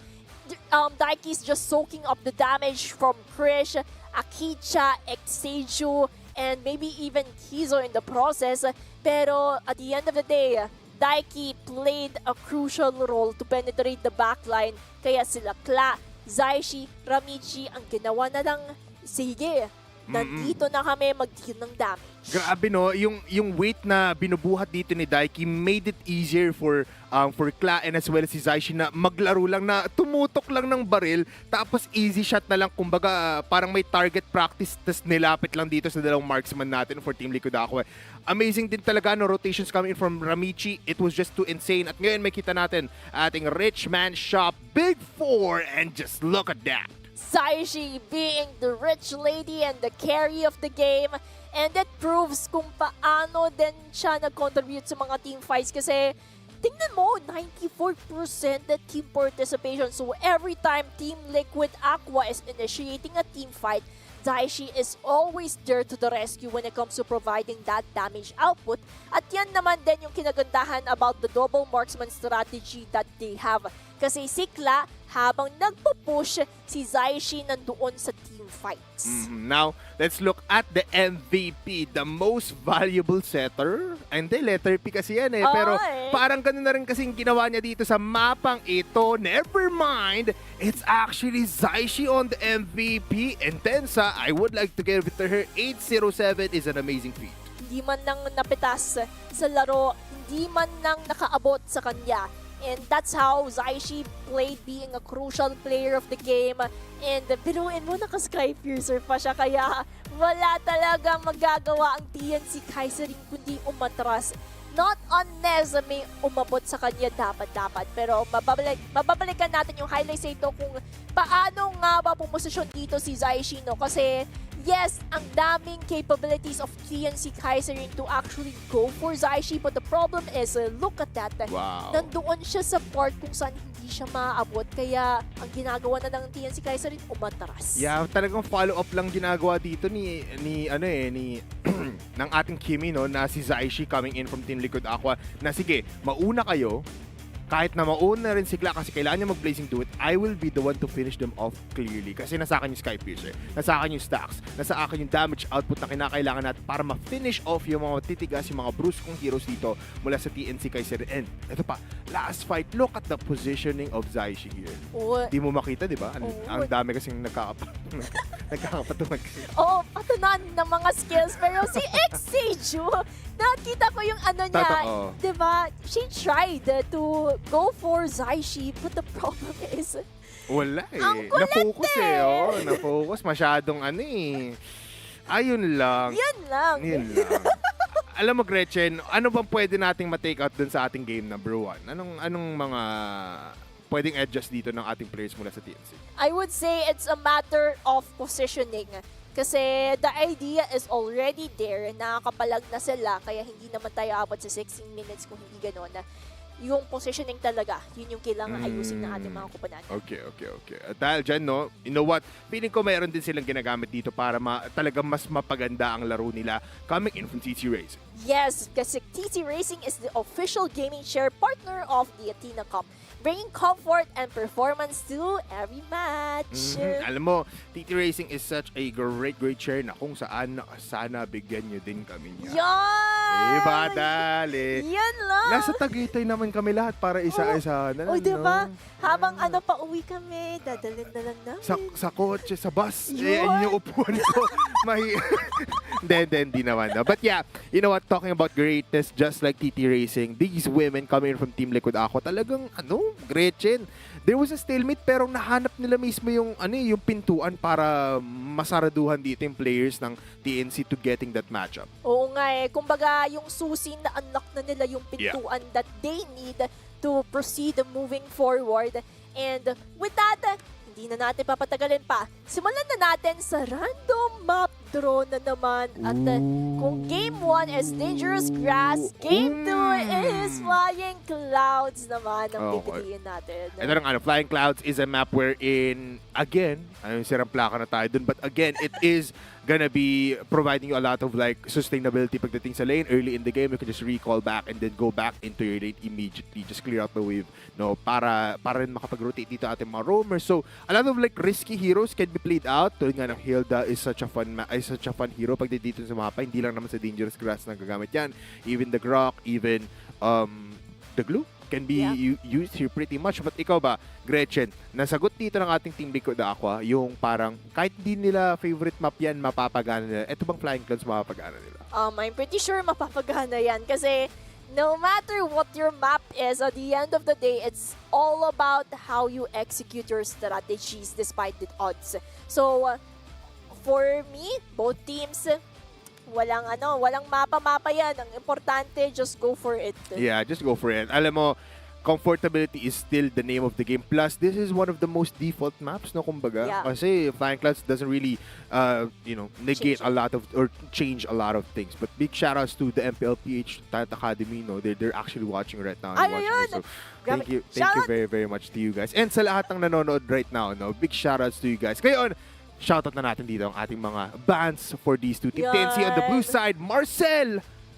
Wala pa din. Naku, tulog si Marcel, Gretchen. Nako, feeling ko hindi tayo makakapag-picture with Marcel Store today kasi wala parating si naman. yung nagpipicture sa MPL palagi. Si Sir Richard, si Sir Richard. Shoutout sa'yo, Sir Richard. Oo nga, na-miss ko yung mga photographic. Photographic. Wala eh, Oo di ba? nga eh. Break time. Break time niya break muna. Pero baling Tagaytay next week. Kinakabahan ako, Gretchen. Nako po. Yun lang.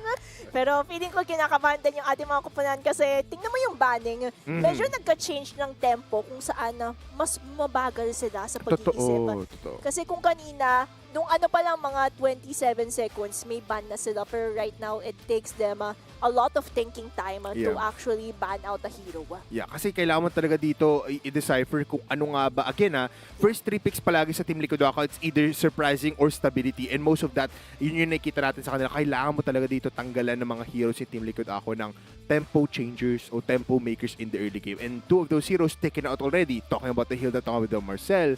But Team Liquid Aqua, it's still the same kind of bans. Yeah, they're mostly targeting Crush here kasi feeling ko, nagkaroon sila ng experience dito kasi si Krish dati siyang member ng Index Esports before she transitioned here sa TNCK Kaiserin.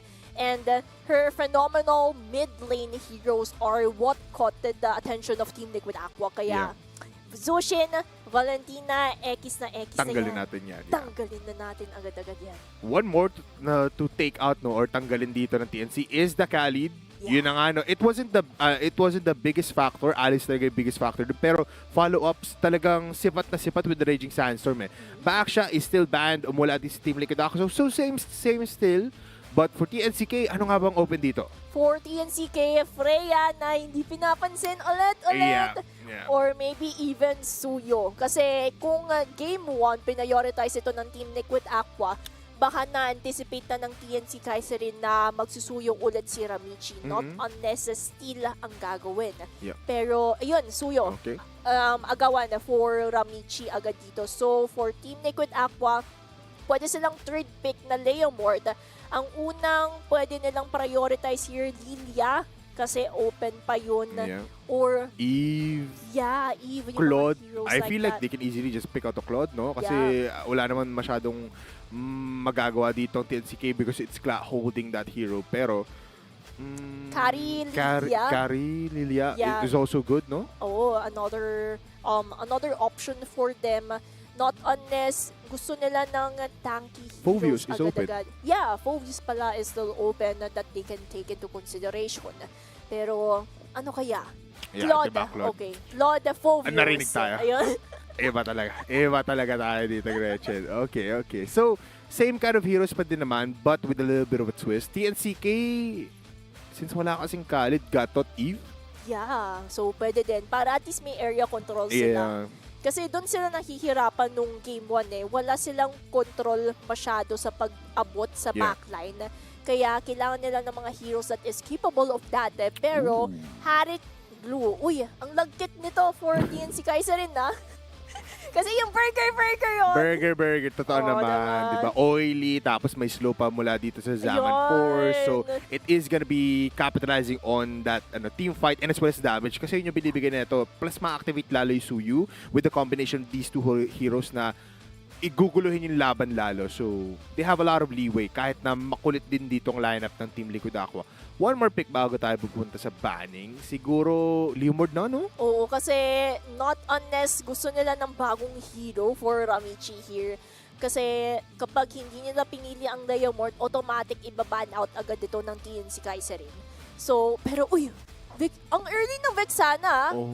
Kasi it directly counters out Blue because of the Terrifies and Eternal Guard. Pero I would say still pretty early for Team Liquid Aqua. They could have just last pick of Vexana. Unless they're buying enough time to think kung ano ba yung mga hero pools dito ni Ramichi. Yeah, and you could have picked it in the 4th or 5th, pero they will try to just dominate that as well. Big counter din naman for Glue. It makes sense, especially kahit na yung Terrorize, no, yung hand, yung kamay na lumalabas, it provides space kahit na pumasok dito yung Harriet, kahit pumasok dito yung Suyu. So, it still makes sense. It just na parang mas may priority dapat, no, na in towards the jungle. But, looking at the bans, Farsa will still not be played out. Siguro Eve naman yung susunod doon. Oo nga eh. Diba? Ganito din yung bandos nila kanina eh. Oh, and for TNC Kaiserin, Leomord Harley. So that's the option that they can ban out. Not unless Guinevere yung ibaban out nila. So ayun, Guinevere. Okay. Narinig na naman tayo. Narinig na. Ayun na. What if di kami magsalita? Oh, ano na lang tayo, dead air. Nakaganan lang tayo. First time natin yung guys. Solid din pala. Pwede pala yung guys.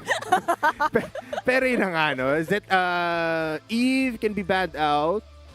Lilia can be banned out as well, no? Kasi, di pa naman actually, Lilia yung pinaka magandang ban. Kasi paano nalapit si Zaishi dito with that Vexada kung may threat of a Lilia na glooms. Diba? So, super hirap yun sa side. So, Lilia is a possible ban here for Team Liquid Aqua para at least may capability sila to enter the space that they need to control. Pero Alice naman, yung kanilang pipiliin kasi nakita naman natin yung performance si Daiki earlier on. Nahirapan sila sa Throne of Ruins yung pag-penetrate ng backline. Yeah.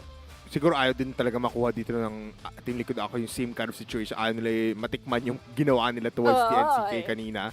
But it opens up a lot of things. So, kino-consider nila itong Glue is not gonna be a roamer. It's not gonna be an explainer. It's gonna be a roamer. Lihin na nga, Leomord will be banned out. Harley na lang, no? Pero just the same thing applies pagiging magic-centric dito yung Team Liquid ako. Yeah, so it's either huliin nyo yung hero pool dito ni Ramichi, go for a roamer instead. And I was thinking na Kalia nga kasi at least nandun yung sustainability, nandun yung pick off. Hindi masyado napapansin as another alternative lang din naman if you want to go for it. So, yun So, kung gusto nila multi-targeted, I would say Grok, Hylos are still there. Kung at least nandoon din yung somehow tankiness that you're expecting for Roamer itself. So, yun na lang. Hintayin natin Hylos. Okay, nandun pa rin. Just go for that, somewhat of a, reminiscence of the past na parang Hylos and as well as Vexana yung nakikita mo every time. So, stability, yun pa rin naman dito for Team Liquid Aqua. A lot of bursts, a lot of constant damage din naman. For TNCK, Uranus is open. Yeah, Uranus nga. Uranus is open. Sora as well, pero I don't feel like it will join well with these heroes. So, Uranus might be the another option nung Tones EXP glue na to. Yun nga di ba? Pwede pa... Wait lang! Wait lang! Sa kabilang mundo ng ML, nagganyan din ng TNC. Tama di ba? Oo! Okay! And lahat na talaga, Gretchen! With the Eve pa! Yun! Wow! What a checkmate for TNC Kaiserin. Ang ganda kasi kakasabi ko na pwedeng tumiko yung glue sa EXP and they did that na madaming initiators and setups for an Atlas. Kaya napilitan mag-Harley dito ang Team Liquid Aqua para at least may dash papalayo sa mga gano'n na situations. First time yan, Gretchen! Nagising tayong lahat doon! Nakita mo na naman yung alien, Gretchen! Oh my goodness! Oo, grabe. Kasi si Atlas at si Eve, hawak nila yung mundo. May giants sila, Oh diba? my God! Celestial beings! Yes! Ang hawak ngayon ng TNCK. Gretchen! Inakala na talaga na roaming glue ito, pero tulad ng sabi mo, it's a U-turn, it's a curveball. What do you think about game number 2? Eto na naman tayo kasi very please. close-knitted na naman yung drafting. Pero syempre, sirang plaka na ako dito. Execution pa rin ang Of course. magmamatter. Kasi what if, naka-purify dito si Kla. So, ayaw niya madamay. kasi yung setups, fatal links na magagawa dito ng isang Atlas, pwede pa yun ipahamak nila towards the latter parts of the game kung mag-backfire man ito. Kasi may high loss pa naman ang Team Liquid Aqua, kaya all I can say, kailangan nila mag-ingat sa mga ganun. I would like to say, as an Atlas main dati, Yun! Aha! it's actually pretty hard na kailangan mo dito high loss. Kasi kailangan lang humarap ng high loss, stun lang kapag nag-perfect match paalis, Yeah. and you're basically discontinued agad yung setup mo. So kailangan mag-online palagi dito yung ating flicker for Max Call. So mamaya pag-uusapan din natin yung emblems na picking choice na dito, no? Pero this is it. Level 4 kailangan dito agad ng mga roamers. Oh, at saka, if we're also going to notice the Atlas, nahihirapan siya lumapit to. Si Zaishi pa lang pinapoke na siya continuously. And at the same time, kapag nagkamali dito si Max Collins ng Fatal Links, what if si Soju Daiki yung mahuli niya doon, paano nila tutunawin Yun lang. Delikado na yun. But, kumakang hindi delikado para sa inyo, no? Kasi meron na kayong pwedeng ma-claim. Ayun na yun. Alam mo, may delay yung stream. Open ko kaya yung... Bilisan nyo guys, kasi pipicturean namin yan ni Bipolar. Hindi po. Si Gretchen lang yun, guys. Si Gretchen lang yun. Hindi. Hindi, syempre, para sa inyo yan guys. Para sa inyo yan lahat. And that is why we are seeing greatness now mula dito sa dalawang teams. And I feel like, TNCK Serin still has a bit tough time. Yes, mayroon silang magandang ultimates, magandang combination. Pero they're still up against Team Liquid Aqua. Yun pa din yung setting point. Yeah, and despite against all odds, Team Liquid Aqua, they have proven themselves to be strong contenders in any challenges presented to them. And here we are, having the first turtle. Maganda yung positioning ni Max Collins, pero the problem is, wala pang fatal links. Yeah. Kaya ito naman yung moment na pwedeng capitalize ng Team Liquid Aqua. Pero it seems like they're going for it slowly but surely in the process. Oh, yung sakit! RWM connects! Pero first blood is there! Sage kills off from H. Wala ng jungler dito ang Team Liquid Aqua. Glor spot is Circular Summon Force as well. First bakbakan pa lang! Mamamatay na si Soju! Together with a blazing do it in the backlines. Wait lang sa likuran! Ang lakas ng burst! Zaishi with the Eternal Guard! Mapapatay pa yung isa! Saglit lang nasa na yung TNC! At nawala sa process na yun ang dalawang junglers ng TNC Kaiserin and Team Liquid Aqua. But Ramichi already spawned back and sila pa na yun yung nagkaroon ng advantage. Pero si Max Collins, wala pang fatal links. Susubok pero wala ng turtle yan. Masyadong malayo si Sage Pulse. Wala pang retribution. Makakapatay pa ba? No! Kiso, mamamatay bago ma-pick off si Daiki. And ang ganda ng initiation na ginawa doon ng Team Liquid Aqua kasi supposedly the real world manipulation of Krish is the game changer. Nandoon yung slow, nandoon yung damage, but the problem is si Max Collins. Siya pa lang yung kaka-level 4 kaya wala silang fatal links, crowd control that time to pick off the members of Team Liquid Aqua. Tsaka something crucial, I feel like hindi siya naka-emblem na ng battle spell. Okay. So full 120 seconds yung flicker niya dito, which will delay the big setups for Max Collins. Pero titignan natin yun habang check natin even more. But top lane Kla, alam niya yung kailangan niyang ditong gawin, get a lot of gold, get a lot of farm. And farming is the key to success here sa ating mga kupunan. Kasi if we're going to notice the map, it became slow ulit. So they're mostly focusing na lang kung ano ba yung kaya nilang kunin. Pero as we all know, si Max Collins nandoon nang umaamba, may fatal links pero walang flicker in.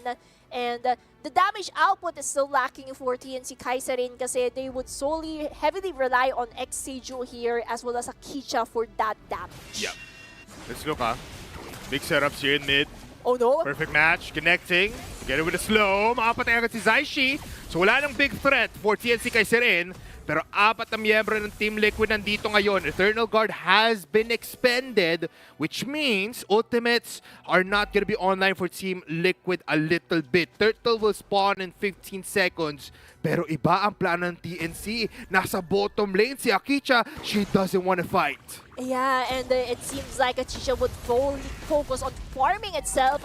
Pero si Kiso humaharap. Max Collins umaamba lang, pero overall Team Liquid Aqua pa rin ang makakakuha ng turtle na napakabilis nga at hindi na magkukontest dito ang TNC. I mean, lalapit ng onti dito. Terrify is there together with Deadly Magic. But the glue split combination will go out. Radiant Armor was bought as well, no? Even the Flicker were expended. So TNC, hindi sila makapalagayon kasi nga kailangan nila maunahan dito ang Team Liquid. And speaking of unahan, kailangan din mauna dito ni Max Collins kasi just like what we explained earlier, TNC Kaiserin, maganda yung lineup nila although it's conditional. The setups that Max Collins will do in the latter parts of the game would be the key to success kung paano nila mahuli dito ang Team Liquid Aqua, lalo-lalo na kung mahuli dito si Ramichi, Zaishi.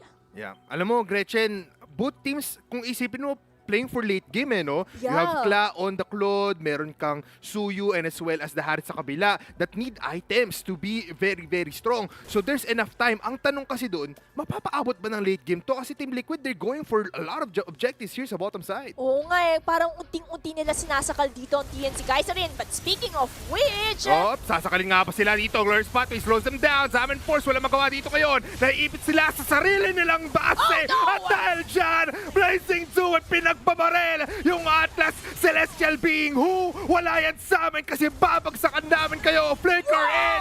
Daiki, napakaangas pero RWM not enough damage. Not enough damage nga dahil hindi nila napitas ang mga members ng Team Liquid Aqua. And overall, at the end of the day, the aggression that Team Liquid Aqua is presenting right now is truly dominant. Hindi makapalag ang TNC Kaiserin despite having setups, despite having crowd controls. That's why TNC Kaiserin, kailangan nila malutasan itong problema na ito, lalo-lalo na nasa third turtle na tayo. Oh no. Third turtle spawning in 2 seconds. Ultimates online except for RWM.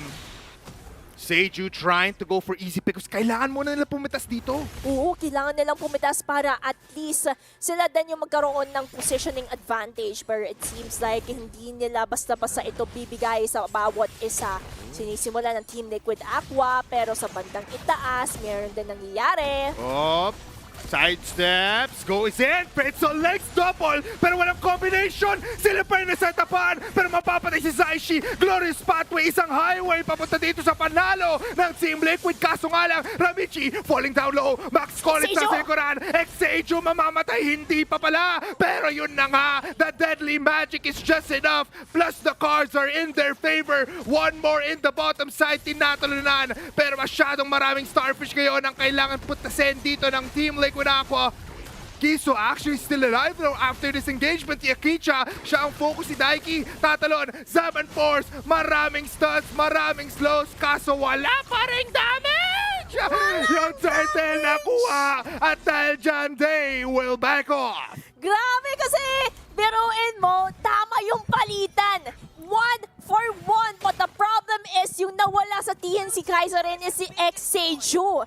Si X-Seju din naman kasi yung nagkaroon ng advantage point when it comes to it. So that means na nalutasan yun ng Team Liquid Aqua kaya sila din ang nakakuha ng advantage. Ay, naku po, Gretchen. It's just insane, no?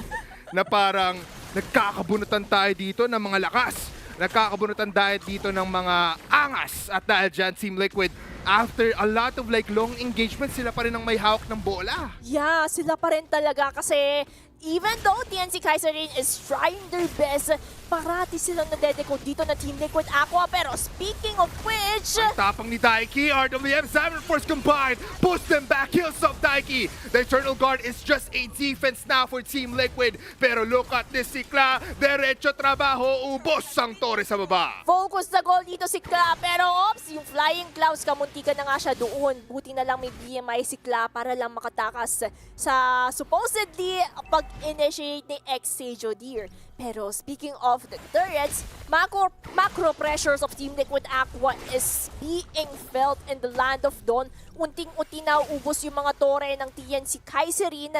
Kaya for TNC Kaiserin, they really need to step up. Yes, the economic gap is still not that big.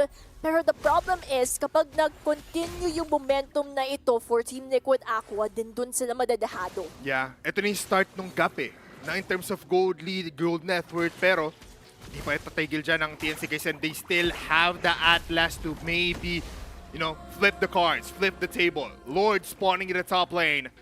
And this might just be it. This is a crucial Lord, tama ba, Gretchen? Crucial Lord para maubos yung mga tore. Pero it seems like kung sino man na makakakuha ng Lord na ito, hindi pa naman matapos yung laban, not unless sila ang maubos sa teamfight. Sinisimulan ng Team Liquid Aqua ang Lord na ito. Max Collins na dyan, umaamba pero hindi na nga sila makakalapit at Ramichi will get on. Pero itong TNC Kaiserin, it seems like nag-change yung priority nila. Kuha daw muna sila ng tore and they won't risk a mistake happening para maubos ito ng Team Liquid Aqua. Wala, ito yung kailangan nilang gawin, Gretchen. Kailangan mo nila ibigay objectives para lang makahinga pa ng onte because a big team fight again is such a crucial time na kailangan ang Team Liquid ang gumawa muna ng first move and then TNC will probably do something. Pero Team Liquid Aqua, they've been playing so immensely great. Tignan mo naman.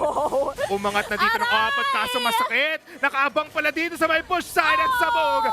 It's KO, it's Vitality. Papunta dito kay Seju. Flying Clouds papunta ni Seju. Pero napunta siya sa heaven dahil kay Ramichi na nakaabang lang doon sa Gedlin. Nako po. Pero speaking of the turrets, ito na yung sinasabi natin na Team Liquid Aqua is just getting the Tier 1, Tier 2s and now only the inhibitor turrets are left for TNC Kaiserin. Pero it seems like si Kla hindi papayag, kukuha pa ng isa. And that is another one! Oh my goodness! Zaman Force Bang! Ramichi with one more! Oh my God! Iba ang Magikero! Iba ang Magikero! Oh, baraha lang dun, oh! Napakasakit! Kaya yan din naman yung kailangang ingatan ng TNC Kaiserin kasi 4 members are still left to defend their base. Pero, seems like nako po, napakasakit. Nahihirapan, nagsistruggle lang TNC Kaiserin just because of the pressures of Aqua. Yeah, and that's brought to you by Zaishi, no? 0, 2, and 7, pero the damage output is just too insane na kahit lumapit dito yung blue, kahit lumapit dito yung Atlas, just too big of a damage. Jump in, one fatal exam and force in the backlines. Blue dito nga, pero makakapitis pa ba dito ang TNC kay Siren? RWM sa may backline, pero si Ramichi, pero si Krish, nako po, iikot na naman ang mundo kasi mawawala si Collins, mawawala si Krish, at susunod si Seju, tinipian sa muka, at wala nang magawa ang players natin for TNC. It's a dominating ace, team wipe, and a win for Team Liquid Aqua. Match point for Team Liquid. One step closer for them to get their ticket going to Tagaytay to continue their journey. And all I can say is, Amazing. wow! Wow, yun, wow. Dead air. Better. Zoom in, dali. Grabe si Direk. On point! On point. Alam mo, Gretchen, we expected a lot kasi minsan lang tayo makakita ng ganong big, risky kind of hero pickups, no? Na alam natin pwedeng gumana. Pero iba yung that Vexana third pick, we questioned it a lot.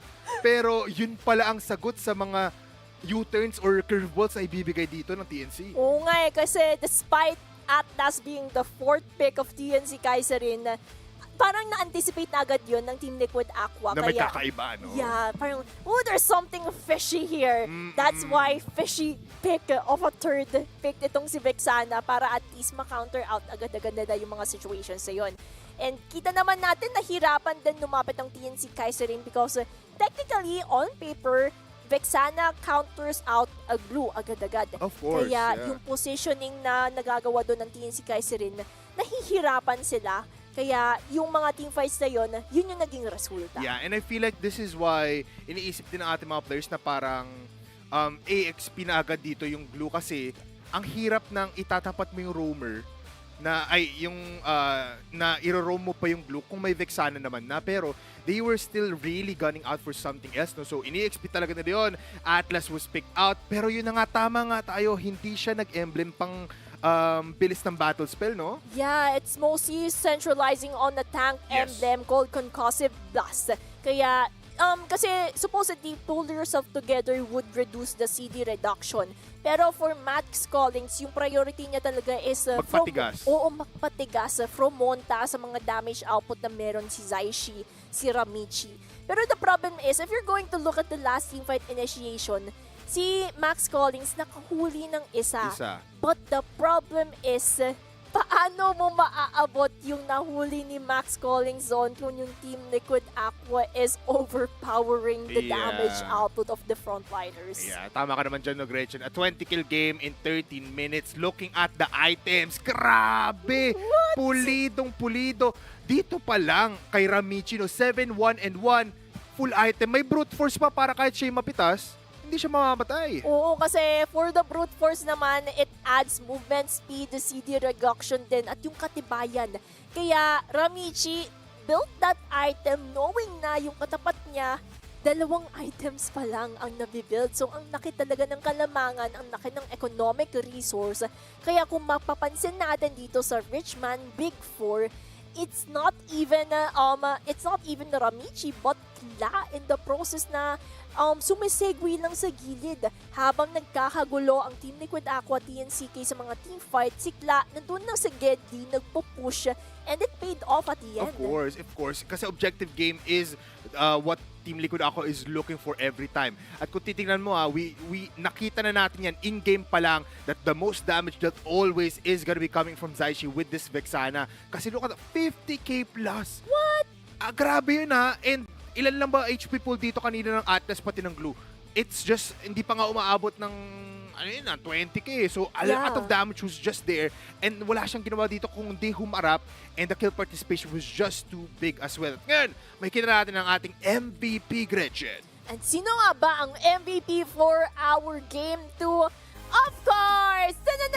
It's Daiki! Kasi kahit yung mga naha-highlight natin earlier are the damage outputs na nanggagaling sa Team Liquid Aqua, the way Daiki continuously pokes down the members of TNC Kaiserin, mapapa-atras talaga sila sa Infernal Pursuit and Dark Waves na ramdam natin yung sakit, ramdam din natin yung kakulitan. Yeah, tsaka stability, yun ang palagi natin sinasabi, no, every time for Team Liquid, and that Phobius was really just a great pick nonetheless. Siguro honorable mention lang din kay Zaishi, no, on that Vexana and even for Kla. But yeah, 219 is still impressive, and just na kahit onti lang items siya dito, humarap pa din siya, and she wasn't really that scared sa kahit anong setup na pwedeng gawin dito nila Max Collins. But now, looking at her smart power play, Gretchen, what a game!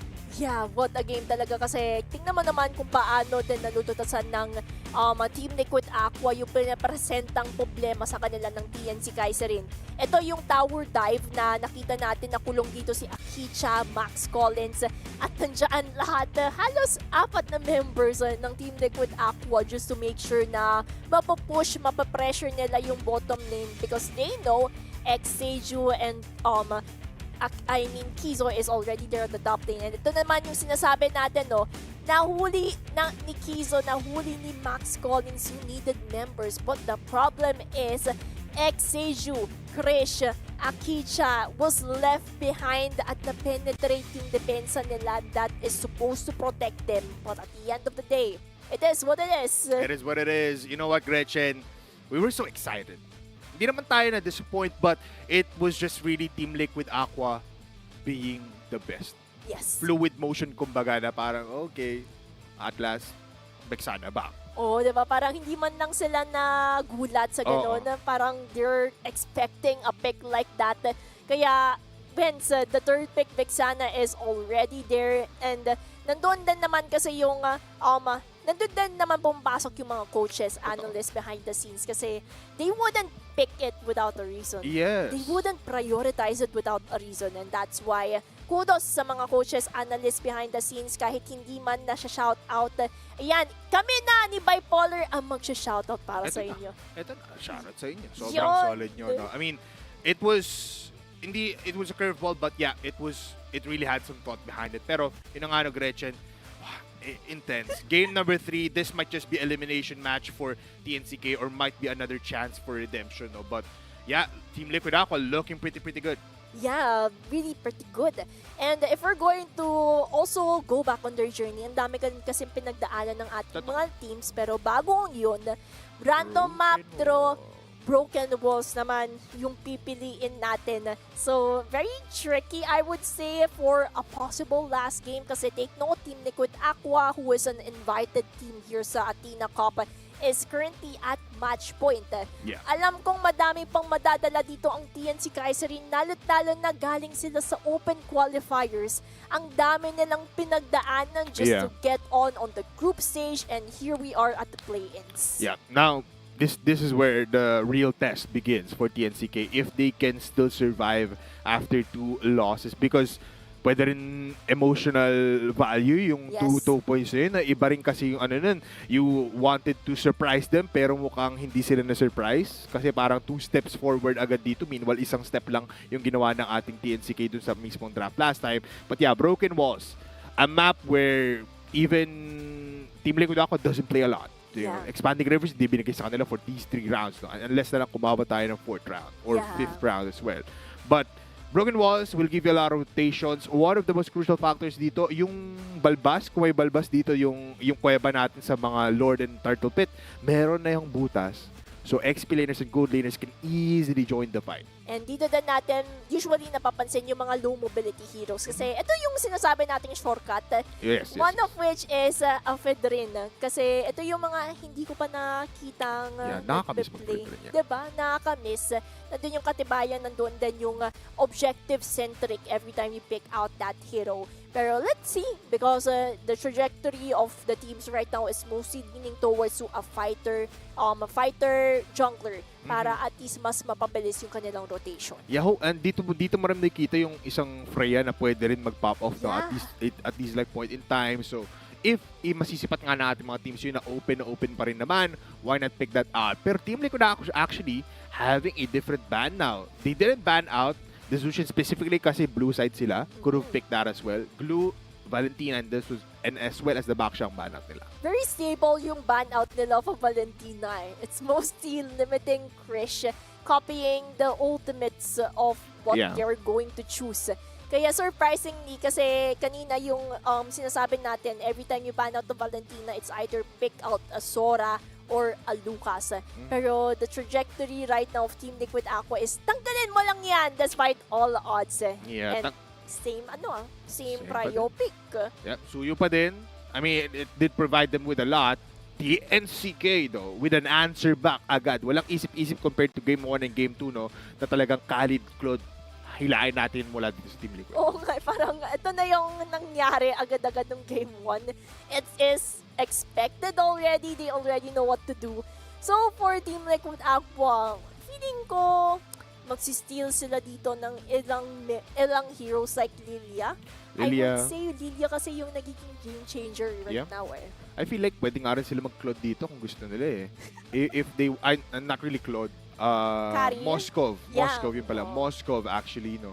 If they wanted to do so, great in the lane up against the Claude, medyo 50-50. Pero in terms of team fight, yung split push na pala ginagawa ni Clark, mas madali yun with the Moskov. Pero mukhang iba ang plano nila at dahil palagi binaba ng Valentina, just go for the Sora, just go for the Hatter. Ito na yung new wish natin ng Game 1, Game 2 pa lang. Totoo. Sora agad ni Daiki ang matutunghayan natin. So, the question is for TNCK, will they go for a full... Ayun.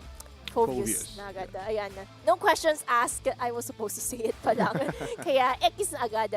Kaya, for the banning-wise, feeling ko, labanan ng mid lanes na yon yung matutunghayan natin. Kasi both teams do not have a mid lane right now.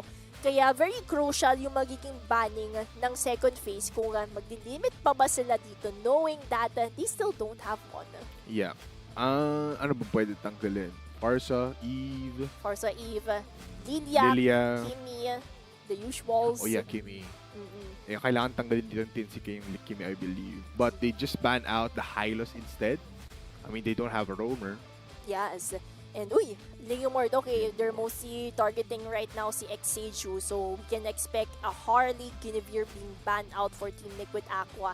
Open na lang yung mga mid-lane heroes. Yeah, why not, no? Yeah, why not? Why not? Okay lang din naman para, kasi mas tempo-wise for the junglers, yun yung hinahanap dito ng Team Liquid na ma-prioritize since tinanggalan nga rin sila dito ng possible picks. But, I feel like makakalampas dito yung Guinevere. Feeling ko, pa-prioritize nila yung Hardy Oo, Harley, no? Yeah. Gatot Kacha banned out. Okay. So, pure roamers yung tinanggal dito ng TNC. Kay Soju talaga. So, at least, kasi si Soju yung nagiging game changer then for Team Liquid Aqua kung paano sila mag-initiate. So, even though Zaishi, a lot of heroes are still open, okay lang as long as malimit nila yung sino ba yung nagsisimula ng team fight. Team Liquid, they need to ban out. They just need to pick here. I mean, mahirap kapag kalaban mo Harley kasi malambot ang Harit as well as the Suyu. But, Fredrin, hiniling mo, tinanggal tuloy. Broken walls nga naman, diba? Totoo. Kaya for TNCK, pwede actually nila huliin yung Guinevere or Hardy here. Yeah. Kaya pwede silang mag-prioritize ang hero pool dito ni Krish knowing na malilimit din naman yung hero pool ni Zaishi towards the last few picks. Yeah, Pero you're going for a different direction. Parang mas pipiliin nilang huliin yung hero ni Krish para malay mo, unorthodox na naman ang matunghayan natin. What if Chang ang kukuha dito ng TNCK? Walang setup though, so parang hindi pwede. Hindi pwede. That's just too much. But, wishful thinking. Savior, diba? Pwede rin naman. Novaria would be pretty nice as well. Novaria. Pero, yung problema lang sa Novaria is, dapat nandun ka lang sa bandang likod. It's really not. Yeah. Pero for for Team Liquid Aqua, will they go for a Kimi, Lilia? Kasi open pa yung Lilia. First time ko makakita na they changed their tempo. They're not prioritizing a Lilia pick. Yeah, Lilia wouldn't be that bad, pero mukhang Lunox mid na lang ang gagawin nila dito. In combination with the Guinevere and the Harit. Okay, this is exciting para sa Team Liquid Aqua. Magic-centric, a little bit ng onte, pero setups are there. You have 2 setups, maybe even 3 if you think about it kung kasama dito yung Zaman Force. But TNCK will just go out with the Lilia. Lilia, okay. I didn't expect a Lunox here, pero I pretty much like the Lunox sa pangontra sa TNCK kasi it doesn't only burst down the squishy heroes of TNCK, but it can also serve as a survivability sa kanyang brilliance kasi meron kang deadly magic na kaya mong iwasan with that brilliance. Yeah. So, that's what I was thinking for that Lunox pick of Zaishi. Yeah, I mean, no one can stop her from doing brilliance. No? So parang yun na lang talaga yung engagement or at least disengagement priority for Team Liquid Aqua. But this is the draft now para sa ating 2 teams. Gretchen, I feel like we might be here for game number 4. Well, let's see because right now for our viewers, Team Liquid Aqua is currently at match point. Isa na lang ang kailangan nilang mapanalo para makapag-advance and get their ticket to the Tagaytay playoffs. Pero for TNCK, they have to do a huge miracle of reverse sweep.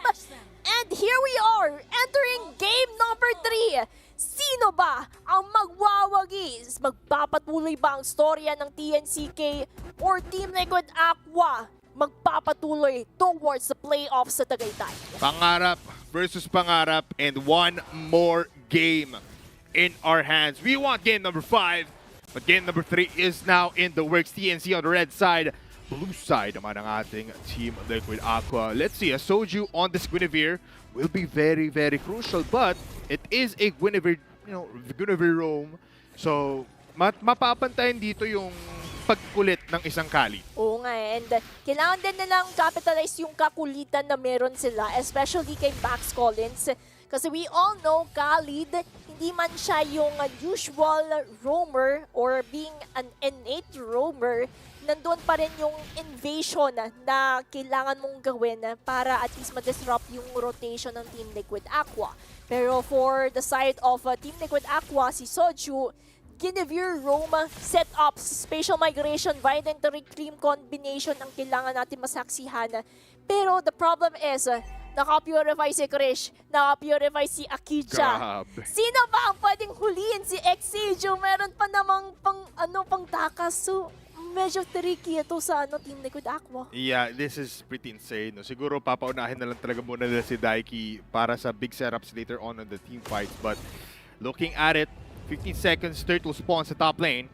Ramichi, already level 4. Meanwhile, Seju also level 4. Pero disiplina lang wala mo na nag-engage. Oo nga, and disiplina lang din para at least hindi sila mag-overextend at do an error. Pero ang ganda ng Team Liquid Aqua! Tatalon, Valkyrie not yet there. So, makapag-deadly magic combination pa din Seju, they will push them back.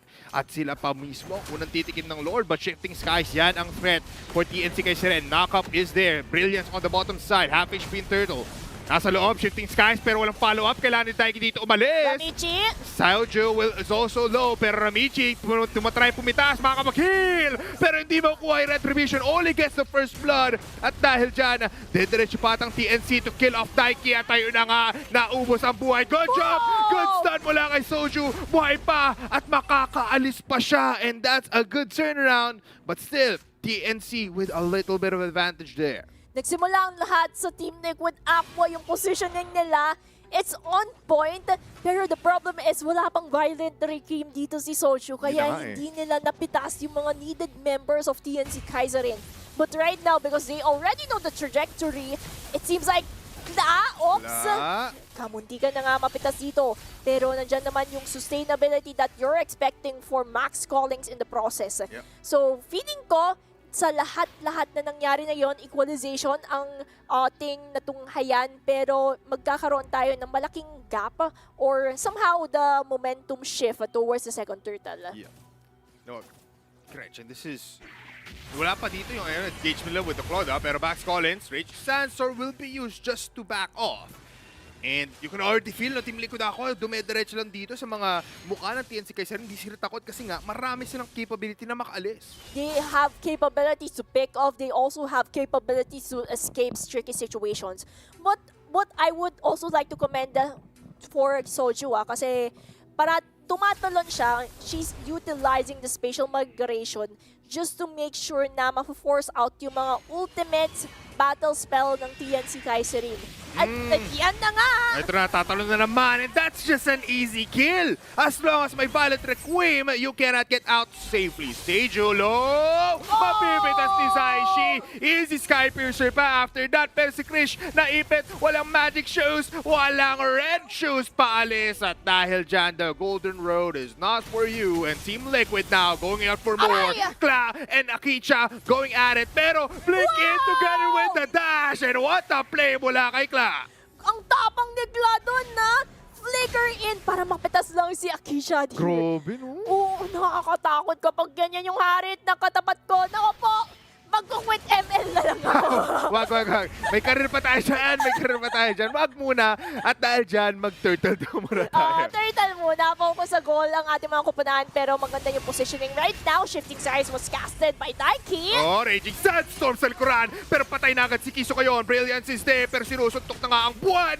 Max Collins will get slowed up. Pero sobrang low ng Team Liquid ngayon. Gusto muna nila mag-reset. And the reset is the key to success para makapag-breathe sila kahit papano. Pero TNC Kaiserin, sinisimulan na nga dito ni Exage. Wala pa dito si Ramichi, papunta pa lang. So TNC Kaiserin knows that factor, kaya faster din. Pero Ramichi pa rin! Kahit malayo ako, okay lang. Kasi Ramichi's retribution is on point at napakagandang timing nun. Grabing nakaw yun. Nakuha niya pa yun after just falling back in a glimpse of a second TNC. Akala na nasa kanila yung beat. Wala pa lang ganun. Shifting Skies, Ramichi trying to go in. Does stun up. Giso, pero matigas ang Phobius, hindi nila kaya mag-extend. And then, hindi nila i-risk yun knowing na wala silang minions, kaya very risky. They go for it! Soju na naman, pero nandito rin naman si Zaishi, pero Blazing Duet is there. Not a lot of damage, Deadly Magic, not a threat for Soju. So that's just an easy pick-off. Kla, nandito na naman pinakitaan ng espada at dahil dyan, naalis muna TNC. Tamang chill lang, and Team Liquid Aqua already has control kasi ito na yung sinasabi nating punto. Second turtle onwards, here we are entering 6 minutes of the game kung saan Team Liquid Aqua ang kumukuha ng control, sila ang kumukuha ng objective, sila din ang kumukuha ng tore. Nahihirapan sumagot ang TNC Kaiserin kung paano nila lulutasan ito just because of the initiation na ng aggression. Daiki, delikado, Deadly Magic, that's just too much. Can he heal it up? No, she cannot. Daiki mamamatay, and that is just a great engagement. Meanwhile, sa mid, Soju, tatawa na lang. And of course, dahil nawala ang isang member ng Team Liquid Aqua, magkakaroon ng equalizer ang TNC Kaiserin! Tatalon, what a U-turn coming from Soju at mapipitas pa si Kiso. Pero Raging Sandstorm connects, Max calls the flicker out, pero one more hit, makukuha nga ba? Yes, they can! Zaishi with an overextension to claim the kill. Ang sakit na din ng Skypiercer ni Zaishi dito You wouldn't expect a Lunox to go for a Skypiercer, but Zaishi, knowing her capabilities of being a Lunox user, alam niya na kaya niya mag-Skypiercer at this early part of the game because look at the KDA. Napakalaking ng kalamangan, and that also translates how Team Liquid Aqua is continuously winning on team fights, also winning on objectives. That's why for TNC Kaiserin, kung gusto nila manalo, they really have to capitalize on Kizo, Max Collins here. Max Collins is going to be a crucial factor. You're absolutely right there. But Examine forces to claim up the turret. Raging Sandstorm connects onto no one. Shifting skies habang lumilipad. Pero ikot na nga sila dito ng Brilliance sa may backlines. But they're all gonna fall down slowly as Zaishi enters the fight. Akicha mamamatay. Daiki ng suntok. Krish napitas pa bago mamatay si Zaishi. It's a double kill. And Kiso left alone. Mag-flicker out or tatalon pa alis. Pero titingnan natin ngayon, kaya pa ba mabuhay? Kaya naman. Pero wala nang kakampi dito sa bottom lane. Tatlo ang nawala sa TNC Kaiserin. Na-choke down sila, na-sandwich method sila ng Team Liquid Aqua to the point na sa tore na lang sila Nandun na lang sila sa gilid ng mapa para lang makatakas sa mga aggression na pinapakita ng Aqua. Pero itemization-wise, it speaks for itself because for Zaishi, she already has Skypiercer glowing wand, kaya ramdam na natin ang damage output ng isang Lunox at natutunaw na yung mga members ng TNC Kaiserin. Yeah, 56 na ata yung stack niya dito just because she's been dying. At ito na nga yung binanggit mo kanina, no? Deadly Magic negated mula sa Brilliant. Oo, diba? Kaya ang ganda ng pick dito ng Lunox. You already have that burst damage. You also have capabilities of escaping those deadly magic of Exejo. Pero the problem is, habang tumatagal yung laban, mas mararamdaman na natin dito si Akicha Krish na naka-purify. Kasi kung hindi ito mahuli ni Soju at the right place at the right time, then it seems like maka-counter-initiate sila dito ng TNC Kaiserin. Yeah. There's still a chance for TNC despite them being down by 8 kills and 4k gold. This Lord, now a target for both teams, possibly, or even just pushes for TNC. But Team Liquid Aqua, tignan naman yung spacing. They just wanna not let them close by dito sa Lord Pit sa may Riverside. And TLAQ already making works dito sa may Lord. Sinisimula ng Team Liquid Aqua ang Lord. Knowing that TNC Kaiserin, hirap sila mag-contest. And for Daiki, ang ganda ng zoning capabilities and no contestion for TNC Kaiserin. They will give this to Team Liquid Aqua kasi alam nila kapag umarangkada pa sila, baka dun pa sila madahado. Yeah. You don't want to risk anything, pero this is a risk that you don't want to take because you are dead, Seju. TLAQ finds her in the side of the bush. And they can possibly even claim the tier 2 turret. This is my bottom side. At ayun na nga ginagawa nila. Even the Lord spawning in the bottom.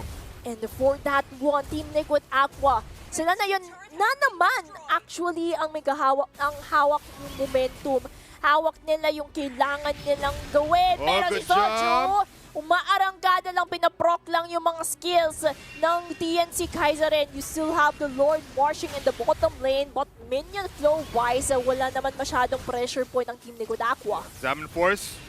Raging Sandstorm, hindi mo na makakatama ngayon, pero Shifting Skies, nasa na nga ba? Low in HP ating mga players, they need to back off, so TLAQ will easily claim up the threat. The Lord will fall down, pero TNC lives to see another day. Lord, ginamit lang ng Team Liquid Aqua para at least makapag-push ang kanilang ang Tore, mapush nila yung mga Tore, yung mga minion flow, pero dito si Seju, medyo umarangkada, and that would be mega kill na naman for Kla. Max Collins just to overextending every time, or overextends every time, no, to a point na wala talagang backup, plus walang flicker. Very, very, very hard thing to do.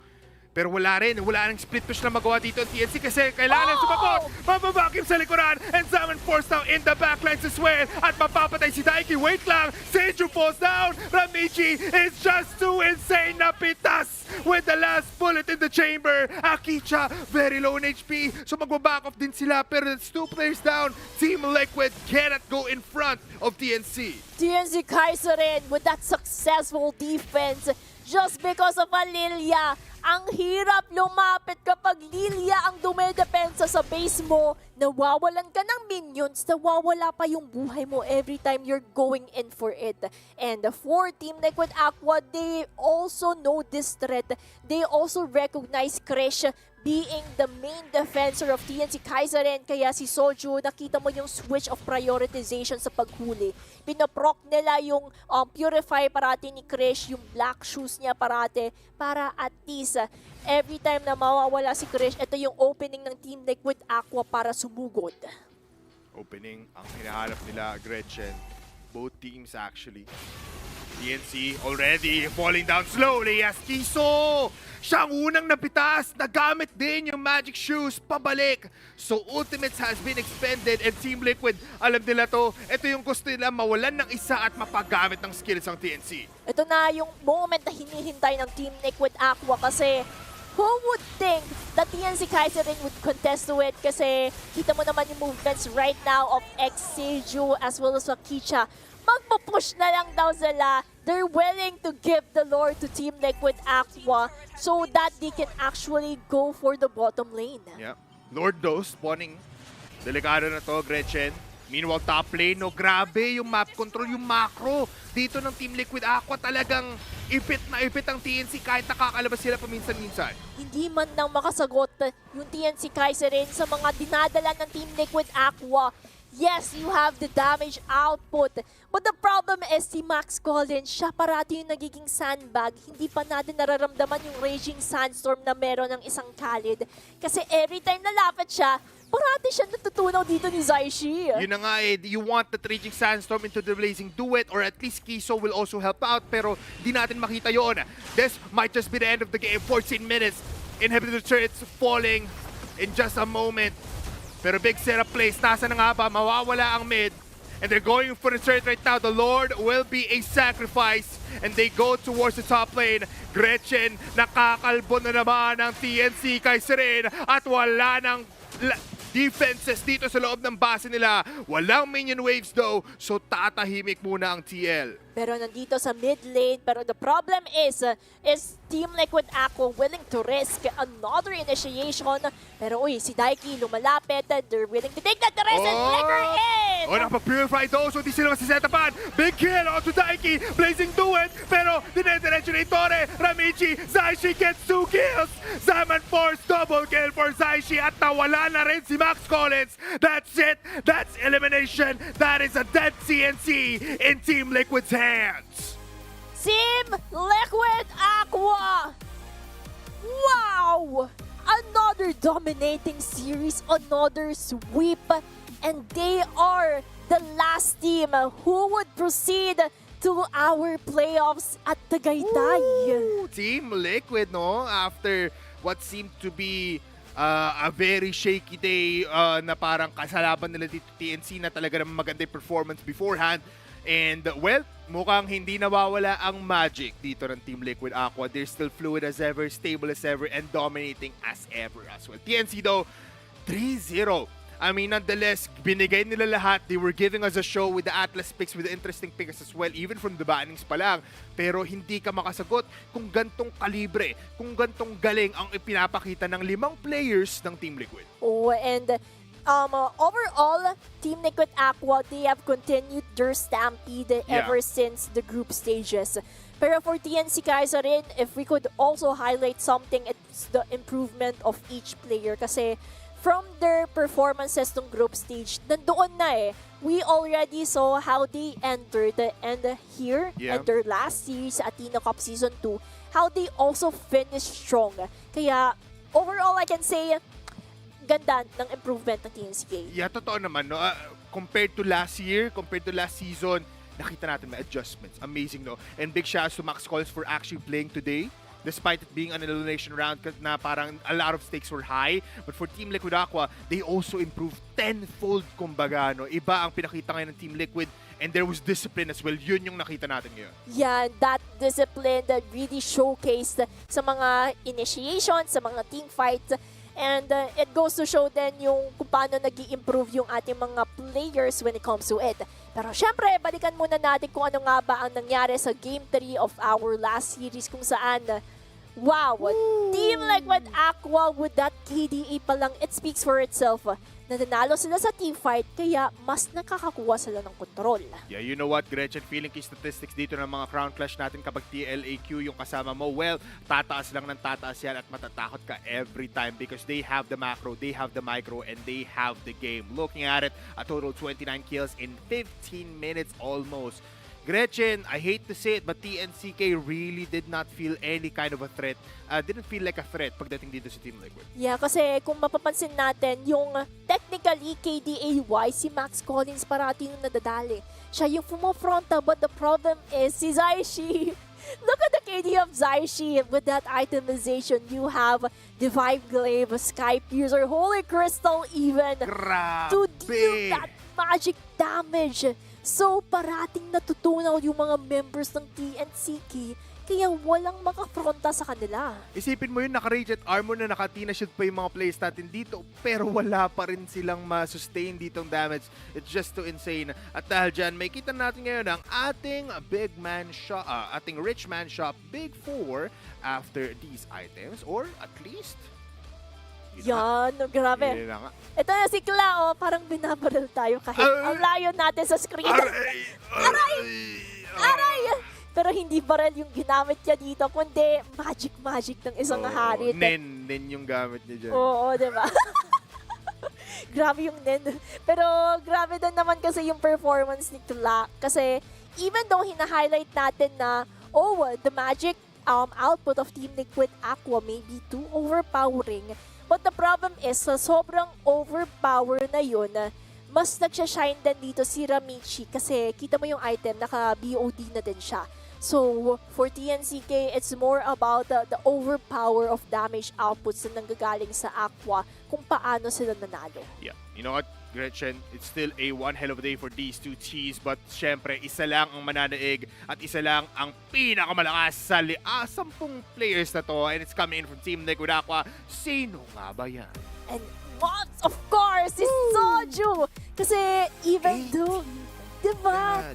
Every time na nagsiset up si Soju, nandoon si Zaishi, si Kla, Ramichi, to the rescue when it comes to providing that damage output. So, all I can say is, give your Roma, yan yung aabangan natin sa playoffs. Yan din yung abangan natin sa ating mga ranked matches. After ipakita dito ni Soji yung galing niya towards using this. Plus, I love the emblem picks, no? Physical and magic negation. You have the support emblem as well. And the concussive blast. Dahil dyan, amazing plays coming in from Team Liquid Aqua. Let's look at the smart power play. And kumbaga, for the smart power play, yung main setup na nanggagaling dito sa Team Liquid Aqua is coming in from Soju. Si Daiki is there as a backup plan with that shifting skies. So, all I can say is early game pa lang ramdam na natin yung initiations at yung sakit. Of course, highlighting si Zaishi na nag-snowball talaga yung Lunox dito. Ito yung ideal scenario of a Lunox player.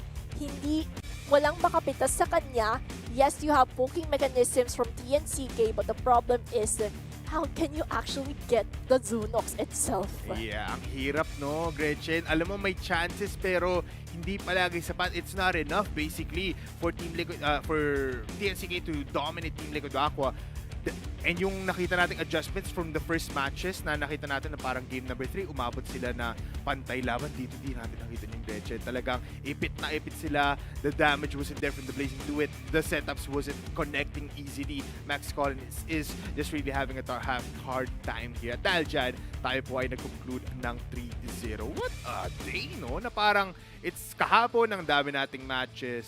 Ngayon, Dalawa na lang. dalawa na lang, tapos 0 pa yung isang team. So talagang iba-ibang improvements sa ating mga players. And dito mo din maramdaman yung gigil ng mga players kasi sabi nila, why wait? Why force a game 5 where we can sweep our opponent?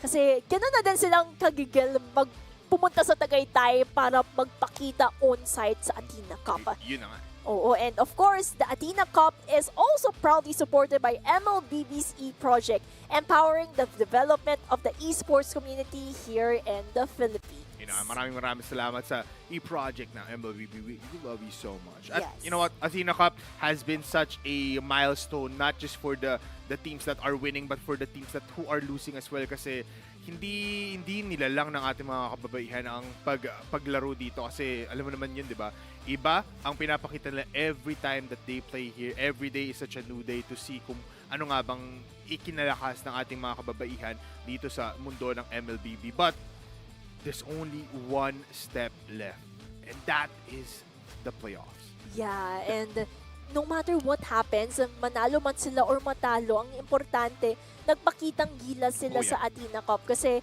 mabibilang ko lang sa kamay ko yung female leagues na nag-run here in the Philippines, no? Kaya ito yung isang platform for them to showcase their skills. And malay natin, may mag-iba ng trajectory, dito sila ma-discover sa Athena Cup. Yeah, why not? Plus, may setting point nga tayo dati nung nasa Hiraya pa lang, di ba, na what if Hiraya Cup winners yung makapasok sa FWI, no? Diba? It's hindi nangyari yun this time, pero palapit na ng palapit. Coming in from Minerva na nagpakita naman dito ng lakas nila, fighting all throughout. Talagang there was a big bump in the road. At yun yung players kanina coming in from... No, actually... Oo nga, no? Diba? Nakapasok nga pala sila talaga ng playoff. So, naguluhan ako kasi Team Liquid yung pinaka-last natin match dito eh. So, what if sila talaga yung umabot dito up until the MWF? That is such a great feat, di ba? A great story din na matutunghayan natin. Kasi currently, yung mga qualified teams na pupunta sa Tagaytay are Navi PH, Falcons Vega, Team Liquid Aqua, and Minerva Empress. Diba? So, Minerva Empress, so far, yung pinakamahaba yung journey nila. Sobrang haba ng journey niyan. Grabe. March pa lang, lumalaban na sila sa Hiraya Cup. And here they are, lumalaban pa rin sila up to this date. Tsaka if you think about it, that's 3 big orgs. Falcons, Navi, and as well as Team Liquid. Tapos Minerva Empress is one of our locals. Pagdating dito sa scene, no? So, amazing. Mag-e-enjoy tayo dyan pagdating ng dates of the playoffs. Coming into Tagaytay pa, no? So, you guys better watch out. Oo, diba? Exciting. Balita ko medyo malamig sa Tagaytay, diba? At this point in time ba, sige papadala nga, Lana, Prop B, Luna, pakuha kami dyan. Lana, pahatid, pasabay. Malayo ka, tayo yung pinakamalayo. Diba? Ikaw yung pinakamalayo, pero... Bulacan eh. Bulacan, masyadong north to south ba naman yung tatahakin nila, tapos halos 10 araw pa doon, diba? Mamma mia. Crazy yan. But yeah, everybody, I guess you've also been watching, I guess you've also been seeing what you've seeing while you were watching yung mga codes natin dyan. Parami pa yun ng parami. Even in the playoffs, you can get some easy skins. Kailangan nyo lang i-type manually yung mga codes na nasa baba ng screens natin. Randomly yan. So, always watch because that is, last time nakuha ko, epic skin pa yun eh. Ganun ba? Grabe! Alam na, docs ko nakakuha ako na isa. Oh my gosh! Hindi. Report. Grabe! Grabe! Hindi, Joke lang, hindi. joke lang. Biro lang yan. Ano lang yun? Totoo, pero totoo na epic skin yung pwede nyo makuha dyan, or even something better. So, that's easy.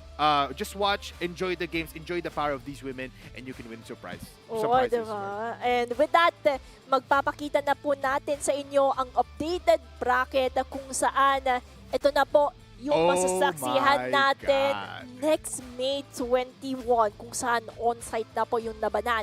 Take note, for match 7, we have Navi PH versus Falcons Vega na maglalaban sa upper bracket. Kaya ito yung tinatawag kong may second life pa. Yung dalawang May kupunan. immortality pa yan. Yan, oo, may immortality. While for Minerva Empress, Team Liquid Aqua, sila right now yung mahihirapan kasi one last chance, all or nothing yung kanila magiging matchup. Yeah, another elimination probably, no, yung mangyayari dito sa ating match number 8.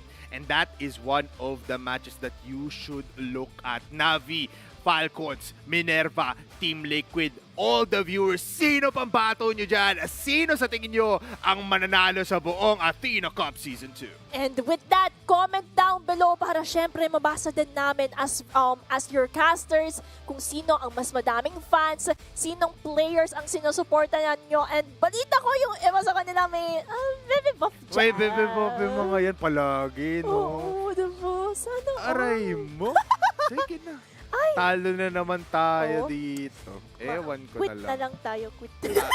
Reported. Report. Quit. Okay. Okay.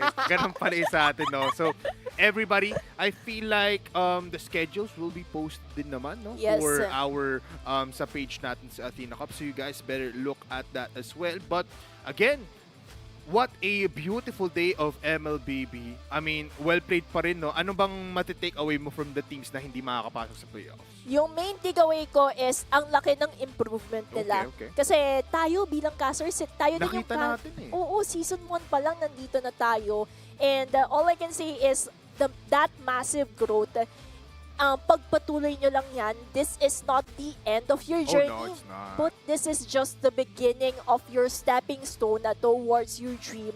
Na malay nyo, maybe next season sa Athena Cup, kayo naman yung makapasok sa playoffs. Yeah.